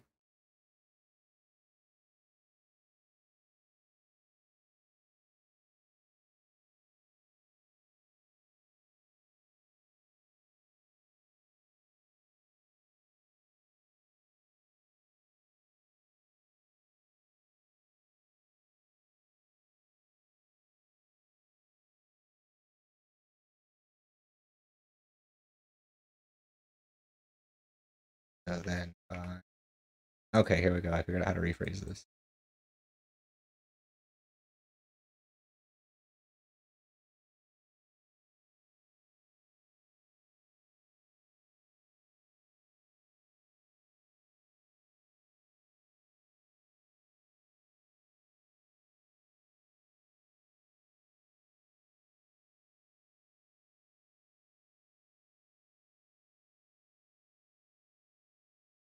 We want the constant.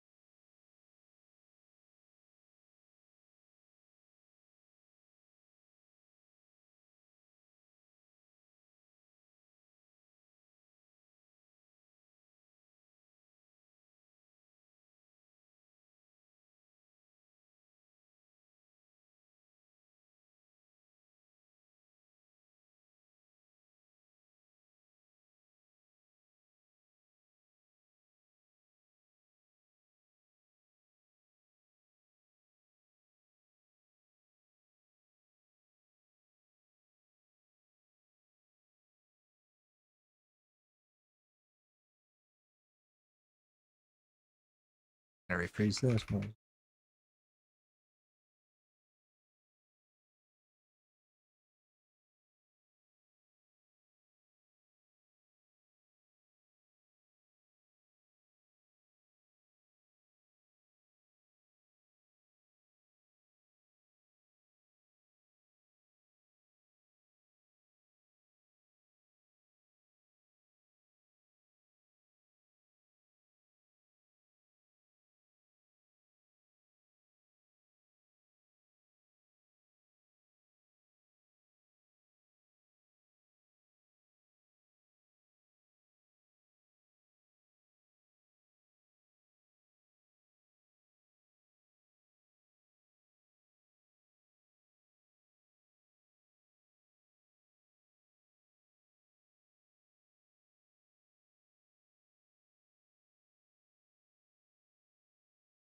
Okay. So.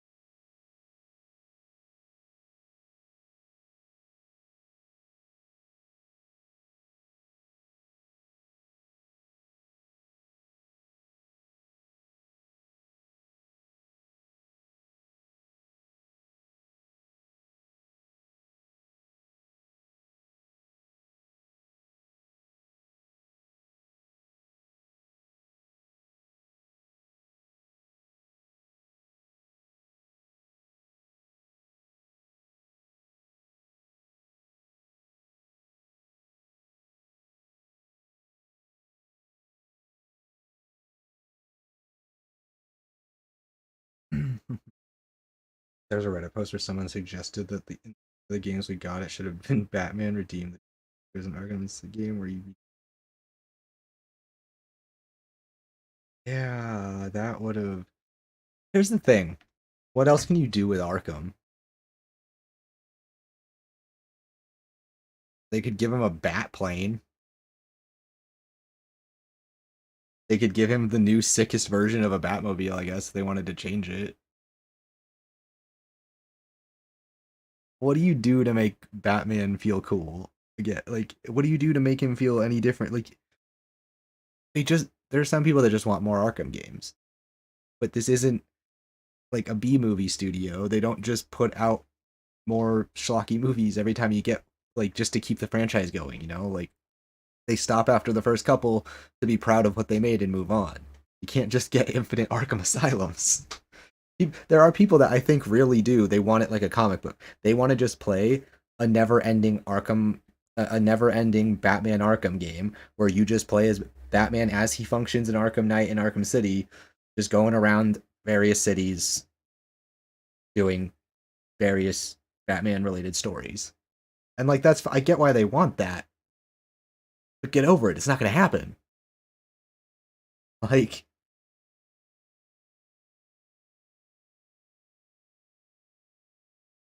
yeah, exactly. Like, I think it's so much more interesting to do something original, right? Like, and like, I'm of the opinion I don't care if they actually did kill the real Justice League, even though we are 99% sure now that they didn't.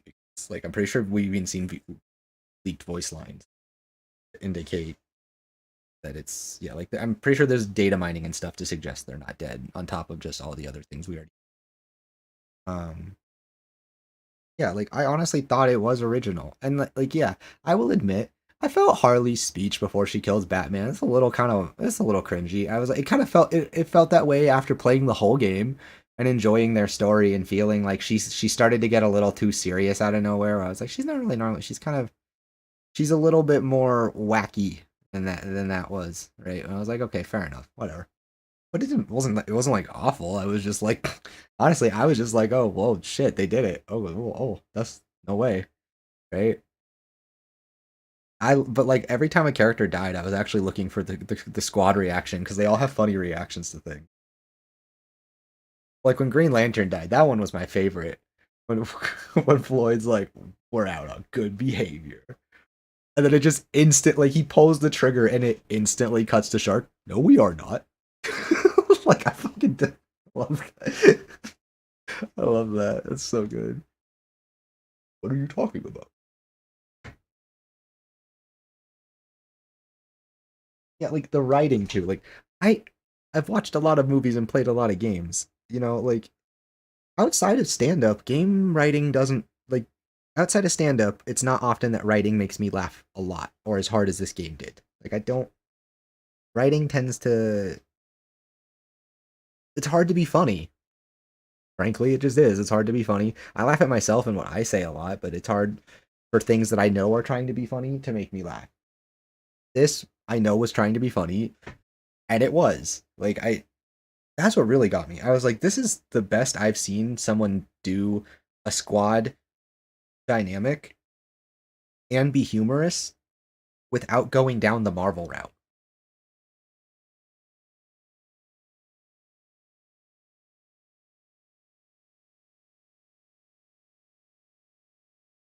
Yeah, so, and again, I was gonna, you know, that's funny, that's crazy you mentioned that stuff about Harley. Harley feels like a character for this Arkhamverse, so her speech doesn't make sense. But yet again, Harley wasn't like a good character in the Arkham series because it was where she went. Yeah, no, I agree. You're right. I forgot about that. You're right. Yeah. No, oh my God, the other Arkham game, she's just a sex symbol, isn't she? I forgot. She's literally just Joker's evil slutty nurse assistant. Yeah.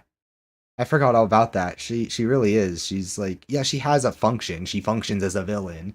She's not literally just a sex object, but, you know, like, she's very much not a character other than other than being written as simply, you know, I have lines as the bad guy here with Joker. Okay. She's a pairing with Joker. She's his underling. Is it 2016? Is that when everything changed for the Harley writing and stuff? Because, like, I really like this Harley, to be clear. Like, I like her a lot more than I like, and this isn't to hate on her or anything. I like this one a lot more than I like Margot Robbie. But I haven't seen the newer animated Harley show. I heard that one is funny. My fiance's watched that. She liked that. Um, but yeah, like I really like how this Harley's written because she's the right amount of over the top. You ever feel like I feel like Harley because Margot Robbie is Margot Robbie and Harley Quinn is and the way they write her and the actress they got for her, it was originally about creating a very recognizable sex symbol of a character, right? Like I feel like she oftentimes she gets a lot of the spotlight without actually being that like engaging as a character. And not Margot Robbie, but just like in general, the writing for Harley now. Um but like yeah, I don't know. I just felt this version of her was just a lot more believable. Like I think it captured the real levels. Like it made her a real villain. Like it portrayed her as threatening enough while also giving her that new kind of endearing, whimsical side that they've injected her with in recent years, right? Where she's not just, someone else's henchman. She's like her own character, like you said. Yeah, I mean, and to be fair, like we can all pretend it wasn't, but the fact that they picked Margot Robbie and made her super hot for that movie, like, is kind of what is that's a large part of the catalyst. You make a super attractive character that everybody comments on, and they want that character to have a story to tell. They want that character to be well written to match the quality of their design. And even if what they consider a quality design is she's hot, then sometimes that's all it takes.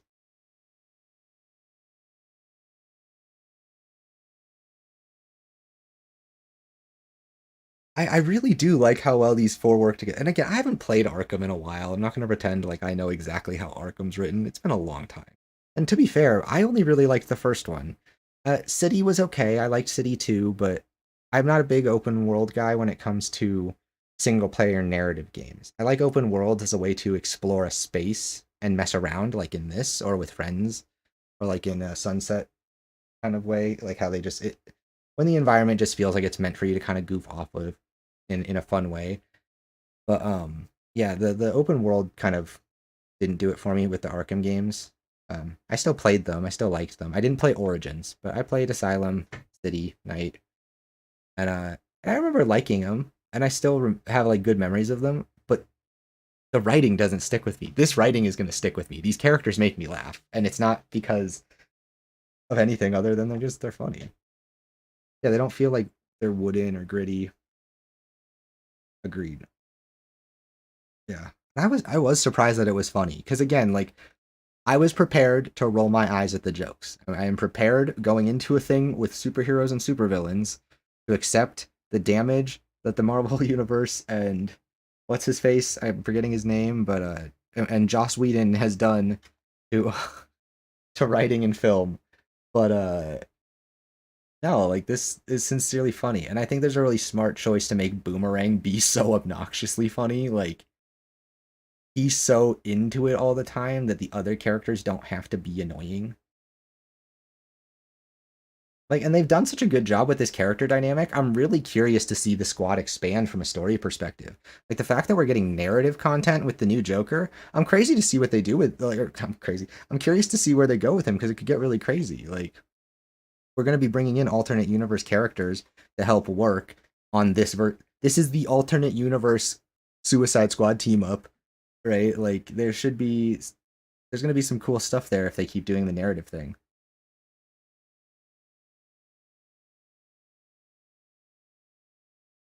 When I ever played Arkham Asylum, Harley could have had her role replaced by a goon and nothing would have changed, except for it would have been a lot weirder if a goon gave the warden chance.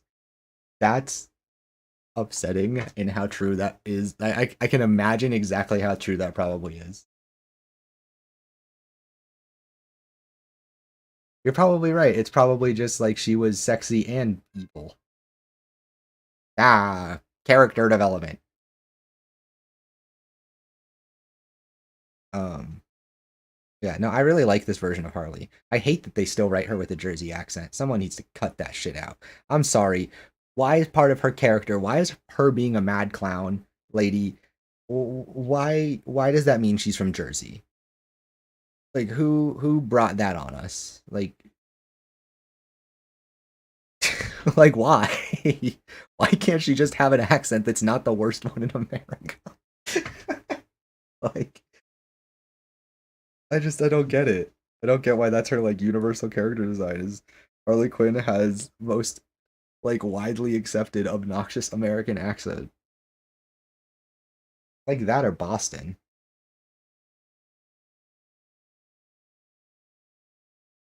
Oh, okay, wait, I can't say that. No, no. I think it's New Jersey ties for like real bad Southern.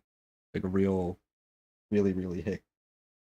Like, someone needs to get Tara Strong out of the booth. And Sorkin did the New Jersey one time, but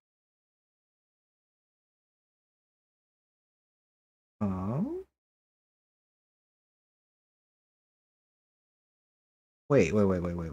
Is Tara Strong, is that who did? Because I like how she did it though. Here's the thing, like uh,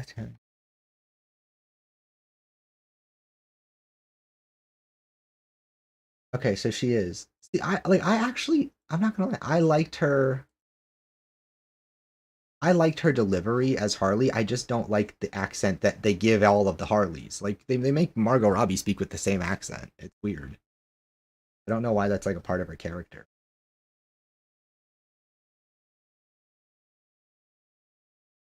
Oh, so wait, okay, so Tara Strong is like her actual voice actress like okay, so when you say like took over, like is there a canon like thing that is the Harley Quinn like does she do Harley Quinn's voice in anything animated or not Margot Robbie basically? Is that how that works?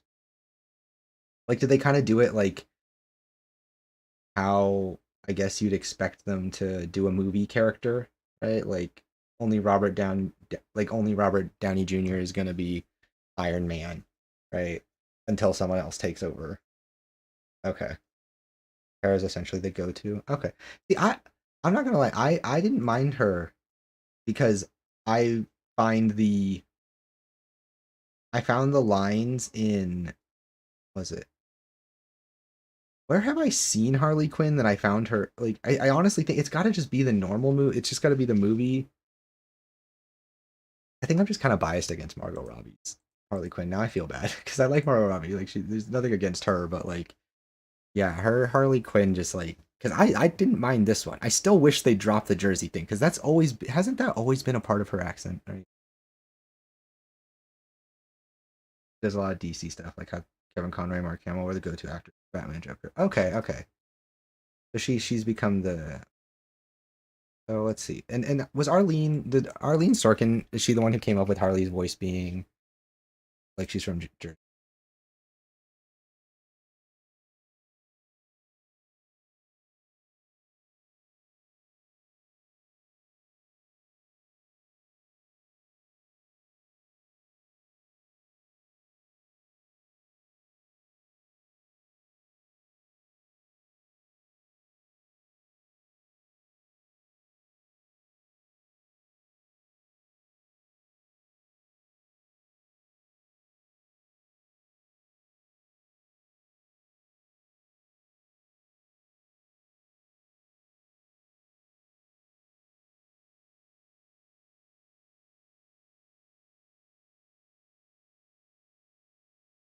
Okay, sorry, I was just listening to like Arlene Sorkin's Harley Quinn. So wait, is it?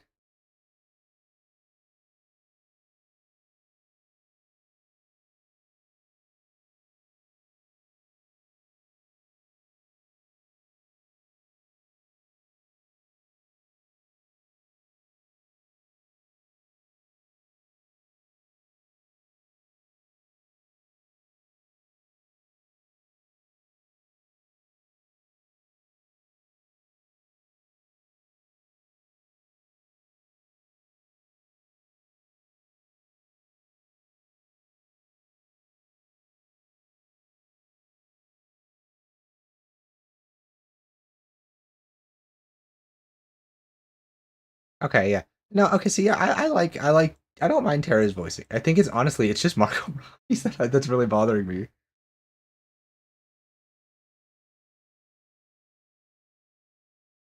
Yeah, because that's funny because like I don't mind her here. And hearing Arlene, I'm like, oh yeah, she's not. I don't mind it there. Like I don't mind how she sounded there, but like yeah,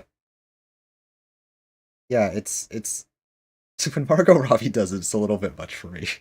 I guess it's just her. I thought it was kind of Harley as in general, but.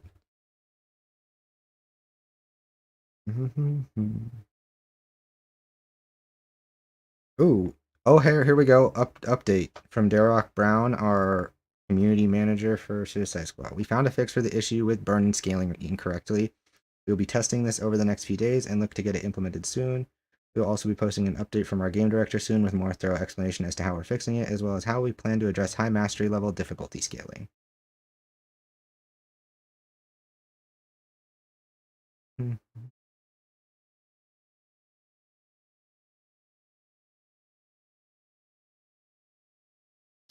Okay, someone needs to teach these people how game development works. Because someone just Margot Robbie sounds like she's just yeah, she is. That's honestly what I think gets me.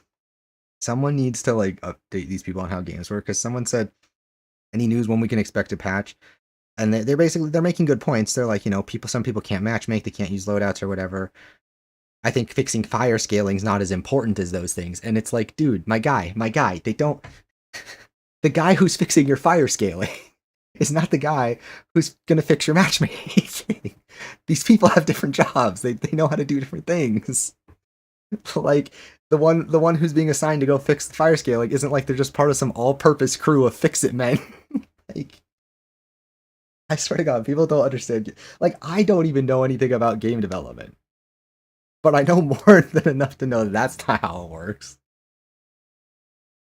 Yeah, of course, because a matchmaking thing, server side, who God knows, client side issues, different IP issues. Like it could literally just be like a port that it doesn't like, or some stupid thing in networking that just got messed up. Right?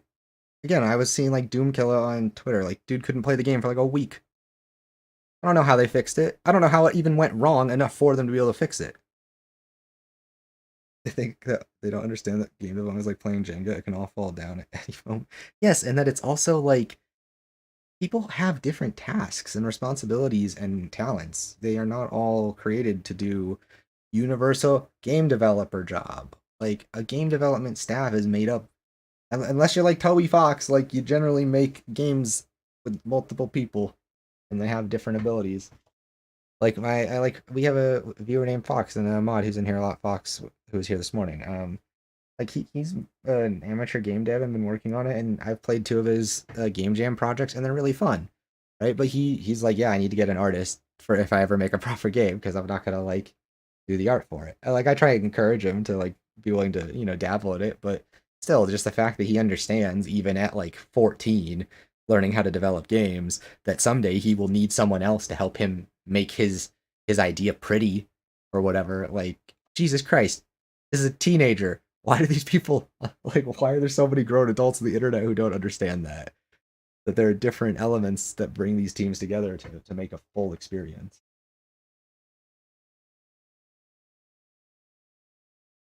Also, wait, is your channel on YouTube the same, Breezu, as it is in Twitch? I'll sub to your YouTube because you said you made a video.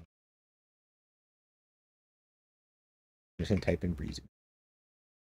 Bet you do.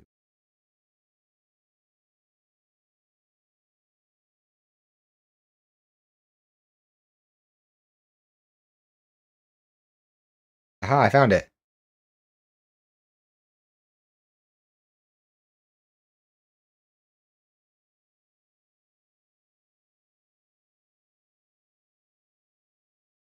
This is, I think I found you. I think I did. So good. Hey, I found you. Let me throw you a sub. Ooh, I like what you've made here. I see you've also dabbled in trying to find different lengths for your more recent stuff. You also did a longer video on Spider-Man that didn't get as much views as Alan Wake. Welcome. Welcome.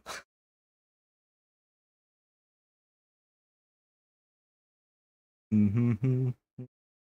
Yeah, people just were not vibing with the Spider-Man thing. I was not. My review, I think people don't like when I'm negative. I don't think I do negative as well as I do positive.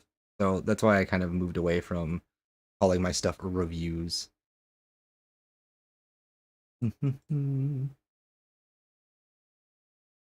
Awesome. I'll definitely have to check out your Alan Wake video. I think it's funny that you did basically like with one project in between. You did like the same thing I did. Spider-Man, Alan Wake. One, meh. The other one, yay. Is this your best one too? Is this your most viewed video? Yes, it is. Hey, that's exciting. Congrats then. Awesome, dude. I know how good that feels, like getting like a video that actually, because I did 2 duds, okay, and then Alan Wake took off, and since then everything I've put out's at least gotten like day 1 traction. Like Cyberpunk was an experiment to try with something that wasn't brand new, so I was fine with that one not doing as well. But everything else is like at least like felt good, whereas my first 2, it felt like so bad to put that much effort in and have no one to watch them. Oh my god. So yeah, no, congrats on getting an Alan Wake video out, people liking it, and yeah, I'll definitely have to sit down and watch it when I get a chance. Because yeah, no, this is cool, and I support and appreciate other people that are trying to do this shit because it's not easy. It's not easy to learn how to do a thing that just people don't think about learning how to do. Like, I just was like, okay, fuck it, I'm finally gonna try and make a video. I'd been streaming for like months, and I was like, I'm gonna do this. I've been talking about doing this. I'm gonna do it. And then I did Tears of the Kingdom, and that was such a traumatic experience. I spent so many hours and spent so much of my time so stressed. Oh my god, working on that video, only for it to come out, do absolutely nothing, and move on to the next one. Like Which video are you talking about? Tears of the Kingdom. Aww. Like I was like that, but like that one, what do you call it? That one, that like galvanized me. Okay, like as I see it, it's like I put so much time and effort into this thing that no one fucking showed up for. Like all of my other stuff since has felt so much easier. Like, oh, if someone doesn't watch my next video, it's okay. I didn't put 2 months of my life into it. Like, you know, it just doesn't feel as bad if something doesn't succeed now that I've had this thing that like I tried so hard on.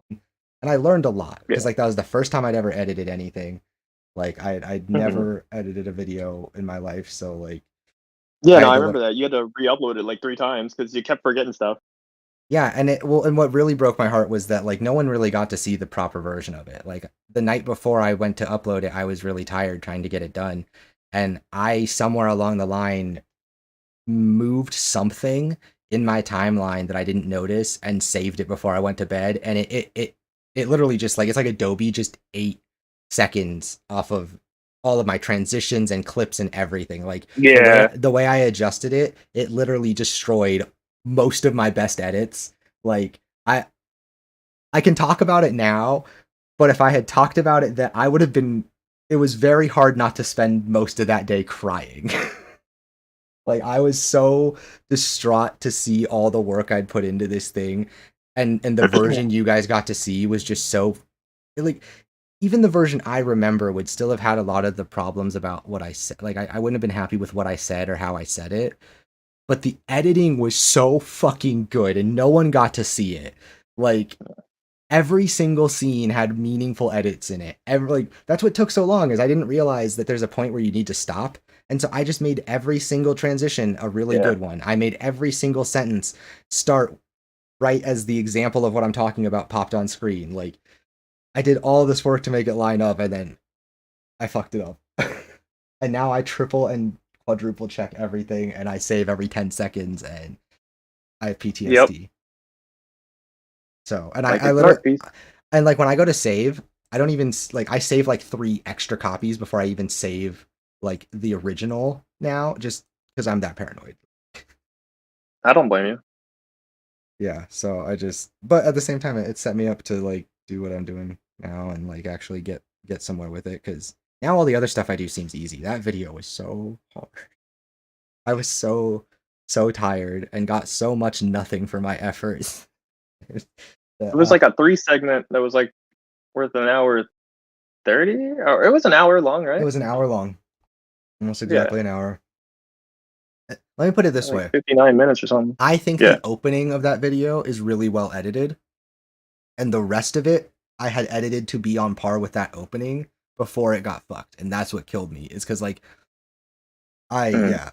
that it was just I just it was just sad that like to me the one thing that still gets me is it sucks that no one ever gets to see like what that looked like. It would just be cool for me to be able to show people like, hey, this was my very first attempt, and look how much better it actually was than you got to see.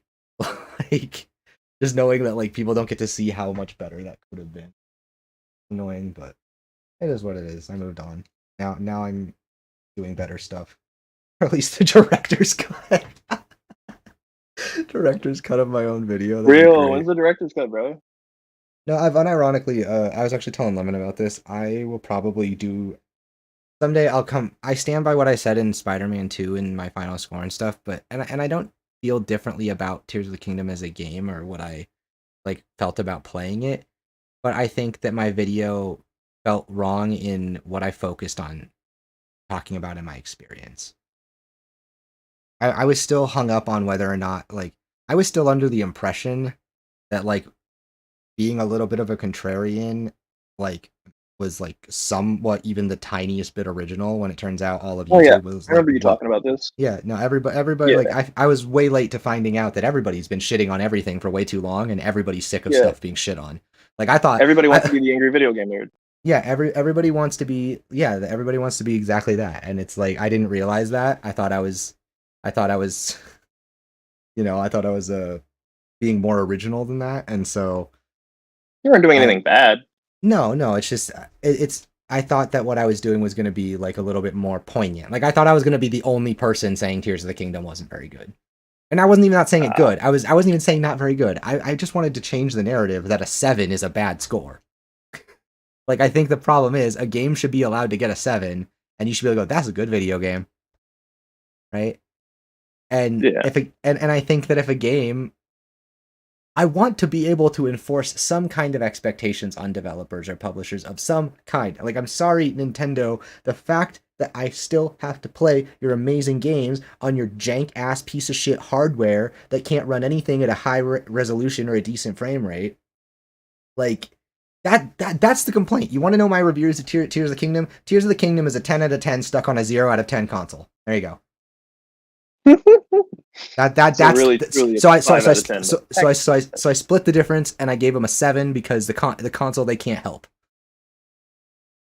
You know, like such as a paperweight has drift and the games are too expensive. Yeah, games are expensive. That's for sure. I can't talk. I mean, I'm playing this, so but on the whole, on the average, they're definitely kind of pricey. I just don't like that they don't go down in price. It's fine if a game's like full price at I was telling Flatica that $70 for a game is expensive, and that I would rather not spend $70 on a game. I'd rather start just buying indie games. And he was like, I don't agree with that. It's just $60 plus $10, and I was like, yeah, you can do that with anything. You can say, yeah, this Mercedes is $2 million plus $10, but it's not gonna make it any lower. It's about I think with the price of games, it's just about how much it's about how much your experience with that game, if at all, will be impacted by when you play it. I don't know how my experience is going to be whenever I play it. So no, I mean like no, how it will be impacted by when you've chosen to play. So for example, if you play a game like Suicide Squad now versus in 5 years, it's two different games, right? Like yeah.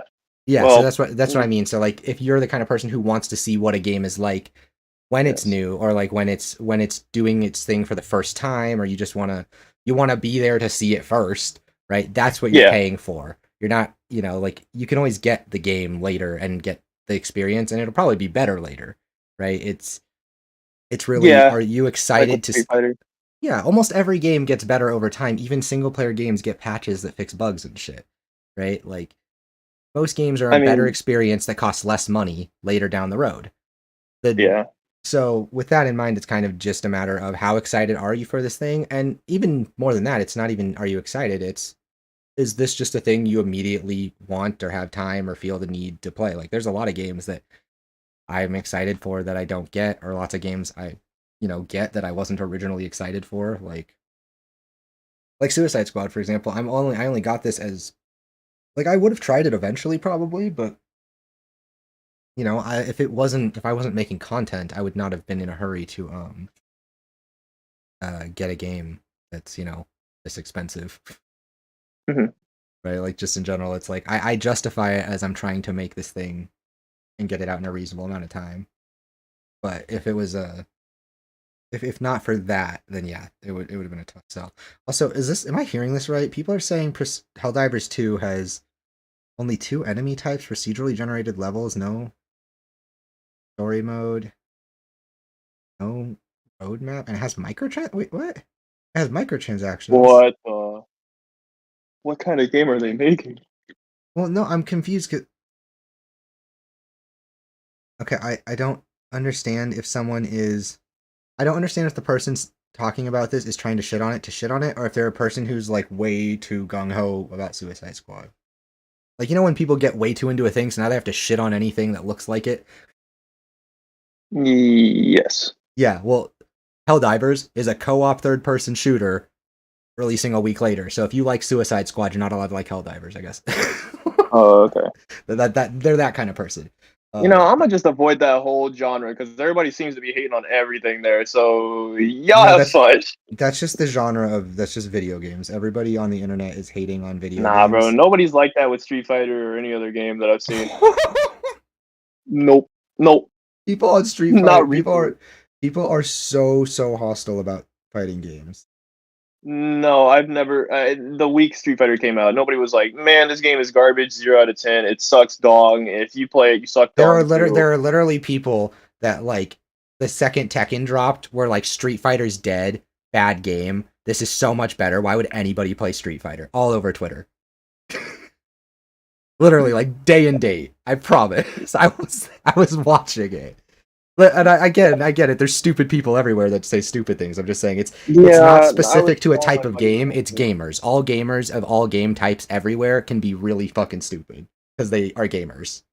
It's funny. I was saying that. Who was I saying that to? You just have to. Sometimes you just have to let people be ignorant, and sometimes people are gonna get hurt in life, and you can't do anything about it because they're stupid, and you can't fix stupid. You just have to let stupid figure out stupid. Yeah, exactly. I'm looking at this, trying to find. Sorry, that went kind of off topic. No, you're good. No, I was telling somebody that though. I don't remember who it was. No, yeah. I think it was at my job. People do get really. These games are a little bit like what do we call it? I know people have bad reviews over everything, but like no, but these kinds of games, people are particularly invested in how they feel about them, because if you like it, okay, like if you care about it, you're probably gonna play it for a long time.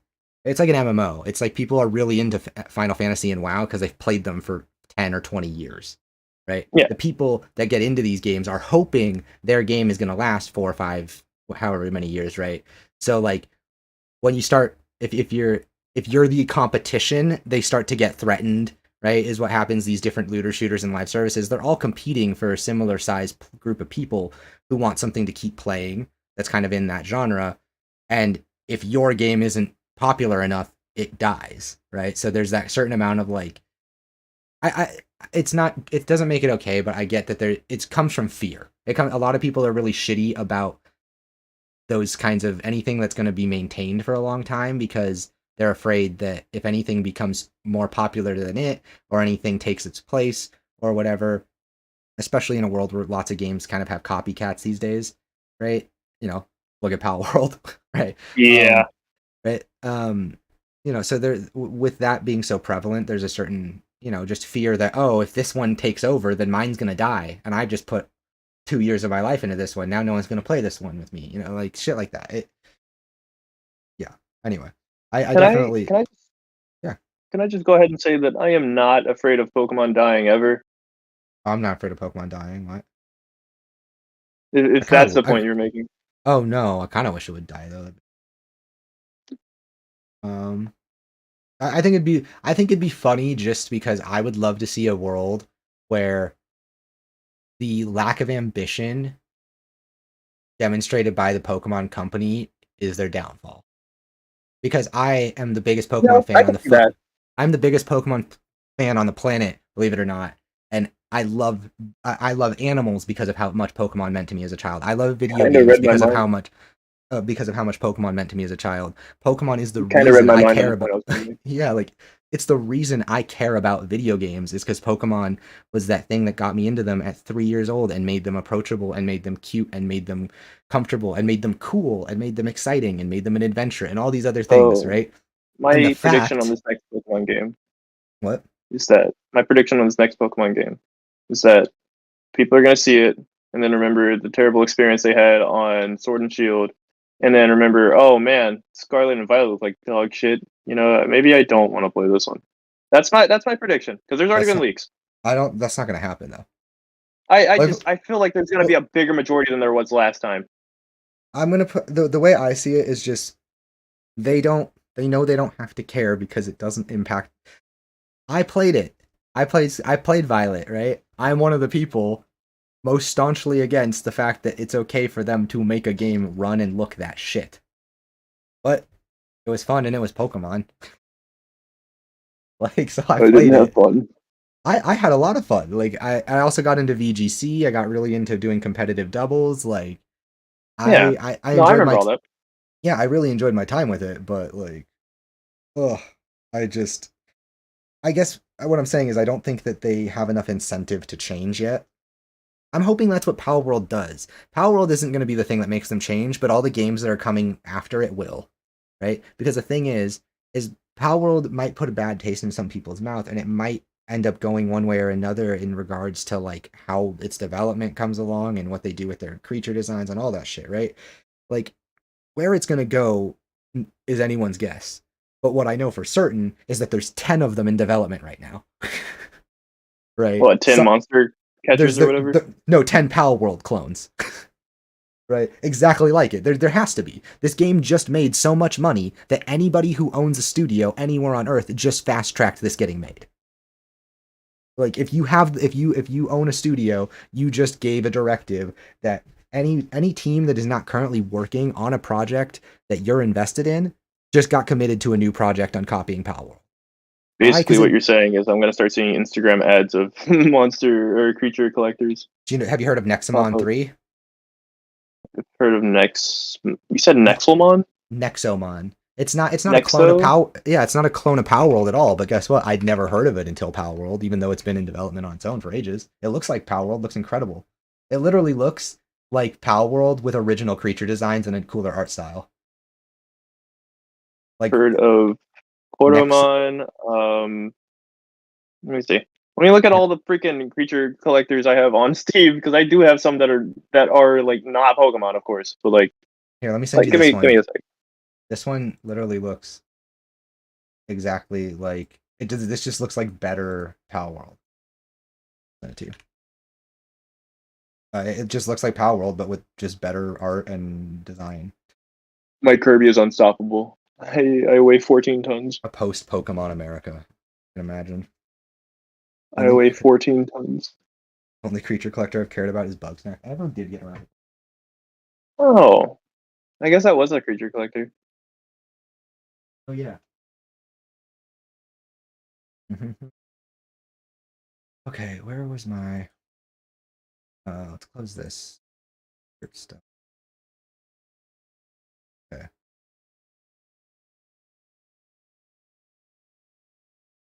Get rid of.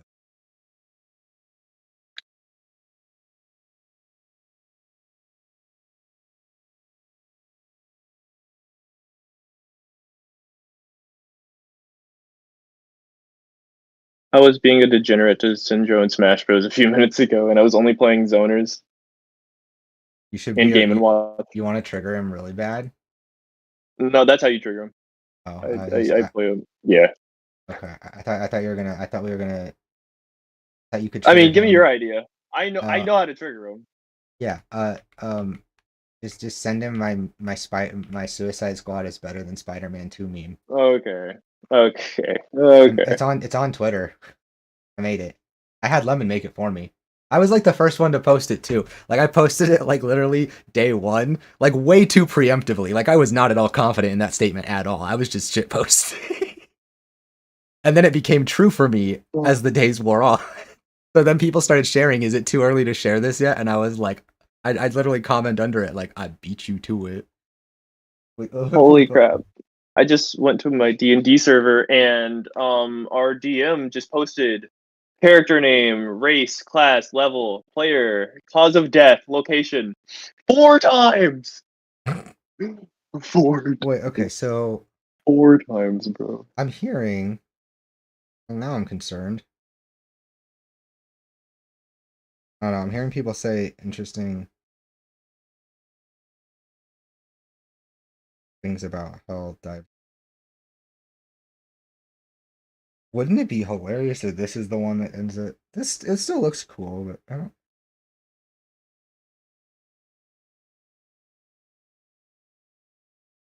It looks cool. It also looks kind of less cool after playing this so much. Maybe that's just because I think I'm just like, call it stuck on the play style.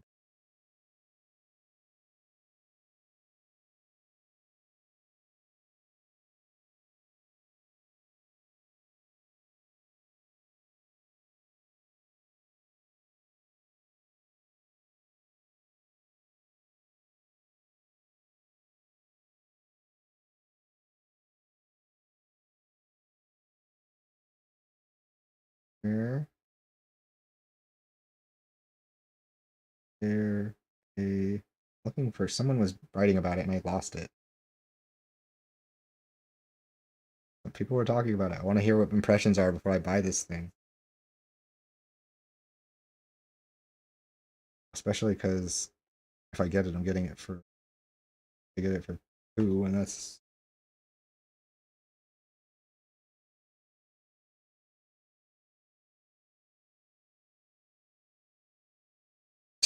I love how people keep using the same meme for Suicide Squad. It's really fun when you don't got a bitch in your ear telling you it's not.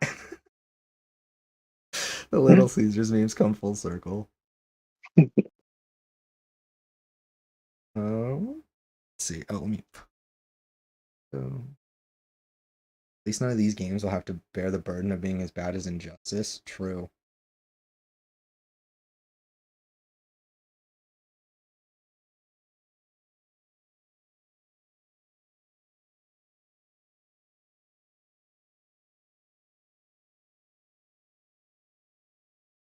Okay, so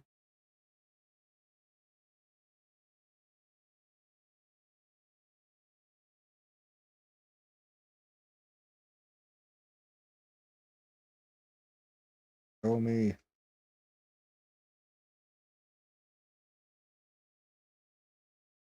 Oh, oh my god. I'm so annoyed.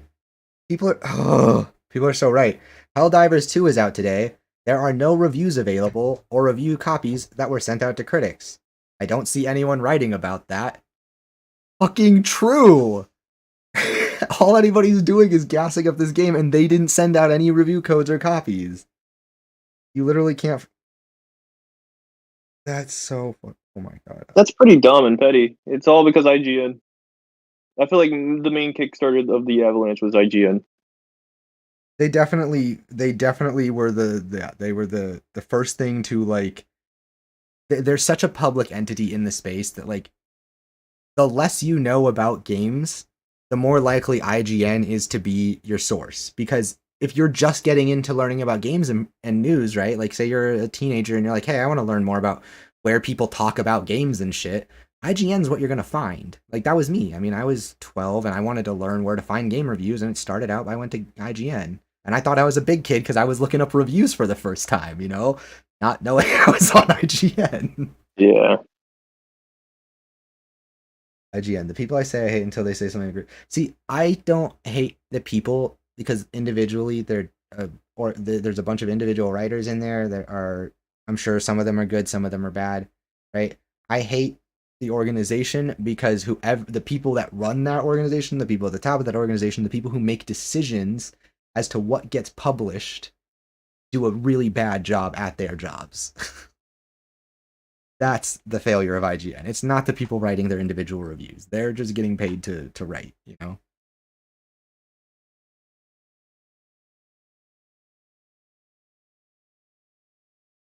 You know what's crazy? Yeah, Foam Stars and Helldivers 2 both dropped today free with no reviews and no review access. But no one's mentioned that. But the whole world came out to massacre Suicide Squad days in advance because they didn't send review codes.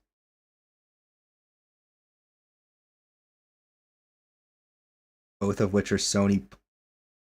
Holy shit, you just blew my mind. This is a conspiracy.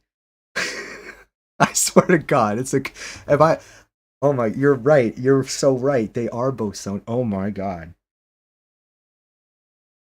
Is Sony in bed with IGN? Is that the conspiracy? I know it's not their. I know it's not their fault, but if the developers of Suicide Squad would have said, "Hey, like publicly, we're not giving out review copies," I bet a lot of this would have been avoided. I know it's not their fault. I think I think that's one of those things that like I think it was a matter of. I mean, you're probably right. They should have made a statement. Did they not? Like, they should have said something. That would have been smart, at least, to say something. I agree. But, like... I mean, it's not their fault for not anticipating a petty-ass bitch company being like... Well, see, they knew that... They knew that not sending out reviews would be a controversial decision. I don't think what they counted on was IGN acting like they were the only ones who didn't get a copy. That's what happened. IGN made the whole story basically about how they had the hands-on preview like a month ago, and they didn't like they had some bad things to say about the Flash fight, which to be fair, the boss fights are kind of mid, so more power to them, right? But like and they basically chalked it up to they didn't send us a review code for this game because we wrote bad press about it. Even though no one got a review code for the game because no one did. No one. It has nothing to do with you guys. Like, and then they just started like this weird hate campaign where they just suddenly like they just cannot stop posting negative articles. It's like really obnoxious. They've also reposted the article about being offensive to the legacy of a dead man 3 times. So they can suck my dick. Like, that's just so not okay. Like, oh. You know what's not funny okay too? at all. What's really crazy is that the people that fancy themselves, that like the people that say that shit, I guarantee you fancy themselves fans of Kevin Conroy's, and yet like I know for a fact the man wouldn't want anything to do with them. Like he would rather sit and have a conversation with with me, who doesn't really know a whole lot about his work other than I like Batman game, it was fun, right? Because at least I fucking care about the people he worked with. Like, yeah. Imagine thinking that you're like on this dude, you're gonna come after the people that he spent time and effort and worked alongside on things that he cared about. And you really think attacking those people is gonna that's the right thing to do? Like that's the honorable thing to do in that person's memory? Like people have just lost the plot so bad. I don't get how people get to that point where they think that like going after people who make the stuff that we care about is gonna get you more stuff that you care about made. And their retort is, "Well, I don't care about that one. I don't want more of that made." It's like, guess what? They go somewhere else. Half the people working on this game you hate will be working on the next game you fucking love. You know, like they don't all work at one company forever. Half the people getting attacked for their work on Suicide Squad aren't even currently employed at Rocksteady right now. Like, I'm seeing people, I'll go and see them, like, talking about their work they did on the game, and then it'll say their current studio they're at, which isn't Rocksteady. They're getting attacked for being credited for work they did 2 years ago. You know, like, the gamers are insane. This is why you don't let stupid people have opinions. Gamer. Should I buy this? All right. What are you gonna buy? What is it? It's an old. Are you still streaming? Yeah. Are you not playing anything? You're just talking, just chatting? I'm talking and I'm technically working. Okay. There is a old Motorola that I want. It kind of looks like the phone in Bomb Rush Cyberpunk. And there's a black model of it for $50 on AliExpress, which I'm not sure about. Should I ever buy anything off AliExpress or I wouldn't. Okay, cool. No. Well, I mean, I wouldn't without doing some research. So unless you're gonna look There's into some on eBay. IGM broke the news that they weren't given a code. Yeah, just like how they broke the news of information they had under NDA. Yeah, that too. Like that, I hadn't even heard about that until after all this stuff. Like they broke NDA. Like you should just like if you break NDA once, like you should just be permanently blacklisted by the industry. Like IGN should just never get a review code for any game ever because they broke a legal contract that says we will not talk about this. Like, how can you trust those people to say at all? Like, how can you trust them to do their jobs when there was a contract that said, please don't share this with people until we're ready? And they said, fuck you. Like, they said, fuck you, call your lawyer, I guess. Like, don't believe the devs that Kevin game. Don't believe the devs that said Kevin not working on the game. Believe IGN, the people who use his name for hate clicks. Yeah, exactly. Like, I just...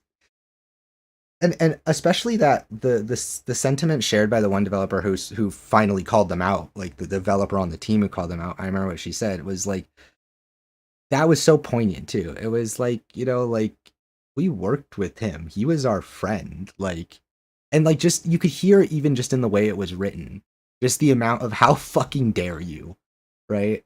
Like, and that's the energy I want them to bring to every one of these situations because yeah, how fucking dare you talk about like a person these people cared about, loved, and worked with, and use his name and legacy to insult the thing they worked on together. Like that's just sick. Like you just, like I'm on stream, so we're not going to advocate harm to other people of any kind. But but I get what you're saying.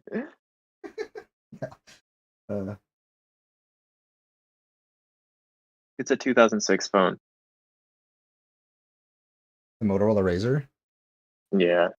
Or I could buy a modern. You get a new Razr. You can get the modern Razr. Yeah, that's literally on the next tab. It's modern flip phone with a keyboard. Well, of course there's a keyboard, but like I have my Z Fold. I still love this thing. There's a Samsung Galaxy Folder 2. Yeah. That's mine. I have a Galaxy Z Fold 3. This is I think I've had it almost 3 years now. Gamers don't understand that. Devs work on contracts and not permanent. Yeah, that too. Like that's because gamers just don't. Here's the thing: gamers don't understand. Like that's why it's frustrating. Because I don't want to say that. I would really like to get to a place where the passion, the thing I love, and the hobby that has like made my life so much better. Like I'd like to be able to identify as a participant in that hobby unironically. Like I'd like to be able to use the word gamer and not cringe. That'd be great. Like, I'd like to be able to call myself that because that is what I am and what I do without feeling like yuck and like I need to joke about the word because God forbid you imply you're a gamer because of how gamers are. Like, let's fix it. Let's fix the narrative. Make gamer good again. Stop it. Cut that out. Cut that I'm out. not a gamer, I just play games. I don't like having to say that. I don't like having to say I'm not a gamer. I just play games when I do it for like 7 hours a day sometimes. You know, like when I'm trying to turn it into a career, I'm like, on some level, it seems like I'm being disingenuous at that point. But agreed.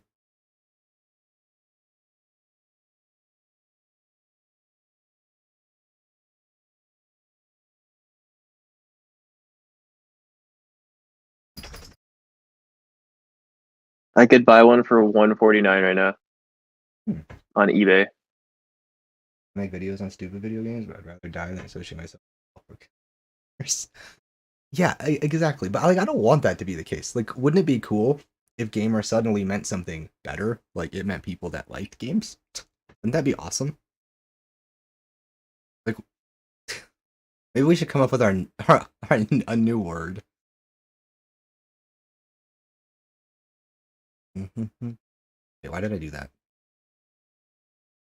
I am like, my brain, this game is rotting my brain. I literally like turned back to the screen and was like, oh yeah, Suicide Squad's here. And I started playing for a second. I'm like, wait, scripts. Okay. Which one do I buy? Link. All right, I probably should post a link rather than that terribly Oh no, terrible no, that's fine. image. I just meant picture. I like the red. I like the red. Like that. Does this work better? There we go. It does look cool. Like fuchsia. And it does have internet. Yeah, it does. I agree. I like that color.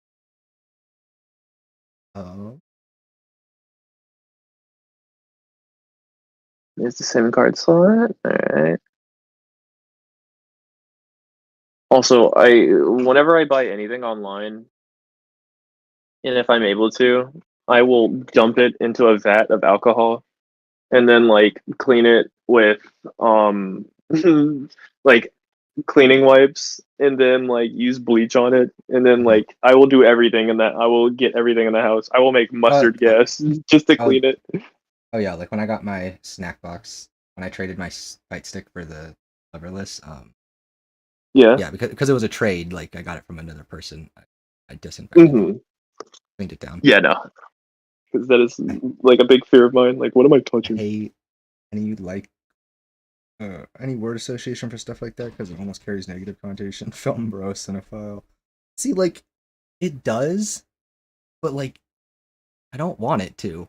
Like, is that like too audacious or like too arrogant? Like, you can't change how things are perceived, but like, I don't want that to be like, I want it to be.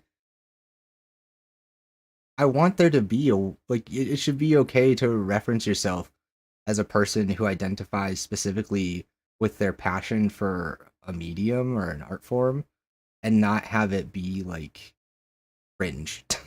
You know, like. I agree. You're 100% right with how it is. I just wouldn't it be cool if we could make it not have that association? Dude, it would be awesome if saying I play Smash Bros doesn't result in me getting blocked or walked away from or shunned in public. Does that happen? That's why I don't say I don't. I'm kidding. I know you're kidding. I'm sure it has. I'm sure there's people out there I haven't talked to for a reason. Oh but, my god. Okay, I'm sorry. I'm mad. I literally just saw a post on Twitter immediately. The server the reviews for Helldivers 2 right now on Steam are literally the game is great when you can play. Hope the servers get fixed. Really, day one server errors. That sounds familiar. I wonder what people are gonna say about this game. I'm so salty. I can't contain the levels of salt right now. The internet is gaslighting me for liking Sunset Overdrive Borderlands. Sorry. Anyway, keep going. What were you talking about? Sorry, but I didn't mean to interrupt you. I was actually I literally just saw my phone. I was like, I can't believe this. I think my last point was just I would like to be able to say that I play insert game here without being shunned or walked away or left on red or being made fun of or whatever. Mm-hmm. Unless that game is Smash Minecraft, Roblox, or FNAF. If you play any, if that's how you identify, I'm gonna make fun of you. I don't feel bad. Well, I like the lore of FNAF. I don't play them though. I don't have any. Okay, I don't have anything against FNAF existing. I don't have anything against people liking it. I have my thing is I don't appreciate that it's so iconic relative to its peers. Relative to its peers. It's not a matter of like this thing is bad and doesn't deserve to be well known. It's no, there's so many incredible things that I really do believe are just so much more special that will never have that kind of recognition. Yeah, I have FNAF 1 and 4 on my phone.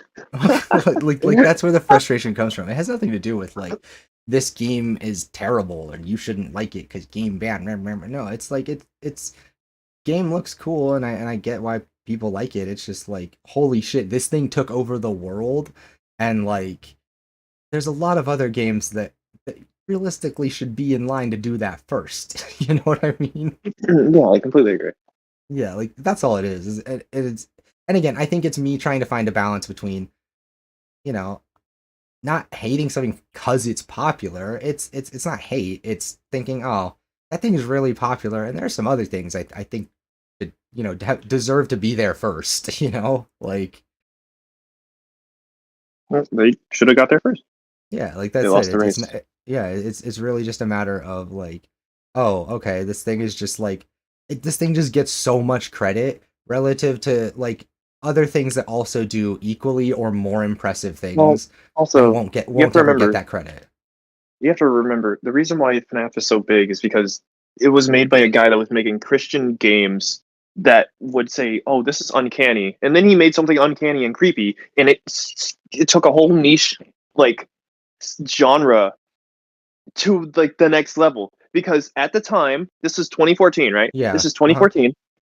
FNAF is I'm curious. Keep going. the only horror games that are out right now are Amnesia and Amnesia likes, or hey, this is you have a torch and you have this thing, but you have no way to defend yourself. Here's a hallway Mhm. simulator.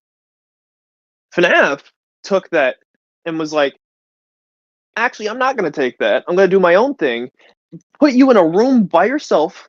You're still Oh, and defenseless, of course. okay, and the first FNAF, And now just you to be can't clear, move. first FNAF was brilliant. Like just as like a Yeah, game yeah, design, that's what I'm that's so saying. smart. That's why it's so That's so big. smart.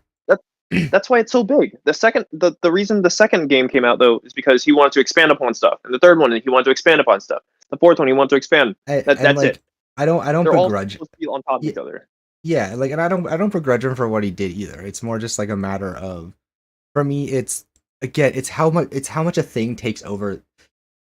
People also have to like I've explained this before. There's a certain amount of I have a bias about this that I am always going to struggle to delete because of what I watched happen in front of my eyes. I worked at GameStop as games were getting cleared off the shelf and that space was being made for room for FNAF toys and pop figures. No. Right? I watched them clearing more room and more space that was dedicated to games getting cleared away month by month as we started just selling fucking knickknacks.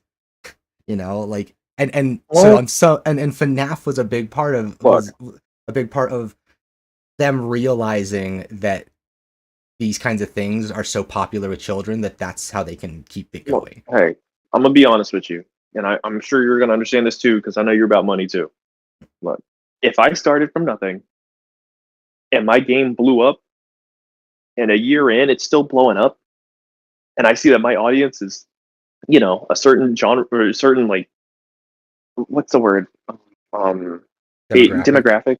Yeah, certain demographic that I can, profit off of. I'm gonna profit off of it. I can't control how much I profit off of it, but I'm gonna profit off of it. For me, it's a matter of like, I see that perspective when I'm desperate. I don't see it when you've succeeded. You know what I mean? Like, there's a lot of standards I would let slip in what I consider quality for my content if I thought it would help me get traction. Right? Mm-hmm. But I would also use that traction to adjust. Right? I do believe that like firmly that like the thing I want to make is better than the thing I know I can get the most attention on. Right? Mm-hmm. So there's that element of like, like if I made a game like FNAF and it blew up, my instinct would be, well, shit, I just made this thing. I'm set for life. I'm set for life on this one thing, right? Like, I'm gonna move on to something new and different, right? And I get it. Like, some people just want to, have that success and be comfortable, I guess. But for me, it's like, I think, I don't know. And again, it might not even be him. I don't know how many other people are involved in his games and his projects, right? Oh, Scott? Yeah, like on some level, it could be a matter of like a bunch of people are just like, "Yo, bud, like we want to pay, we want to get paid too. Can we publish another?" Right? I mean, like, nowadays, you're talking about FNAF, so right? Okay, so nowadays he has a team and he's like the executive director. He's calling the shots still. Yeah, they just make what he wants. But before it was just him. It was just Scott doing it. It was a one-man thing. That's Yeah, why yeah, some of like them, Toby you know, Fox, yeah. Like, and that's yes, impressive. Like, that's the stuff that I think is cool. It's like, yeah, it's it's no triple A stuff, but like you know, it's one man army. yeah. Go ahead. Oh, sorry, I was just reading chat. It's fine though. 'Cause this one doesn't, yeah, exactly. People don't care because Batman didn't die. Batman's not dead either. That's the. You know what's so funny to me is like Hmm. I'm not gonna lie. I didn't notice. Okay, I did notice. I noticed one thing about. I know. Okay, I noticed two of the hints that the Justice League isn't dead. I refused to believe the ring thing with Shark not fitting, and B Superman getting impaled through the center of the chest with kryptonite and flying away. Those two things made me go, these guys care about comic lore too much for that to be right. Like, you know what I mean? Like, I've played other Rocksteady games. They care about Batman lore and his portrayal too much to then have Superman just ignore be like, you know, like those kinds of things just don't line up with what I was seeing. And then it's like, yeah, now we're seeing all the evidence come out that, yeah, no, they're not dead. Like, they were never dead. That's why, and it makes sense. What would be the smartest way to have a game called Kill the Justice League? Well, it'd be dumb if you tell everybody that you're going to kill the Justice League 5 years from now in the final update of the game, right? Like, it's called Kill the Justice League. So in the story, you kill the Justice League. The smartest thing to do there is then, okay, these characters are way too legendary and iconic. Where do you go from there? You can't. Who's the villain if it's not? If who's supposed to be stronger than evil Superman within this comic universe? Realistically, as you know, and even if you have one, two, three, four, five, how many of them can you possibly come up with that are more powerful than these iconic legendary heroes? Right? Like, probably not that many. So it makes perfect sense to have the reveal be that actually that wasn't them, right? You killed the Justice League, but no, you didn't. The real thing is gonna be a much bigger deal, right? Like, and that makes perfect, like, just thinking about it from a writing and story, like that's so much more sensible. Like, that makes so much more sense than we're gonna kill these characters for shock value to piss off the internet and comic fans. No, we're gonna kill these characters to fake you out. But people, you know what's funny is people are so not used to being like successfully faked out by good writing that they just assume it's bad writing. Like, I think like that's what happened. Like, and it makes sense. I mean, I get where that comes from on some level, but people are so prepared to assume that they just wrote a shit story that they didn't even bother looking for any clues that it might not be what they thought it was. Right? They're like, Okay, so oh, yeah. They're like, the game is shit, so it makes sense that the story's shit. It's like, you've played the game. I haven't. I don't think I'm going to play the game. Do you actually kill the Justice League in the Justice League? What are you talking about? okay, and in the game, you kill And, like, four all right, members and of the what Suicide Squad is what I meant. in the game you kill four members of what you believe at the time are the Justice, or three. You kill four. Yeah, you kill Batman, Green Lantern, Flash, and Superman. Okay, Wonder Woman dies fighting Superman before you fight him. Yeah. The thing is what I was getting at is that you kill them and they're dead. You like bullet in the head, they're dead. They're fucking dead. The big reveal, or the hint, is that there, in each character's scenes, there are multiple moments that fundamentally just don't make sense if you know how these characters work from a comic perspective. And we're not talking like super deep lore. We're talking like the back of the box of what their powers do, right? Isn't Like, like Green Lantern's weakness like the color yellow or something? so the different forces, yeah, the lantern. There's different the different lantern colors represent like different like forces, and I think yellow like neutralizes green is the concept or whatever. But the real Okay. idea of this, right, is that, for example, the ring, Green Lantern rings, or lantern rings or whatever, they go on it, they're space cops, right? Which means they fit onto a wide variety of weird alien creatures and stuff, right? And how do they do that? They adjust to the wearer. The Green Lantern ring, the number one like most iconic thing anyone could tell you about the Green Lantern ring, other than making its projections, is that its size adjusts to fit the user, and it, when their user dies or is defeated or whatever, it seeks out the next worthy bearer of the ring, right? That's like the most basic premise of how it works. That doesn't happen in the game. You kill Green Lantern, Shark picks up the ring, he puts it on his finger, it doesn't fit, so he kind of just squishes it onto the tip of his finger as it zooms in on the... And the thing is I'm realizing when I was talking about this the first time, every second of one of these cutscenes costs thousands of dollars put together. Okay, every frame is considered. If they zoomed in on him awkwardly fitting the ring to his finger, right? Yes, it's a gag, it's funny, because it's literally, it doesn't fit, but he made it work, right? But they drew attention to a thing that breaks all the rules of how the ring works, right? And then once he uses it, first of all, he shouldn't be able to use it because in theory, that people would argue he shouldn't be able to use it.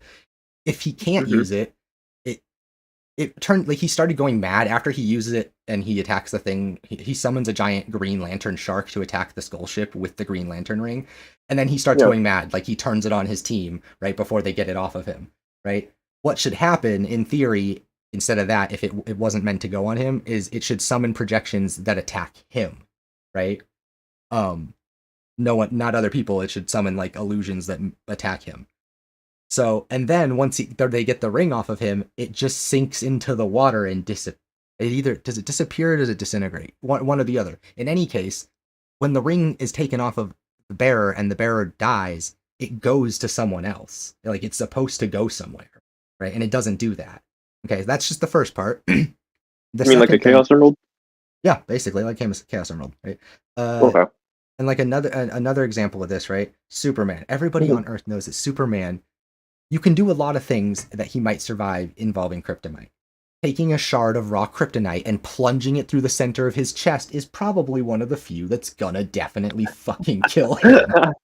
Okay. Literally Wonder Woman, her shield, she puts kryptonite in her shield, he shatters it fighting her, and as he's pinned her to the ground and he's gonna kill her, in one last effort, she has a shard in her hand and plunges it straight into his chest, and it's pure kryptonite. And even Wonder Woman, who has fought alongside him for years, is like, that should have worked. Like, what the fuck? And then she dies, right? Okay, that's your other hint. Another one. At one point, either Flash gets knocked out or beat up or something, I can't remember how it happens. At some point in the story, Captain Boomerang cuts his finger off or whatever. Yeah. And then he reappears with all 10 fingers later in the story. Okay? And I wasn't paying super close attention, but if I remember correctly, Captain Boomerang comments on this. He's like freaked out, like, what the fuck? Why does he have his finger? Like, and then there's a gag where to prove that he's killing them, he then goes to cut the finger off of each Justice League member after the fight, and the squad keeps having to stop him. Like, come on, man. Like, right? Oh. Okay. Because he's paranoid. Wait. No. Go restart this one. Sorry. He's cutting off their fingers because what? He's paranoid. Flash showed up. He cut off Flash. Flash's finger gets cut off either by him or someone else or something. I can't remember the series of events. It gets cut off, and then the next time they encounter the Flash, his finger's back. Like he just has it. Like he literally. And again, the scene draws attention to this. The scene that introduces him shows him waving his hands in the air as his introduction, clearly showing all 10 fingers in a way that's way too obvious to not be noticeable, right?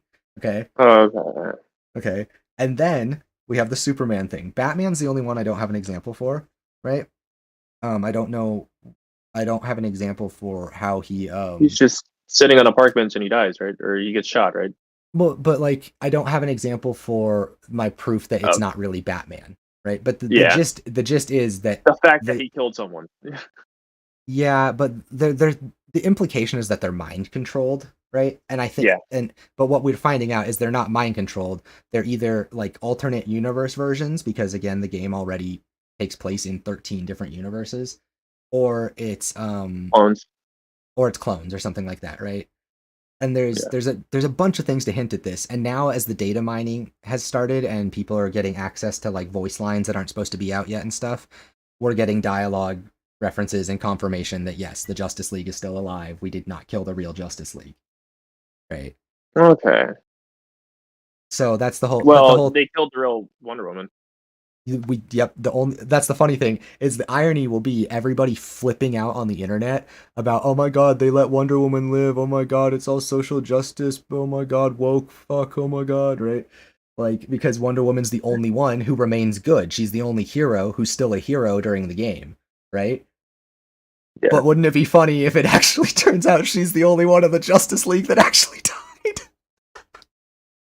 Like, they're literally so wrong. And it's like, yeah, it couldn't be funnier. Like, so anyway, these are things that they hinted at in the game, and yeah, now we're getting confirmation as info was coming out that, and again, these people are criticizing these choices in their review. Skill Up, someone who I respect very much, in his review talks about how they really kind of sent these characters out unceremoniously, and how he understands how that's not really, it seems like a stupid writing choice and a waste of characters and missed opportunity and all these other things, right? These criticisms could be considered valid in a world where what he thinks happened. But if that didn't happen, you just wrote a story section for your review of a video game that's predicated on you missing plot points. Like, you literally had to just miss hints. Like, it's kind of embarrassing, you know what I mean? Like, to so obviously have just not followed through what was happening. Someone just found an Easter egg in the game. There are 12 Batman-themed calendars around the map that, when translated to alphanumeric decryption, says he will return. Are you fucking serious? Oh my gosh. Okay, see, that's what I'm saying, right? And there's all this outrage. Again, IGN posted an article 3 times about how Batman's death in this game is an insult to the legacy of a beloved man, right? And they're talking about that as a criticism of the work. People who worked with and cared for him, like, you know, they made that, right? And this is the stuff they're writing. And these articles are legitimately at this point just predicated on, we were too stupid to notice the hint. Like, we didn't get the plot, we didn't see the plot twist coming, so we said some really horrible shit. Like, it's so hard to believe. I'm still a little shocked. Like, he will return. It's just so funny because I just imagine being there's only a few devs at Rocksteady who've been particularly vocal or defending, you know, things, or just commenting on the state of things. And the way they've been doing so is very, very reserved in a way that I respect and understand. I imagine the rest of them right now are literally just sitting there going, they don't know. They don't know. Like, imagine watching these people flip out because they literally didn't pick up on your hints that you left in the plot because you were too good at. People are going to call this when it comes out that they're alive, people are going to call it a cop-out. People are going to say that they bowed to pressure, even though it was a plot twist they wrote from day one.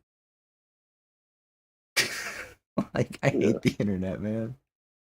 Nutty. But yeah, so that's the gist. You don't, from what we know, you don't kill the Justice League, but yes, it's called Kill the Justice League. So of course, when you think you're killing them, it kind of makes sense.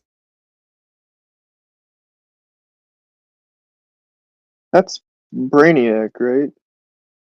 The purple guy? I think. Yeah. Yeah. Or the big head in the sky with the purple energy. Yeah, that's the skull ship. He's an alien and he's inside there. Okay. Also, yeah, and then there's another thing at the end of the game too. When you fight Brainiac, when you go to face him, 4 like Terminauts, which are these like alien like control these things he uses to like control and evolve things and whatever, right? Crawl out of these little like tubes, these like stasis tubes, and it seems that they're intended for the Suicide Squad. But he specifically consistently references after you beat him the first time that he had never accounted for your actions or like your existence. And so all he has to do now is calculate for the fact that you're a factor, right? So he didn't have those pods or those Terminauts, like these mind control aliens essentially. They weren't ready and already there because of the Suicide Squad. They were there for some other reason. And what other 4 characters are significant? The Justice League. Like, it's just, I'm gonna be so like, what's really gonna blow my mind here, or what's really gonna frustrate me? What if the damage has been done? Like, what if there's no changing the narrative of this thing because people are just wrong? Like, this has nothing, like, what if it turns out it doesn't matter that all these people just didn't get it and were completely wrong? Their being wrong is enough for, like, them being unable to see a plot twist, which is a good thing. Like, not being able to see a plot twist coming is how you write a good plot twist, right? Like, imagine writing a plot twist too well and that being the reason your game fucking sinks. Like, ah, man, to be those people right now, dude. To be those people. I feel bad for that. I hope my video shines enough of a light on things, and I hope yeah, I don't know. I hope at least the developers see it and they realize that they're like people that went into this with an open mind and are having fun. Just God, I just can't imagine just like putting so much heart and soul into this thing and just having people shit all over it without even giving it a Yeah, the funny thing is too is yeah, after a year of updates or whatever, people will give it a second chance, and then they'll act like it's good now. That's the worst part. Is this one will be the first time everybody goes, it's good now, and I'm gonna be sitting here like it fucking was, fucking you, like it's been this way. They planned it from the start.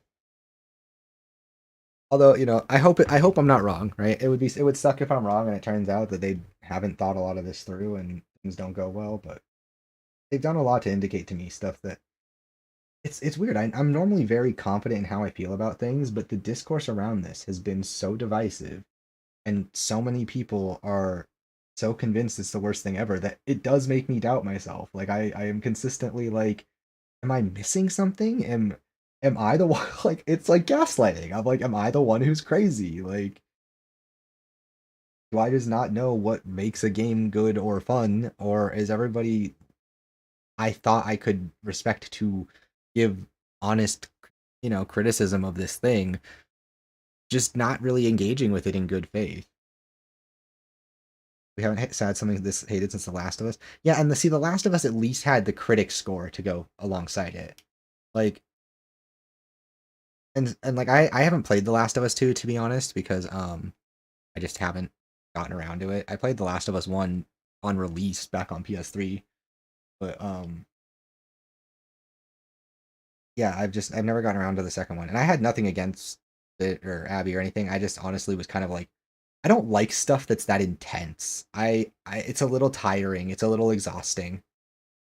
You know what I mean? Like I don't mind games being scary or dramatic, but there's something about that really, really dark, visceral, that kind of stuff that I'm just kind of like, it's like watching like Ozark or something like that. It's like watching or like one of those shows like a Breaking Bad where it's like it's tiring for me. I'm like I engage with media to feel good things, and these, as much as it's cool that like they wrote these are so well written that they could make me feel other things, I don't really want to engage with this stuff that just makes me feel bad. Right? So like, and that was kind of a revelation I had at some point between playing Last of Us 1 and the second game coming out, when I was just like, I just don't want to deal with like it's just gritty in a very real way. Like it's a comment on how good it is, right? Like I think another comparison for me would be like if Alan Wake didn't have all the supernatural elements and all the weird paranormal bullshit, right? Imagine if it was a really good game but the story was just about like a detective, right? It was just a detective story. I would not like that game. Why? Because it's really dark, it's really intense, it's well acted. There's not a lot of levity or joy, right? In the combat of being, when as Saga, right? Her story is just her without all the other elements of it being an Alan Wake game, right? Like she's a great complement to that game, but if the whole game was just her being a detective, I'd be exhausted by the kind of story that would be. BRB. I don't Oh, yeah, no worries. I don't like true crime stuff, things like that. Not because like it's upsetting. It's just it's exhausting. That's really like the best way I can put it. Is I want to feel excited. I want to laugh. I want to be happy. I want to play. I want to go. That's fucking cool. I want to feel like I want to feel deep positive emotions, not like deep negative ones. I don't want to. I don't want to be on edge. I don't want to feel tense. I don't really like horror because I don't like to be scared. I mean, I will play horror games because there are some really great ones, but um, yeah, on a basic level, I don't like being scared or feeling uncomfortable or. But I do understand I understand the inherent value in a game's ability to make me uncomfortable. Like I talked about that in my Cyberpunk video, a lot actually, because yeah, like the characters are written in a way that like their struggles and the things that you see them go through, the fact that it makes me uncomfortable is a compliment to their ability to deliver it realistically, right? I never care for Naughty Dogs, but even then I can't same pattern of people getting mad because they don't get the story. Yeah, it's people that get mad because they don't get the story, but they just really don't get writing. Like that's the element of it. They think a good story is one that fulfills what all their wishes, and they don't even realize that they only got to start enjoying that story because it didn't fulfill their wishes. Right? It's this weird inability to.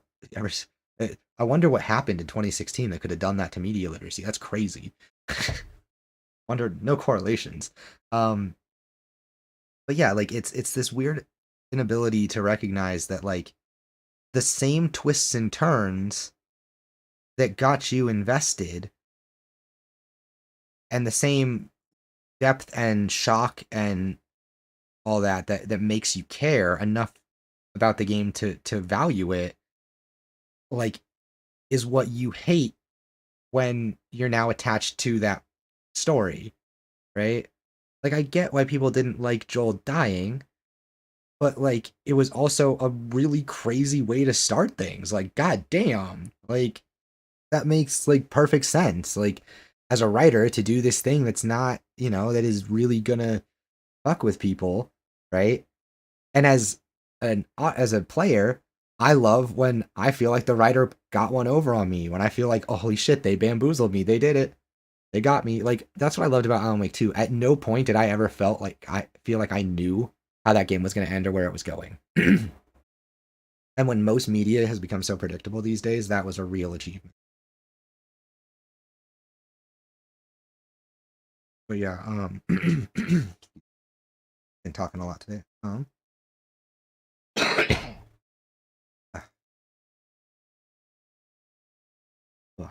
A story upsets you to the point where you feel the need to harass the devs on the right. Also, yeah, to not be a free. Yeah, exactly. It's like people that harass the guy who plays Joffrey. Like, they remember like he was because he's such a hated, awful, fucking disgusting character. It's like you hate him because Jack Gleason's really good at his job. Like, why you don't hate him?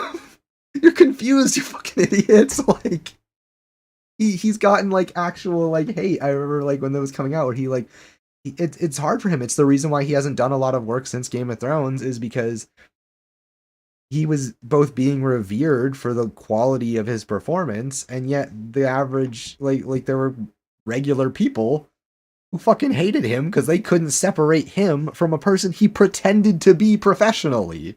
Like, yeah, man. One of those ones that just gets me.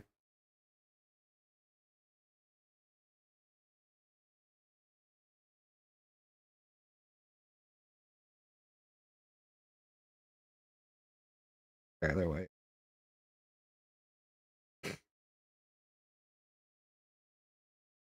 Wait, okay, I don't wait. I think I get this reference. I don't. Explain. I'm gonna put this honestly. Watch Breaking Bad. Okay, I've seen like the first season.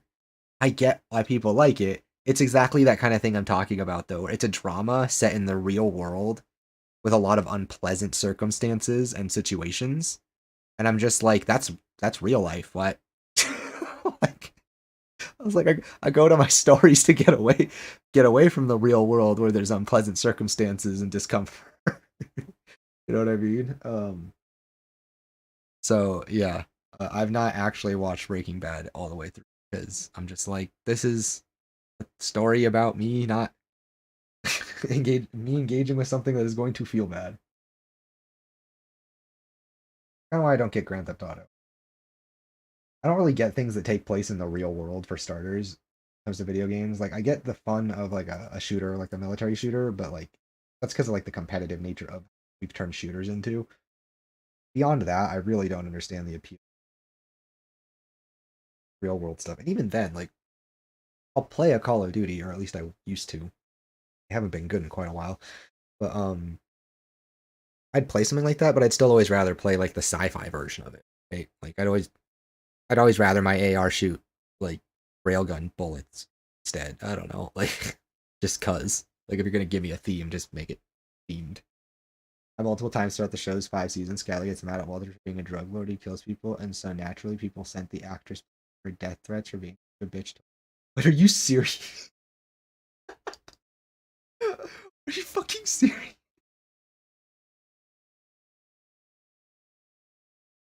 She's not a real person. She's not real. I I don't. What's the world coming to? Yeah, I can't believe it. Yeah, the fact that those things happen, that and the George R or the Game of Thrones thing, like, oh my, how does that?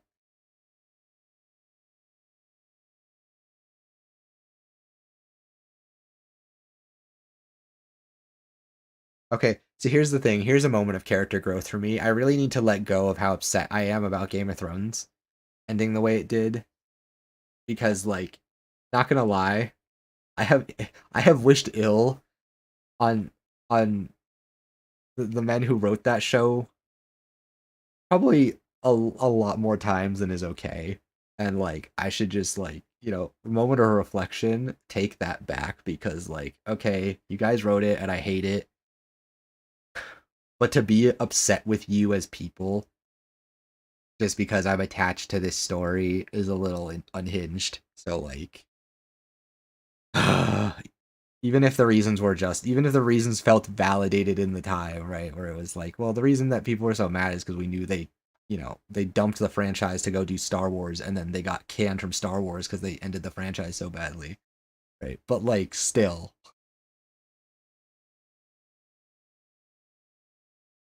you want to know what's so sad about it too? Is like, I want to tell you go watch everything up through the first 6 seasons, and I can't. I can't even tell you that because so much of the joy of what Game of Thrones is the buildup of the potential for where it was gonna go. Like when season 6 ends, there's definitely a feeling of like this show needs another 5 seasons. At least. You're like, this is a good halfway point. As it's getting close to the end. That's what really killed me, is just real like I knew that even when they announced it was only gonna have 2 more seasons or whatever, it was only going to 8. I was like, what? But how? Like even then, it sounded impossible to wrap up where they were going with it. That's the unfortunate thing. Is so much of what made it special is that you just got to look forward to the potential of the narrative, because George R. R. Martin has written a great narrative for this. And that story is still unfinished right now. So like, there's a lot of legacy. There's a lot of history. There's a lot of chosen one narratives and world-ending threats, and they're all building to this massive, massive culmination of forces and effects at all times throughout the entire series, and then you just never get it. We would live in a different timeline if Brandon Sanderson wrote Game of Thrones. A better timeline.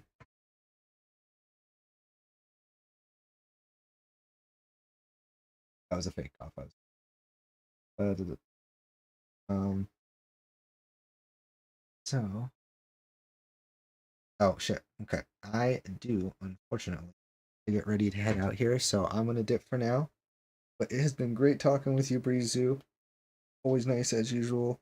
Really appreciate having a chit chat about things, and glad you've been having fun with this. I'm glad we kind of see eye to eye on how, just in general, how people kind of treat games these days. In any case, I'll be sure to check out your videos. I definitely, now that I know that you make some, I will be more than happy to watch them and give you that watch time. Support others doing it because it's I know how stressful it is and how much you just want it to work and how good it feels when it works even just a little bit. So anyway, have a good one. Thanks for being here, and yeah, I will be back at it tomorrow. Yeah, I should be back on tomorrow. We'll see. Depends on how much progress I make, how much I want to edit. I'm probably not going to put the video out today because I think Monday is the day to do. I don't think if I finish it tomorrow, if I finish the video, I'd want it finished before like noon, and that's not going to happen. So I'll probably hold it till Monday, which gives me a little bit of more breathing room. Nicer bits of it. All right. So that's all from me. Have a good one, and yeah.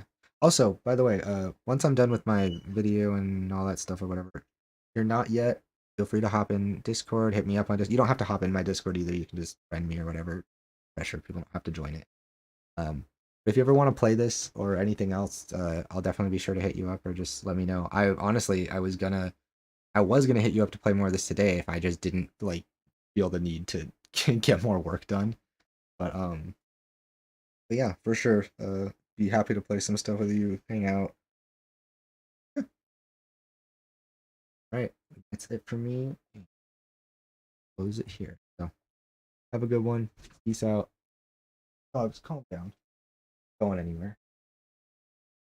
They literally hear me like getting up to leave, and they're like, "Bye bye, we go now." Have a good one. Peace out, and yeah, thanks again. See you next time.